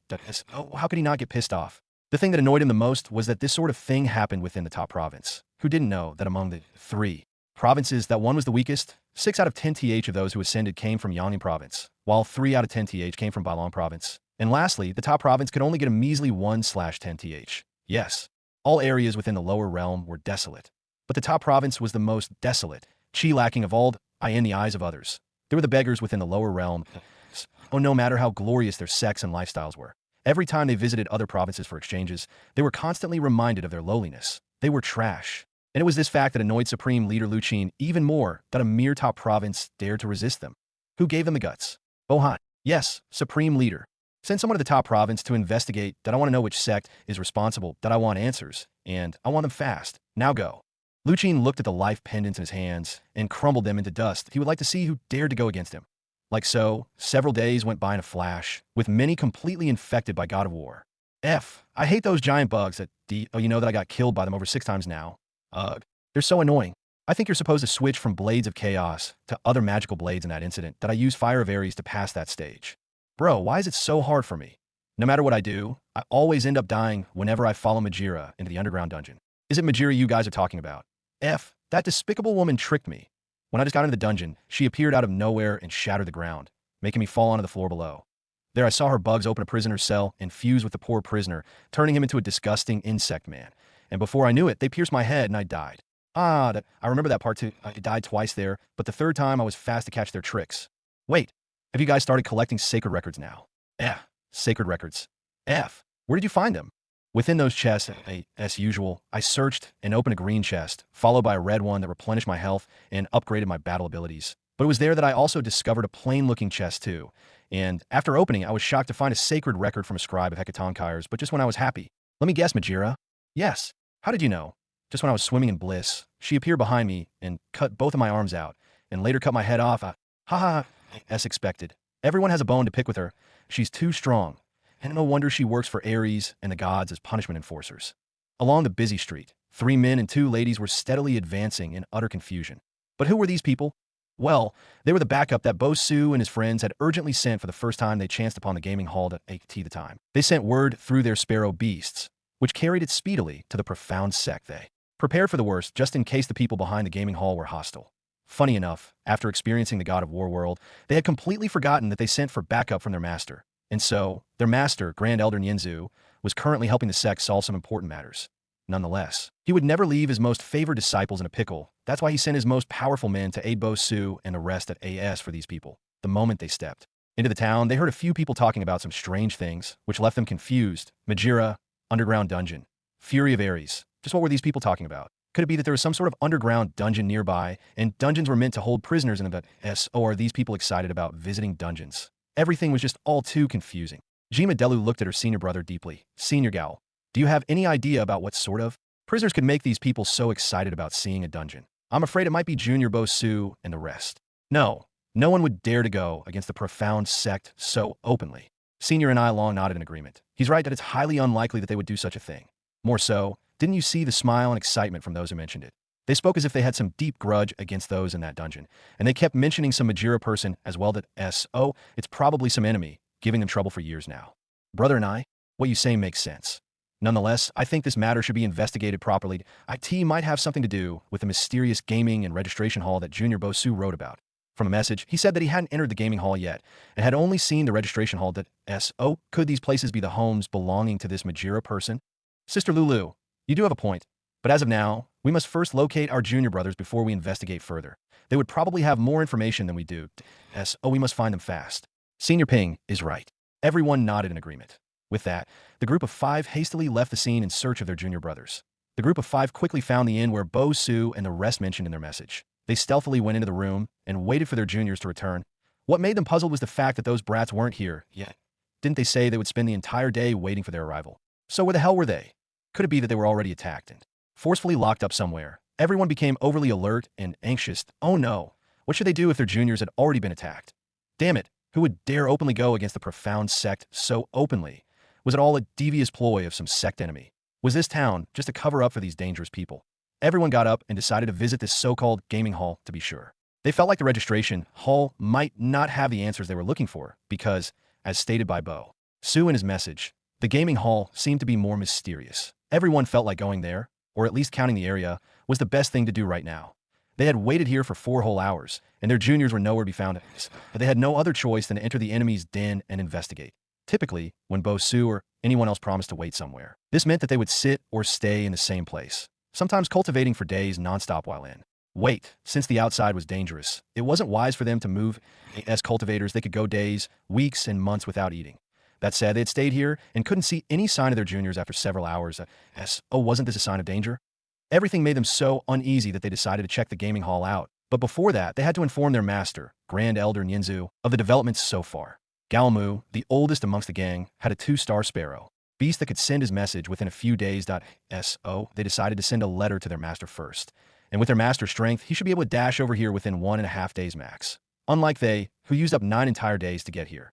The profound sect was located very far away from this desolate town. It was already an incredible feat, of course. The profound sect was one of the closest sects around. The entire lower realm was too large and very spacious with all sorts of terrains. And from Winji town, some sects were located weeks and even months away from many cultivators. Everyone felt like even though they didn't know the gist of the matter, it was always better to make preparations and inform their master, just in case their speculations were correct. Why then, they would need to stall the enemy until their master came. After sorting things out, they hastily took off and headed towards the so-called gaming hall. And on the way there, they tried gathering information from excited passerbys about the place. It was just that everything they heard still left them feeling overly suspicious. The information was too unbelievable that they immediately concluded that these people had been deceived or hypnotized into believing such nonsense. And one could create a gateway to another realm. Not even their profound sect or the top sects. How can a fledgling town lord do it? Could it be that their lord was giving them hallucinating powder and tricking them of their money? As proud profound sect seniors, they highly doubted that such a small rural area could create such a miracle as expected. Their juniors were right. The people behind the gaming hall might be fraudsters who came here to make a living. But what amazed them was the fact that these scammers would go far and beyond to sell their lies. From the message, Bo Su said they created some miraculous maps and also enhanced the inside of their registration hall using space runes and formations. Without a doubt. That alone is an impressive feat, but this wasn't enough to convince anyone about a portal to another realm. That was just too insane to believe. The profound sects also had maps and used space array for their pavilion. What was so great about that? The key is that these people were duping these small-time cultivators who had never seen the big outside world before because they knew how to create space arrays. Now, everything was starting to make a lot of sense, and no wonder they chose this small town that was very far away from the big cities. Of course, they knew that there might be an influential person behind these mysterious halls. But they didn't for 1 second believe that the person would be able to take on the profound sect that had existed for thousands and thousands of years now. That would never happen. Thinking like that, the gang of 5 followed the directions given to them and soon found themselves standing before a very ordinary building. Was this truly the place? Already, their expectations had lessened when they saw how ordinary the building looked. In front of the hall were 12 other cultivators who kept talking excitedly. Sigh. Kratos is so pitiful that he wants to take down the gods all on his one. But can he really do it? Of course he can. Haven't you seen how powerful he is? Yesterday you guys came late and missed how Brother Yin dealt with those insect people. Why did I have to go hunting in the morning? Damn it. That's not all. Brother Ben Owo also dealt with the stage you couldn't clear within the underground dungeon. And Brother Bo was just too awesome. From what the boss Chu said, he's the only one who has reached 2/3 of that level, meaning that he will soon finish the prison of the damned level. How awesome is that? Tired face, the gang of five, who perked up their ears, were somewhat confused again. Brother Bo, Brother Bin, Brother Yin. Aren't these the first names of their juniors? No. Maybe they were overthinking it. Or maybe it was true. The gang had never been so lost in their lives. They shook their heads wryly and began scanning around the building before setting their eyes on the board. What sort of rules were these? And what do they mean by charging so much per hour? Since they came here to investigate and decided to lay low, they had been patiently waiting in line all this time. Usually, they typically cut their line due to their status, but for the sake of finding their juniors, they humbled themselves. However, seeing these prices only made their blood boil in rage. Not even the profound sect would charge so much. So weren't these people going too far? Or were they saying that they were better than the profound sect? More still, were these people so stupid that they remained overly excited even after being duped? Or was there truly a gateway to another realm in there? And if it did exist, why choose such a small town and not choose a big city? Damn, their brains kept crashing as their thoughts kept contradicting each other. Once again, they were even more confused than before. Sigh. They had to find their juniors fast. Only they could clear their minds and give them peace. Stepping in, the gang looked at the hall in surprise. They had already prepared to see space arrays and formations, but this one seemed to be on a whole new level. Their eyes dilated vigilantly. Who exactly were they up against? As the group made their way in, no one seemed bothered by them. The atmosphere within the gaming hall was filled with excitement and thrills, and no one could have predicted that this little building could produce such a wave of fans. The place had the power to make people forget their identities and interact with each other purely. Several people surrounded Bo Su, Yin Jin, and Ben Owo in an attempt to watch their gameplay. The trio were the strongest at the moment and were somewhat famous within the hall. Yin Jin, who was focused on completing the prison of the damned level, continuously advanced further and finally escaped the underground dungeon. But he looked at the scenic heavenly atmosphere around him and felt alive. It was good to see the sun again. Look, Brother Yin Jin is out. Awesome. Now, he's the second person to leave the underground dungeon safely. I heard that once you leave, you will already be 1/3 way through the level as expected of Brother Yin. Brother Yin, I see a chest to your left. Quickly go and open it up. Sigh. The chest only contained a healing potion that could raise his H.P. by 15 points. Why is it so low? Don't you know, the healing potions all have different points, depending on luck. For example, when Brother Bo Su got to this stage, there was no chest around. But after advancing further, he hit a healing potion that gave him a boost of 3 points only. 3 points. Why so cruel? What's the difference between 3 points and 0? Hey, 3 is better than nothing. But still, that's too tragic. Poor Brother Bo Su.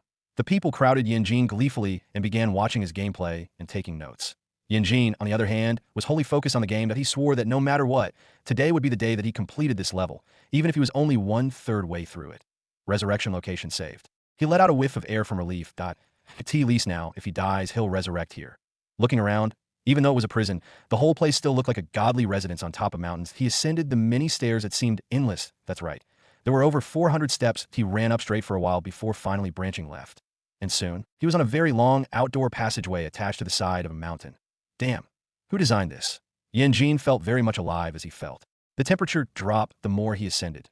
This heart was constantly drumming while diligently watching his environment for any enemies. And just as he expected, out of nowhere, Majira emerged once more. Boom. Yin Jin quickly rolled away and stood on his feet with both swords at hand while looking at the villain before him. There was a massive hole in the wall caused by her attack. You worthless mortal that don't think that you'll be able to leave this place alive. You will see how we treat our prisoners here. And by the way, I will never forgive you for taking my arm. Never. With that, she began throwing things at him while steadily retreating toward a massive gate-like door just ahead. He, of course, dodged and followed her as well. But just when he was close to the gigantic door before him, he heard a sharp noise around him. Dash shack. In a flash, several iron rods popped out of the ground behind him. Again, more iron rods popped out of the floor a little bit ahead, just before the gate. Damn it. It was a trap. He quickly looked left, right, and all around him vigilant. Could this be the trap scene that Bo Su told him about? This Majira was just too sneaky. Ha ha ha. Worthless mortal. Now, you will know what genuine fear is. With that, black smoke began forming on the steps before him, and several insect men popped out. They held spears and looked more built up and ferocious than those he fought earlier on. But was Yin Jin scared? No way. Truth be told, he felt very excited instead. Why? Because the more challenges he faced, the better chances he had to improve his strength. The game gave them real-life death experiences that almost gave him heart attacks. That on top of that, he realized that his battle perception had increased tremendously. What warrior wouldn't be happy about gaining such experiences without the risk of dying in real life? This game was undoubtedly a treasure, and the more he advanced, the more powerful he would be in the lower realm. He looked at the insect men and smiled coldly. Bring it on. The fire burned even more within Yin Jin's heart. He quickly jumped up and threw his bands towards the insects. Rage of Ares. Boom! His swords produced a scorching pit of fire that burned his victims to ashes after their H.P. went down. Looking at his victory, Majira was pissed. Spartan, it is time for you to meet your death. With that, several gigantic green bugs morphed from the ground and began attacking him like crazy. Ares' fury boom, boom, boom, boom. The air was so tense and brittle that it could snap at any time. The tension in the air gave Yin Jin a sense of urgency, but just when he thought he would be able to get through the tide, that mad insect Majira pierced his through from the back of his neck. Puff. Yin Jin was shocked. When did she get so close to him without him knowing? Pain that hurts, he felt pain beyond imagination. And as he slowly lost consciousness, he struggled to keep his eyes on his nemesis. Majira. Spartan, that didn't I say that you won't be able to escape my grasp? I'm sure you've now realized how stupid you are to think that you can outsmart the gods. I'll tell you this, Spartan. You are nothing but a fool for the gods. If you had been obedient, you wouldn't be here right now, would you? And if you think that at this moment I wouldn't take more revenge on you, then you lie. With that, she began slicing and tearing him to pieces before he completely lost feeling and consciousness. She was really furious about the arm thing. Yin Jin was both unwilling and helpless. Lady, can you give it a rest? He began praying for death because the pain he felt could make a lame man walk again. Everyone who was watching his gameplay looked at him pitifully. They knew how crazy this Majira chick was that in future. Anyone with this name would make them sticker uncontrollably. Majira was their nemesis. But while the trio was immersed in their own world, their seniors, on the other hand, were having a headache dealing with Chu Che. Would it be so bad if they killed him now? The group of seniors who had already stepped in couldn't help but hold their breath in shock. What a design! When their juniors had written about the unique and godly design here, they assumed it should be similar to those in the sect. But who would have known that they were wrong? The whole place made them feel like they weren't in the lower region at all. They looked around and spotted several unusual puppets, rosies, there as well as strange tables, chairs, and whatnot. Of course, one couldn't forget the strange box device thing that said ATM, standing there too. It seems that their juniors didn't exaggerate. They looked around in shock and marvel. Nonetheless, confusion was the strongest emotion that prevailed in their minds. Didn't it say gaming hall? So where are the fights? Where were the contestants in the place to map bets? Or could it be as they suspected? Could this place be a hypnosis room that tricked people into thinking they were going into another realm? Well, whatever the truth might be, they had to investigate it. Thinking like that, they marched in cautiously before spotting a young man sitting calmly alongside a puppet. Young man, can you tell us what this place is? Chu Che calmly raised his head and glanced at them as if looking at illiterates. It's a gaming hall, he said while pointing at the sign. Could it be that they didn't know how to read? Gal's lips twitched uncontrollably. Already, he didn't like this brat. Adjusting his mode, he forced out a smile at Chu Che. Yes, I know that. But I don't see any arena. Oh, what type of gaming hall is this? A fun one. What does it offer? A chance to game. Gal looked heavenward and started counting numbers in his mind. When he was 16, he wasn't this annoying, right? Gal, who was 37 this year, was of course still a brat himself since people lived for hundreds and thousands of years here. While still looking 18 for the first time, he truly felt old when dealing with Chu Che. The guy just gave him a headache. Everyone chuckled behind Gal as they found everything quite amusing. Well, that is until they tried their luck and also felt like strangling Chu Che. Particularly, the youngest, Lulu, couldn't take it anymore. She puffed out her cheeks and pouted while pointing angrily at Chu Che. Do you know who we are? We're asking you a simple question why so difficult? You are bullying too much. Everyone else tried to hold the little Lolita back. Sigh. Amongst themselves, Lulu, who looked the weakest, was more prone to anger than anyone else. She was a rare genius in the lower realm who was only 9 years old. She was very straightforward and threw tantrums here and there. You bully too much. Chu Che looked at the cute 9-year-old and felt very helpless. What did he do now to make her so upset? Little girl, how did I bully you? I've answered all your questions honestly. What's the matter? Or, are you angry because of something else? Could it be that you didn't eat or drink enough milk today, which has left you angry and cranky? Sigh. Little girl, you should always listen to your parents and eat enough. You see, if you had just listened, you wouldn't be feeling so bad now. Forget I say good upright man. How can I see you hungry and not feed you? Or do you want something to eat? PFFF. Everyone tightened their lips as they tried not to laugh before Lulu, on the other hand, tired as red as a tomato, and slapped Chu Che's hand away. Who the hell wants your stupid food? I'm not hungry. PFFFFFFF. Ha ha ha ha. The moment her belly rang out, some people couldn't take it anymore and burst into laughter. Lulu looked at her belly and felt shame. How could it betray her now? Could it be that she's been angry because she was hungry? Her 9-year-old mentality was starting to think so.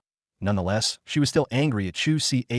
That it was all his fault that she had lost face like this. Seeing her hateful gaze, Chu Che felt even more helpless than before. What did he do again? You must compensate me for today. Chu Che looked at her strangely. Hey, little girl, you wouldn't have taken a liking to my face and charm, right? I'm sorry, little girl. But if you want me to be with your older sisters, I can only tell you that it's impossible to— don't try to match me with others. Smelly boy, who the hell wants to match you with my senior sisters? But you think I'm handsome, right? Very, but— Sigh. Little girl, that I understand that you want to keep your pride. In fact, I've met many who also want to keep their pride as well. Anyway, say whatever makes you sleep well at night, but just remember that it's impossible between your senior sisters and I. Do you understand? Lulu nodded, subconsciously with tears hanging on the corner of her eyes. Why did she feel like her senior sisters were quite pitiful? Somehow, Chu Che had brainwashed her into thinking that he was the one who wanted to introduce Chu Che to get sisters. Now, she just shook her head, as if to say it was a shame that her sisters had been rejected. Don't worry, I understand that I won't bring this up again. Chu Che looked at her and liked her more now. See, honesty was always best. The system looked at everything and couldn't help facepalming himself again. Little girl, how did you get brainwashed so quickly? Aren't you supposed to be a genius or something? Or could it be that genius like you and my host of brain problems? The system, alongside everyone else, was completely dumbfounded by the time of events. But while Lulu seemed to have formed some sort of bond with Chu Che, the rest were still very alert and suspicious. Gao and Jima were very clear-headed amidst everyone else. Even though they didn't know what this game thing was, they decided to see it firsthand before taking action. They weren't too scared because they had already sent an urgent message to their master. So, they just needed to keep their cool until their master arrived. Looking at him, Gao squinted his eyes thoughtfully. If I may ask, who are you? And what do we call you by? You can call me Mr. Chu, and I'm the owner of Wonji Park. Likewise, I'm also the town lord as well. Gao, and everyone else's smile froze in shock. This young man of 16 years old was the owner, as well as the town lord. At first, they thought that he was just a regular worker here. But who would have known that he was the owner? Wait. Town lord. So he was a young town lord they heard about before coming here. Everyone took a step back, re-evaluating him again in their minds. They weren't impressed at his title as town lord since they were used to being around people with far greater titles. What shook them was that he was so young and very able, so much so that he had a grand formation master behind him. Automatically, they assumed that it must be some great person that created this place for his disciple. In their heads, they even came up with the perfect image for the person. The Grand Formation Master was probably an old man full of wisdom and had long gray hair. They even began giving him a character of a great hermit that loved to live in seclusion. Looking around the room again, they couldn't help but believe in their speculations as expected of the great hermit. Only someone as powerful as him could create such a place. And just like that, the cute system was turned into an old man who was supposedly a great hermit.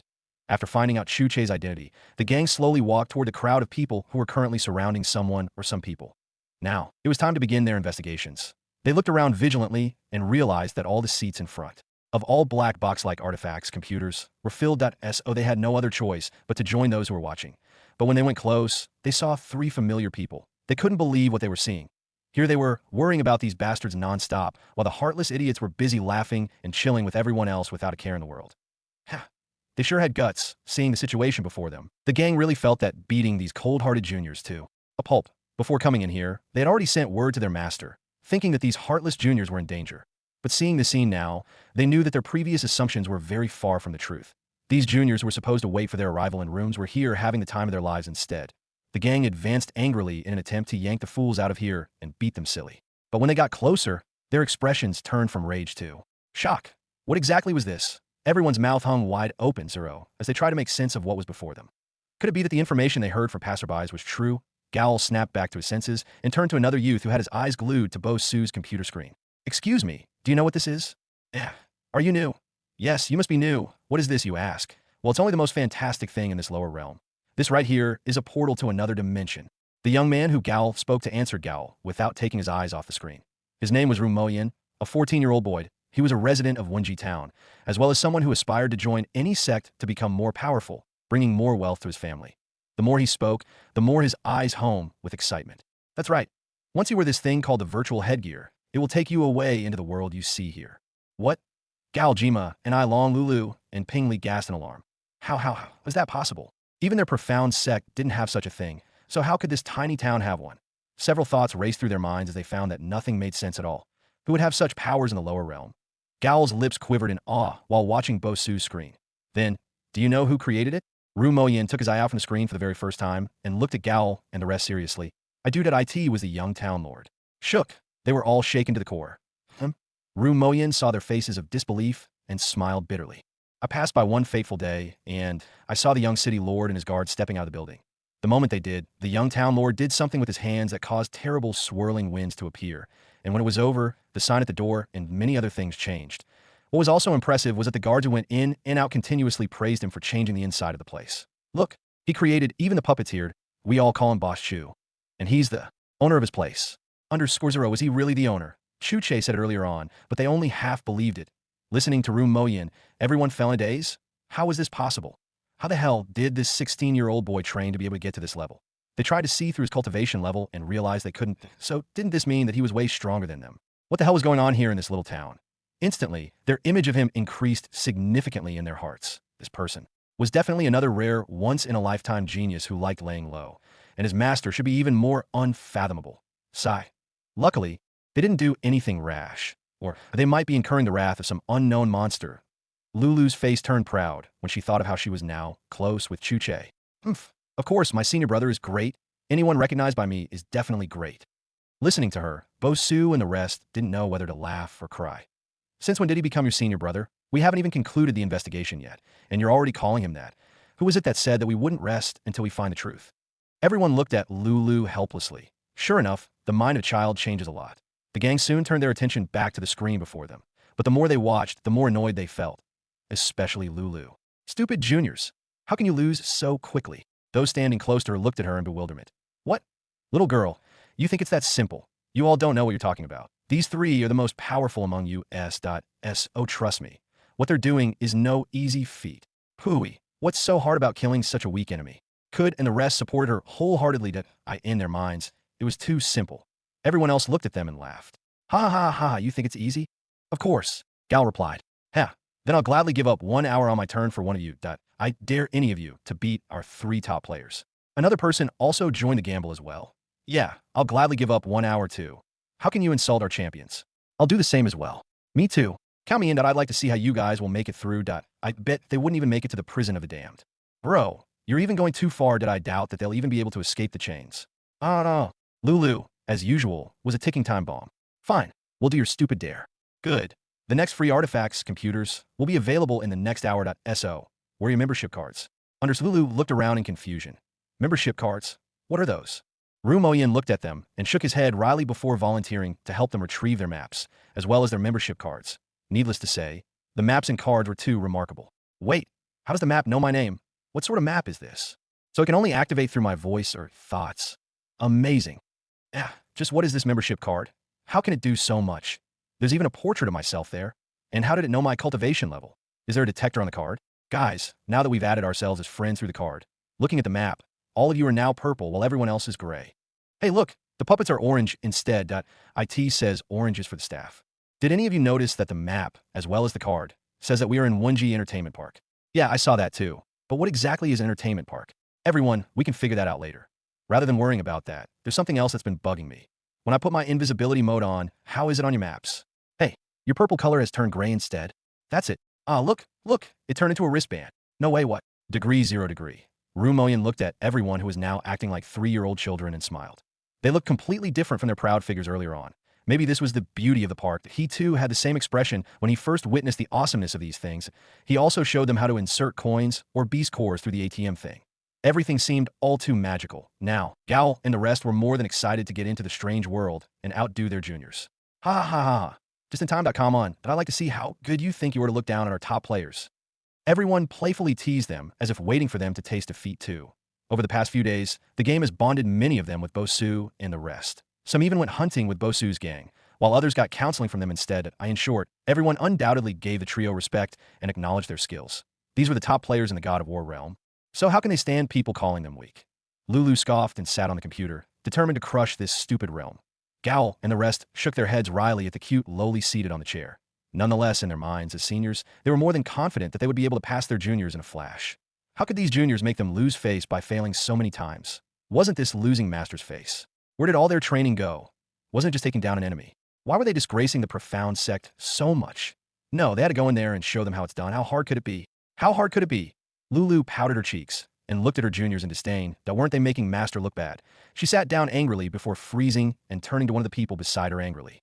I said I'll do your stupid dare. So why isn't it working? Little girl, it's not working because you haven't inserted your membership card yet. Everyone looked helplessly at the lowly before them. If they got angry with a 9-year-old girl, wouldn't they just be idiots? It was akin to someone arguing with a baby. That IT didn't make any sense. Plus, who made her so cute? How could such a tiny thing have such an explosive attitude? Sigh. Lulu pouted her soft cheeks and inserted her membership card, and wore the headgear like the people said. Suddenly, she heard a strange voice. Welcome, player. Please click on the game icon with your mind by saying, God of War. Ascension, followed by inwardly chanting the word begin to start. You can also click on it with your mouse and still inwardly chant the word begin to start. Lulu's eyes opened wide in alarm. Who said that? Where was the voice coming from? Could it be the immortal people that Master always spoke about? Lulu jumped on her chair playfully as excitement quickly inched in her heart. Was it the voice of the gods in another world? Looking at the icon on the computer, Lulu felt that her thoughts were even more accurate. The realm was called God of War. Ascension.s. Oh, wouldn't there be gods there? She felt so excited that she couldn't wait to fly into the strange new world. She puffed her chest and felt like it would be very easy. After all her life, she had been told that she was a genius. If her juniors could do it, it should be nothing for her. Unbeknownst to her, pain was awaiting her on the other side. Lulu listened to the intro about the gods and the furries before finally coming face to face with Majira. One could say that she very much wanted to kill her. But what's the big deal? You have several other arms and claws. Oh, why cry so much about one? Lulu felt like the woman was a drama queen, and this was coming from someone with an explosive temper. Mortal, I want your life. Bam, bam, bam, slash pa. What the hell? Lulu felt dizzy with pain and rage. She had never felt so much pain in her entire life that it was so bad that she started counting numbers in her mind. She looked at Majira and secretly swore to destroy her before returning to the profound sect. The 9-year-old Lulu felt a deep sense of hatred for the insect lady. Her quest for revenge was real, of course. It wasn't just Lulu that felt that way. Gal and the rest also felt like this Majira lady was going too far. They struggled and strived to avoid her attacks while chained up, but the more she hit them, the greater their H.P went down.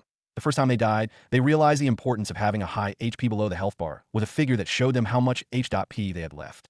And the feeling was all too real because they found their bodies growing weaker and their senses rapidly deteriorating. It was a terribly painful experience that gave them the closest thing to death. They died many times and struggled to escape this place. After dying several times, they successfully managed to break free from the chains binding them. What left them in awe was the sword that appeared in their hands.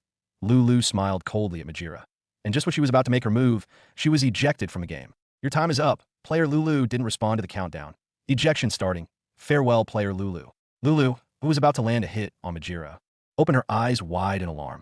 No, you stop for me.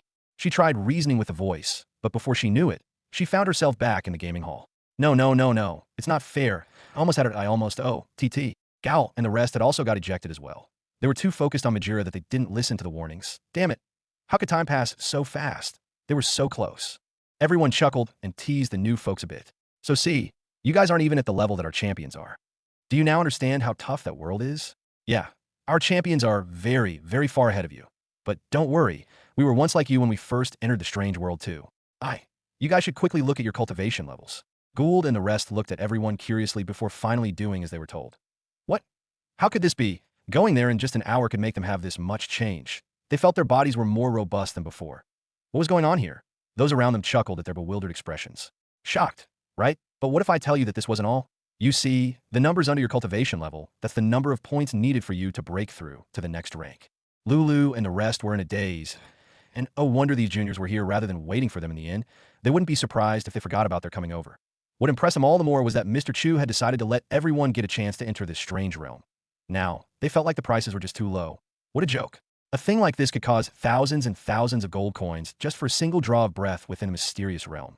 But this Mr. Chu didn't care about such worldly things and gave even the less privileged a chance to enter. Once again, their impression of him was raised very high. He was a person who held power but wasn't greedy and didn't care about one's title. The rules clarify that no matter who came, it would be first come, first serve. Such a person was definitely worth their respect. Bosu and the rest finished their 6-hour sessions and were shocked to see their seniors here. Seniors? What are you doing here? Seniors? Silence. Those around looked at both sides in confusion. Brothers, you all know each other? Bosu and his gang nodded. Of course, there are seniors in our sect. You three have to compensate me. Lulu placed her hands on her hips and stared at the juniors while pouting. Smelly juniors. You sent for us and then left us hanging. Does this place look like an inn to you?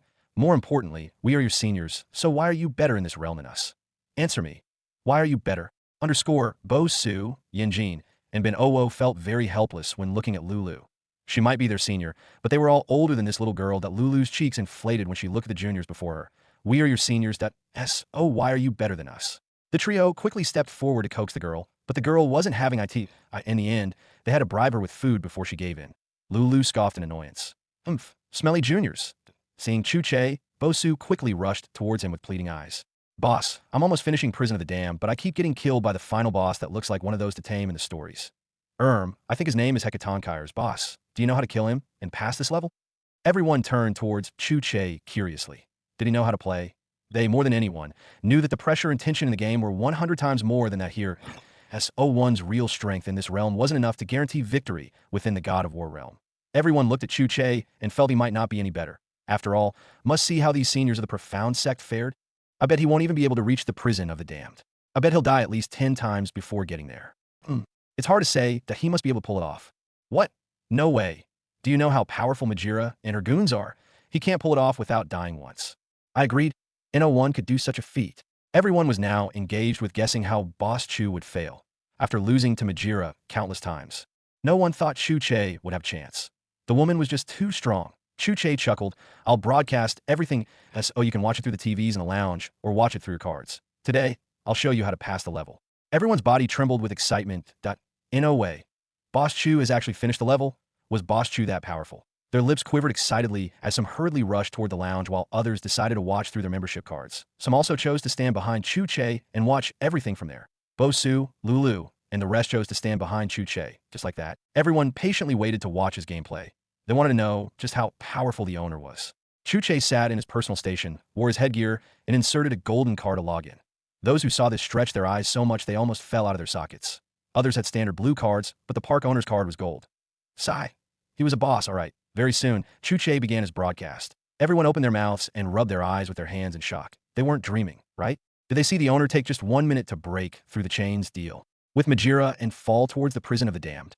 Why is it that when the owner plays, he makes it feel like Majira is an ant? Is this really the same game that I've been playing all this while? Everyone's face became distorted with disbelief.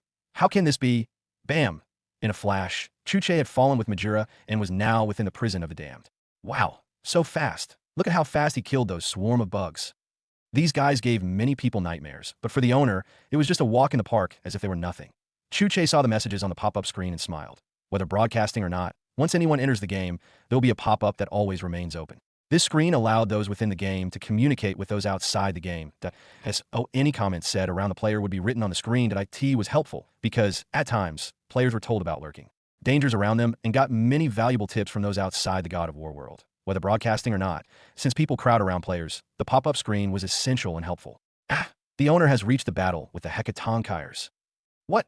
So soon? Everyone saw the giant ancient titan slam its heavy knife-like class at Chu Che, but the boss quickly dodged it. When trying to defeat it, use the Icarus lift while midair.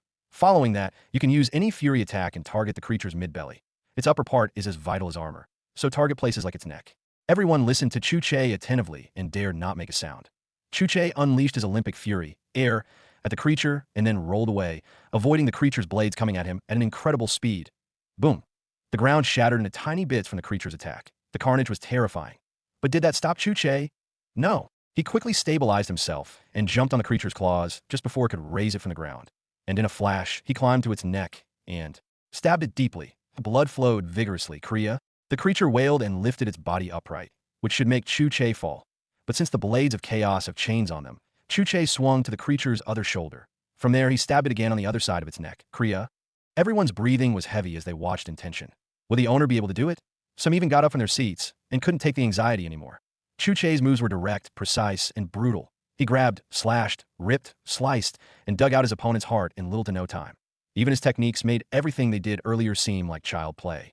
I'll go. Why is his Olympic fury, air, more powerful than mine? Damn, even his Orion's harpoon is deadlier than mine. The owner is a god. Degree 0 degree. Throughout the live stream, Chu Che had been giving them tips on passing the level, which made many open their eyes and ears wide attentively. Some even felt like, after seeing Boss Chu play, they too might be able to pass the first level easily. Bo Su, who had been watching like a good teacher's pet, couldn't help smiling like a fool. Presently, he felt very pumped up and wanted nothing more than to be in the game again. Too bad he had used up all his hours for the day, as he could only do so tomorrow. He pouted while looking at Chu Che carefully. Why didn't the boss show his skills earlier? Now he had wasted his today's realm hours. Those who had already finished their session felt the same too. In contrast, others who still had time quickly rushed back in to try their luck. But how could things be that easy? They would soon understand that their boss Chu was on an entirely different level. When Chu Che logged out, he met a very enthusiastic crowd waiting for him. Boss Chu, you were awesome. Boss Chu, where did you get so good? My hands were sweating the entire time. Boss, how far have you gone in the realm? I've completed it. Ah ha ha. Boss Chu sure likes a joke. For real, how far have you gone? Chu Che looked at them casually. Like I said, I've completed it. Underscore, everyone's eyes widened in shock as they looked at Chu Che as if looking at some strange creature. He completed it? How is that possible? Many felt dizzy from shock. Just how powerful was the boss to be able to finish it? Everyone looked at Chu Che in reference. Sure enough, the boss was mighty. No one here could see his cultivation strength, making them even more sure that he was a monster genius. Even Lulu took a step back and looked at him again, as expected of someone she called senior. Brother Daryu Moyen's eyes were filled with worship as he gazed upon Chu Che. He felt like Boss Chu might be the strongest person around these parts. Soon, a crazy thought popped into his head. Could he ask Boss Chu to be his master? Boss Chu, can you give us guidance whenever you're free? Well, sure. Great. Thank you, Boss Chu. Boss, just how powerful are you? Chu Che looked at them and smiled. That's a secret. Everyone looked at him and gulped anxiously. His mysterious smile made them feel like he should be super strong. But to what extent? He was only 16 years olds. Oh, how powerful was he? Was he stronger than the inner disciples in those big sects? Or was he more potent than the core disciples and gold disciples instead? Without knowing it, Chu Che had created a new guessing game amongst everyone here. What was the boss's real strength? This was a question that can only be answered in the future. Even Bo Su, who had witnessed Chu Che fight with ease, didn't know his limit. He could only say that he was a one-of-a-kind genius. Bo Su frowned curiously. Boss Chu, why are your moves way more powerful than ours? Because I've mastered them. Chu Che leaned lazily while facing them. Going forward, there will be many tools and techniques that you'll be able to use in the game. But your primary weapon is the Blade of Chaos, so it's good to master those skills first. Ru Moyin nodded in agreement. Yes, I think the owner is right. It said that the blades were forged at the darkest depths of the underworld by Ares himself and given to Kratos. Everyone was fascinated. Yes, oh powerful. Yes. Ru Moyin continued. The blade's chains were permanently sealed on a Kratos' forearms, which serve as Kratos' reminder of his oath to Ares, the god of war.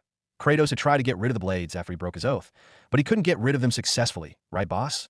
HM, he can never get rid of them. Even if he threw them in the sea or left them even in a different city, they always fly back to him no matter where he goes. Boss Chu, tell us more. Oh, everyone was very fascinated with everything about this new world. They wanted to know why Kratos had to go through what he did, but there were some things that the owner didn't tell them. In his words, they had to discover it for themselves. After talking with everyone, Chu Che decided to leave the gaming hall. But just when he was about to leave, his ears started buzzing. Ding! Congratulations, my darling host, that you've completed your main mission. Instantly, the system appeared on his shoulders, holding cheerleading pom-poms while jumping around and celebrating. IT even created little fireworks to celebrate. Chu Che chuckled in amusement. Ah, host, that reminds me. You did say that you would publicly load up Mortal Kombat XL after completing your current mission. Oh, do you want to do that now? No. Today is already half over. I need you to make do that once the hall closes. That way, those who come tomorrow will see it. No problem. Host, I'll make sure it's available for tomorrow. Good. Now let's see my rewards. Chu Che looked at the screen and almost fainted with joy. Ha ha. Chu Che laughed and smiled so hard that the system almost thought he was going crazy. Did he accidentally explode the host's brain? Or could there be something wrong with the rewards he gave? Chu Che's eyes burned passionately while staring at the screen. All right, that he was ready for action. Chu Che looked at his mission tab and smiled broadly. As for his rewards, he was given a viewing hall/cinema combined with a simulator hall, as well as a mission/worker hall or a guild for missions. Wait, he now had entire buildings. Oh, how would this work? The situation seemed very different from when he was asked to look for buildings. What was this operation? Host, all you have to do is pick empty spots around the town, and these halls will be erected from the ground. They would sprout out and grow as if they were plants. Chu Che nodded in understanding before looking at his new missions. Mission, erect the viewing hall and simulator hall, as well as the mission hall. Also, get 80 people to start doing missions for the park. Mission task. Just like any park, there needs to be suppliers and buyers. The people of your town can also work for the town by providing essential materials to be residents or anyone else. Provided they complete their assignments, they will get rewarded. The host is the town lord, so it is your duty to also provide jobs for the people, not only collecting their money. Mission rewards, popcorn, and a single brand of energy drink. First 40 episodes of One Piece. New Pavilion, which will have cultivation manuals, mangas, on the first 40 episodes of One Piece, as well as cultivation manuals on Majira and Kratos, moves within the prison of the damned. Mission deadline. None punishment. None. Note, the rewards will only be awarded after completing all the missions. Again, the system has reconstructed the mangas as cultivation manuals for the customers to better learn the skills. Only those who had either completed the prison of the damned stage or watched One Piece can get the cultivation manual for the episode they watched. They must watch them in order from episode 1 upwards if they want to grasp the true essence of these techniques. It's also essential to note that missions can be streamed live by those who take them. Chu Che looked at his mission and almost started skipping around happily. Ha ha ha ha. If he completed this one soon, he would get One Piece. How could he not be happy? He could finally enjoy some anime. The system is called the Anime, Gaming, Fantasy, AGF, Entertainment System, and he had been wondering when the anime part would come AS and Otaku. This particular reward almost made him cry with joy. His only hope is that the system would be able to continue rewarding it to him in future until it got completed. That was one of the things he truly missed from Earth. System, you said that the viewing hall was combined with a simulation hall, but what exactly is that? Host, it's a hall that can mimic any world or scenario, and those who enter can choose the scenarios listed there. Some might find themselves in the desert fighting for their lives against monstrous creatures, while others might be on the sea instead. Of course, there are different danger levels there too. That's it. Chu Che's eyes lit up even more. His rewards this time were truly mind-blowing. Apart from the mission hall, as well as having more computers rewarded, the simulator hall was also something else. But what motivated him further was that once he got done, he would get to watch One Piece that had to open these halls soon to get this sweet reward. But now wasn't the time for that. Looking at the deadline for his new mission, it appeared that he could do it whenever he wanted. He still decided to push it back for another week before starting. Why? Because he wanted everyone to get fully drawn to the world of Mortal Kombat. And so, just like that, Chu Che left the hall and went about his ordinary life as a town lord, leaving the addicted gamers behind. Tomorrow, he wanted to see their reaction when they entered the Mortal Kombat game. It should be a sight to behold. Chu Che massaged his chin playfully. This world just got more fascinating. Meanwhile, far away from Winji Town, a large group of people slowly fly across an impressive scene, looking like victorious heroes. Their presence brought a wave of revenge to all those who gazed upon them. Look, it's Elder Tsangai. Standing behind him is the Grand Elder Ninzu. Fairy Satara. I heard that she had just been appointed as elder, making her 12th youngest to become an elder in the sect's history. When can I get chosen to become a gold disciple? Pooey, you aren't even a core disciple yet. Talk less of being a gold disciple, that you're just an inner disciple. Keep dreaming. Hey, I'm allowed to dream, aren't I? Provided you know that it's just a dream. People like us will never be able to reach that. Don't betray the pact. Everyone watched in awe as many sect elders and a few gold and core disciples flew over them slowly with their famous beastly creatures. They all belonged to the profound sect and had just returned from a secret mission of killing some demons that threatened to break the sacred seals within Flaring Peak Abyss. This time, the demons tried to resurrect some higher power, hoping to bring it into the top continent. But how could they allow that? Then several other sects teamed up to fight against these forces. Now, the crisis had been lifted, but each sect faced several casualties. For the profound sect, 7% of those who went to fight ended up dying. 35% got terribly wounded, while another 20% of them only sustained light injuries, and the rest came out with no injuries at all. Grand Elder Ninzu was in this group. I say, Ninzu, why the rush? Ninzu looked at Tsangai impatiently. Tsangai, I don't have much time to waste. Before leaving for the mission, I learned a few of my direct disciples were endangered. I sent a few others to their aid before leaving to deal with the demons. Now that I'm back, I've decided to see things for myself. Sangai's eyes opened in shock. What could make Ninzu personally take a look? Was it that bad? Ninzu decided not to hide things and told them all he knew. Sangai quickly decided to follow him to this strange place called Winji Town. Worst comes to the worst, they could always escape using their very expensive escape talismans. With that, the duo left in a flash. Just what the hell was going on in this little town? One day and a few hours later, the duo had finally arrived at Winji Town. Everything looked pretty ordinary, so FAR.IT was just that along the way. While observing the busy streets, they kept hearing strange conversations that made him confused. Were they so old that they couldn't understand what these youngsters of nowadays were fascinated about? Ninzu, what do you think? I think they might be talking about some important people in the town. Didn't you hear how they spoke about someone called Senior Johnny Cage? Or someone called Kratos? Even though it's a strange name, I think it might be some powerful person. Sangai nodded wisely. Yes, I think you're right. It's just I've never heard of a powerful person called Johnny Cage. Or do you think it's someone from Bailong or Yangning province? Ninzu thinned his lips with a grim expression. I hope not. You and I know we can't handle the people from those provinces. Our strength is nowhere near theirs. So then what do? Sangai, for now, we need to investigate things calmly. After all, he might be overthinking things. All we need to do is find my disciples, and the rest is history. As for those strange names we heard, we can ask about them for my disciples after we find them. HMHM. Sounds like a plan. With that, they all headed towards the inn that Bo Su said he was staying in. Sure enough, they didn't find anyone there seeing this. They wasted no time and immediately started searching for the gaming hall, per Bo Su's note. And after asking around, they finally found themselves standing before the gaming hall. And on the way, they once again heard disturbing facts that gave them bad impressions of the hall. Ninzu, in particular, frowned upon such news. How could there be a place that made people have breakthroughs within days? It must be fake. He thought. One should know that Grand Elder Ninzu, was already at the 7th Dan of the Spirit Realm and was at 745 years old. He knew he had more experience than many.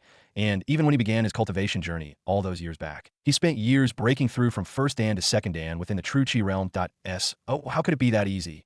Now, he heard people say that they shed through mortal bones, and broke through to first Dan, which was okay. But how is it possible that they were almost breaking through to second Dan of the Chu Che realm in such a short period? Yes, breaking through to first and second Dan were the easiest steps in cultivation, as people could do so in a year or two to oh, how is it possible that they could do this in a few days? This was for sure a scam, and when he finally revealed the real colors of these con people to everyone else, he would make sure to beat the hall owner black and blue. How dare he lie and lead the cultivators astray?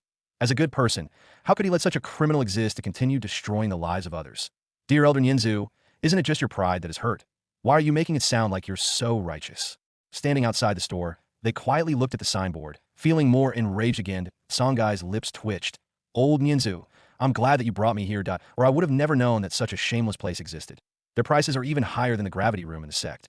Are they trying to say that what they offer is better than our sect? Are they looking down on us? Preposterous. Nyenzu squinted his eyes coldly while observing those going in and coming out.